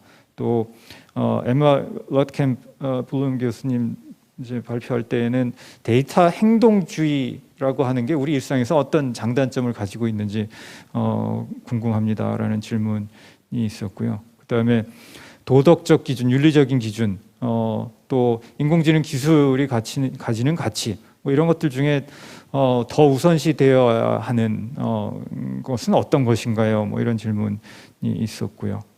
또 미셸 핑크 교수님 이제 그 발표하는 중에는 이제 민간 기업을 생각을 해보면 민간 기업은 당연히 이익을 생각하면서 비즈니스 맥락에서 AI를 활용을 할 텐데요. 정부가 법에 근거해서 AI 사용을 제한한다고 해도 민간 기업은 그걸 피하려고 할 것이고 그게 AI 사용의 부작용을 유발할 가능성이 있습니다. 그래서 정부하고 민간 사이에 어떤 타협이 가능할까요? 뭐 이런 질문이 있었고요. 그리고 또 AI의 자율 보강 진화 기능 그리고 인간의 윤리적인 측면 이 조화가 어떤 방식으로 가능할까요? 또는 어떤 규제가 필요할까요? 뭐 이런 또 질문도 있었고요. 루시 클리제 메타야 교수님 발표할 때에는 그 인공지능의 도덕적, 윤리적 책임의 범위는 어떻게 규정되어 있는지 또 만약에 문제가 생길 경우에 알고리즘 개발자의 책임은 어느 정도 수준까지 물을 수 있을지 그런 질문이 있었고요. 또 공공 또는 공적 영역에서의 알고리즘이 예를 들면 그 대중교통 이용하는 과정에서 마스크를 착용하지 않은 사람을 이제 식별해내는 뭐 이런 맥락 예시를 이제 해주셨는데 그러면 그게 실제로 우리나라 한국 또는 다른 나라에서 이런 규제적인 알고리즘 형성이 코로나 상황에서 방역을 위해서 활용이 얼마나 이제 가능하겠는가라는 질문, 그리고 그 알고리즘에 대한 접근권이라고 하는 게 알 권리와 유사하게 생각을 해볼 수 있는지, 이게 실제로 현실화되고 정착될 수 있는 개념인지, 뭐 이런 질문도 주셨습니다. 또 황영석 교수님 발표할 때에는 뭐 이루다 사건에서 본 것 같이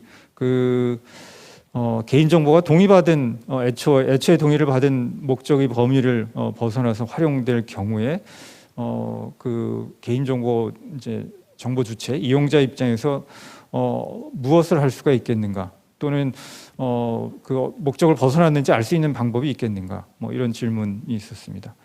그리고 두 번째로 그 개인정보 침해가 AI 서비스 맥락에서 발생하는 경우가 있을 수 있을 건데, 그러면 그걸 거꾸로 애초에 기획 단계, 설계 단계에서부터 어떤 식으로 고민하고 반영할 수 있겠는가, 뭐 이런 질문이 있었습니다. 그리고 마지막인데요. EU에서 위험 기반 어프로치, 리스크 베이스 어프로치를 하는데 그게 비용이 발생된다. 이게 어떤 맥락의 어떤 종류의 비용, 또 만약에 그로부터 한국이 교훈을 얻는다라고 하면 뭐 어떤 비용, 효과, 부작용 뭐 이런 것이 있겠는가, 뭐 이런 질문들이 있었습니다. 그래서 이 질문들이 학교 강의라고 하면 뭐 한 학기를 두고 다룰 법한 굉장히 큰 질문들, 다양한 질문들이 있었는데요. 뭐 그 말씀드린 대로 시간 제약상 발표자분들이 이제 뭐 3분씩 한 가지 포인트 정도만 말씀을 해주시면 좋겠습니다. 애초에 있었던 발표 순서대로 다시 부탁을 드리겠는데요. 엠마, 미셸, 루시, 황영숙 교수님 이런 순서로 부탁을 드리도록 하겠습니다. 엠마 교수님부터. Thank you very much. Good morning from my side to you, which I think is your afternoon or going into evening. I want to just on one concrete question, the question of AI has been with us since the 1950s, and is this a new involvement or a new, why is it suddenly so much in everybody's face? I think it is very important as an AI researcher for me that people understand that there are two kinds of AI. There is logic-based or knowledge-based AI, which used to be the old way of doing AI, which has to do with knowledge representation and reasoning. So formalizing natural language into formal languages and trying to figure out the best way to analyze reasoning. And then now what we are looking at and the big ethical concerns are around data-driven AI.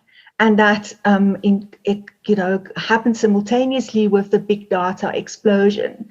So, and that links to some developments in statistics, and it links to developments in computer science around machine learning and so on. So it is important to do a little bit of reading up on the history of AI. So that question for me was really also important, so that we understand what it is actually that we're talking about. So what we're talking about now is the algorithms that are trained in specific ways to make certain predictions. Then if I just look at the questions, there's one question that I want to just focus on, which is the question on data activism that was specifically asked to me. I think the pros and cons in our everyday life, I cannot really see cons. I can only see pros, but maybe I'm a little bit biased. But I think it is really important that there are voices that stop the collection of big data with very little accountability. And what data activists are saying is that we need to only allow the gathering of data in big quantities if it can be proven that the communities from which the data has been harvested will be advantaged in some way. It is really important, specifically from a continent such as mine, where I'm in Africa. Our data is exploited. We don't own anything. We don't own the data. We don't know always what is happening to it, and people commit ethics dumping. Transnational companies make use of this continent in very unconscionable ways. And this relates, for me, I don't even want to look at the moderator because I may be over my time already, but it relates to me very quickly to two issues. The question of what is the most important value. I think what is important is that we should distinguish between values and principles here. For me, principles are transparency, accountability, proportionality, robustness, security, accuracy. Those are principles. Values for me are acting in with respect for humanity, acting within the standards and principles of human rights, inclusiveness, interconnectedness. For me, those are human values, and those should be prioritized. And then we have principles that concretize these values, and I don't think we should mix the two. Then last very brief comment on the nature versus nurture comment. I think in my talk, and I wish I could have a whole day to have a discussion with the professor on this, but I think, yes, it is a human responsibility to own up to the fact that humans may say that we want the control, but are we worthy of this? So on the one hand, we also be careful of hubris, and it's a big responsibility to nurture AI systems, I agree with you, so that we have to do that. But we have to also acknowledge, and that was the last part of my talk, that these technologies are value infused. The technological values, performance, generalization, efficiency, those values are already determined by professional, personal funding and other pressures. And some of these are political and economical, and they feed back into our moral values because in the way in which we react to these systems. So it is not as clear-cut as, you know, the neutrality, the blank slate of AI, I think needs a little bit more of discussion. But anyway, I thank you very much, and I hope I could make some contribution in this little time. Thank you.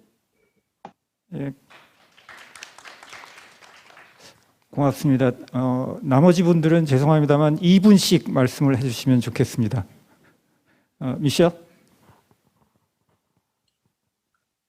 Hi, good morning, everyone. It's a real pleasure to join you this morning.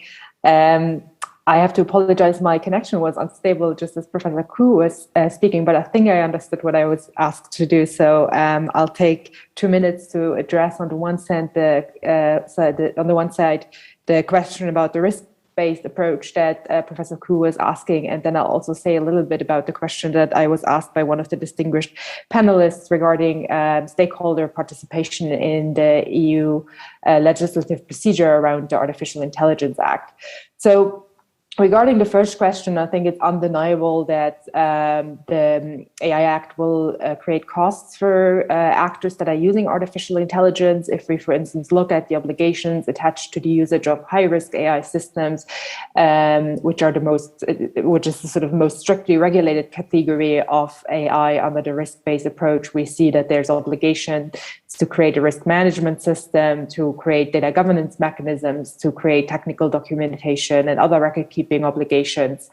And of course, those are things that will incur costs, but at the same time, I would also stress that regulation always triggers costs, and the idea here is to make those actors bear the costs that also benefit economically from the usage and deployment of artificial intelligence. And how that looks like on balance for each actor, I think it's something to be seen, but at least the idea is that those that benefit will also bear the costs of compliance, which I think is the right approach overall. And then the second question about stakeholder participation in the legislative procedure around artificial intelligence in the EU, there's actually a lot of leeway for different stakeholders to participate under the EU's ordinary legislative procedure. So even before the draft was proposed, there was ample possibility for all kinds of actors to submit comments. This is something that is going on still today as the Act continues to be negotiated. At the same time, however, there's also worries that maybe proactive corporate lobbying will have a more pronounced effect on the negotiations that are now ongoing, as opposed to the options that other stakeholders have. But again, unfortunately, this is something that is common to all legislative procedures and not just this one. Okay, I'm going to stop now and let the other panelists speak as well. Thank you so much. It was a pleasure to join you this morning. Thank you. 예. 뭐 하고 싶은 얘기가 너무 많아서 뭐 미안하게 생각을 합니다. 예, 루시. Merci beaucoup. Oui, les questions sont très riches. Simplement, peut-être pour rebondir sur les questions qui portent sur l'approche usagée, j'aimerais juste faire 2 remarques. D'abord, l'usager, c'est pas toujours n'est pas toujours défini de la même manière. Le consommateur, c'est pas l'usager captif qui est nécessairement soumis à des systèmes, par exemple, de surveillance publique. Donc ça, c'est important de dire que parfois l'usager est captif. Et alors, il a encore plus de raisons de vouloir participer à la définition et au contrôle de cette IA. Donc, je pense que c'est un enjeu démocratique qui est très, très important. Il faut absolument que le citoyen de manière générale, au-delà du consommateur et de l'usager, je crois que le citoyen doit participer au processus d'élaboration de ces IA et en particulier le contrôler. Alors deux choses, du coup, peut-être en France, il y a eu une expérience qui se prolonge. C'est une expérience de participation des citoyens à l'élaboration de certains textes concernant le droit du numérique de manière générale et en particulier de l'intelligence artificielle, et notamment la loi pour une république numérique a été co-construite, pourrait-on dire, avec les utilisateurs, avec les citoyens, donc par le biais de plateformes de collaboration. C'est de cette manière qu'a été co-construit ce texte. Évidemment, comme l'a dit Michel Fink, de la même manière que c'est le cas pour le règlement, la proposition de règlement sur l'IA au niveau de l'Union européenne. Le problème, c'est qu'évidemment, il y a des acteurs qui comptent plus. Il y a bien sûr des lobbies qui sont très forts. Et là, on voit par exemple que la proposition de règlement sur l'IA commence à avoir un champ beaucoup plus restreint, sans doute du fait du travail des lobbies qui justement essayent d'en restreindre l'application.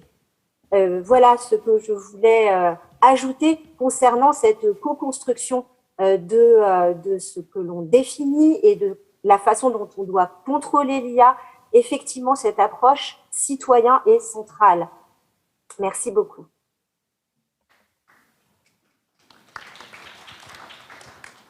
예, 고맙습니다. 마지막 이제 발표자신데요. 황용석 교수님 말씀 듣도록 하겠습니다. 네, 저 사회자 선생님 요청대로 아주 짧게 말씀드리겠습니다. 그 한 가지만 말씀드릴 텐데 아까 그 이용자분들 이제 청중들 질문 중에서 이런 개인정보가 AI를 통해서 이렇게 침해되었을 때 어떤 식으로 그것을 알 수 있을 건가의 문제였는데요. 사실 그 이런 페이스북과 관련된 캠브리지 어널리티카 사건에서 알 수 있듯이 이런 정치 광고를 하기 위해서 대량의 제3의 앱을 통해서 자료를 수집하고 이런 개인정보 침해를 했지만 사실 일반 이용자들이 자신의 정보가 어떻게 수집되고 침해됐는지를 알 수는 없었거든요. 그러니까 결국 수집 및 이용자의 자료가 수집되고 침해됐을 때 개별 이용자한테는 사실은 그것이 인식되기 굉장히 어렵다. 그래서 거기에 대해서 페이스북에 벌금을 매겼지만 사실 개별 침해당한 이용자의 경우에는 자기의 침해 사실을 소명할 수 없고 입증할 수 없기 때문에 손해배상 같은 거는 할 수 없는 구조가 대부분이라는 거죠. 그렇기 때문에 이런 그 이용자의 어떤 정보 통제권들을 좀 더 높이고 이런 그 사업자가 고지의 의무를 좀 더 열심히 해야 되고 또 김용찬 교수님 말씀하신 이용자의 역량이나 이런 통제 능력들을 높여가는 그런 다방면적인 노력들이 필요해 보입니다. 네, 감사합니다. 예, 그 시간이 많이 부족할 줄 알았는데 아무튼 시간 크게 벗어나지 않고 끝나게 돼서 진행자로서는 뭐 다행스럽기도 하고 또 제가 시간을 굉장히 뭐 뒷부분에는 많이 푸시를 해서 그 발표자 여러분들께 좀 죄송스러운 마음입니다. 그 뭐 여러분들이 다 느끼셨겠지만 굉장히 많은 그 뭐 논의하고 생각할 어젠다들이 있고요. 또 실제 오디언스로부터 온 질문들도 굉장히 다양한 맥락의 다양한 질문들이 있었습니다. 그 생각할 거리가 많았고 영어로는 food for thought라는 말을 하죠. 그래서 오늘 그런 점에서 굉장히 많은 뭐랄까요 포만감을 느끼게 되는 행사였던 것 같습니다. 뭐 오늘 이 자리가 어떤 결론을 내는 자리는 당연히 아니고요. 오히려 그런 food for thought를 오늘 굉장히 많이 얻어가는 그리고 그걸 통해서 앞으로 그 많은 것들을 어떻게 소화해내고 사회적으로 정리하고 뭔가 합의를 만들어갈 것인가 하는 면에서 앞으로 뭐 과제가 굉장히 큰 과제, 산적해 있다고 말씀을 드릴 수 있겠습니다. 오늘 그 끝에까지 같이 참여해주신 여러분들께 감사드리고요. 그 외국에서도 시간에 맞춰서 참여해주신 발표자분들께 감사드립니다. 이상 그 토론 세션 마치도록 하겠습니다. 고맙습니다. 네, 이상으로 종합 토론을 마무리하겠습니다. 오늘 건설적인 논의를 이끌어주신 서울대학교 법학전문대학원 고학수 교수님과 열띤 토론에 함께해 주신 모든 국내외 패널분들께 다시 한번 진심으로 감사의 말씀드립니다. So that concludes our panel discussion. Once again, we would like to sincerely thank Professor Hak Soo-ko from Seoul National University's School of Law for conducting today's panel discussion in a very constructive manner. And also, we would like to extend our heartfelt appreciation to all panelists from home and abroad for your active participation and heated debates. 네, 오늘 컨퍼런스가 이용자 중심 지능정보사회 실현을 위해 국제사회가 정립해 나가야 할 정책 방향을 논의하고 이용자 이슈를 공유하는 좋은 자리가 되지 않았나 생각합니다. 국내의 다양한 장소에서 유튜브 또 홈페이지 등 다양한 채널을 통해 끝까지 함께해 주신 모든 분들께 다시 한번 진심으로 감사의 말씀 전합니다. And we sincerely hope that today's conference served as a meaningful platform where all participants and experts could come together to discuss the policy direction of the international community and share user-related issues in order to materialize the user-oriented, intelligent information society. We would like to express our sincere gratitude once again to all participants for staying with us until the very end of our programs today. And we would like to thank you once again. 네, 코로나19 상황이 하루빨리 호전돼서 내년 제4회 컨퍼런스는 다시 오프라인 상에서 직접 만나 뵙고 인사드릴 수 있기를 기원하겠습니다. And finally, we sincerely hope that the COVID-19 related situation will be improved significantly as soon as possible so that we will be able to see you again face to face next year at the 4th International Conference. 네, 그럼 이상으로 제3회 지능정보사회 이용자보호 국제컨퍼런스를 모두 마치겠습니다. 편안한 저녁 시간 보내십시오. 감사합니다.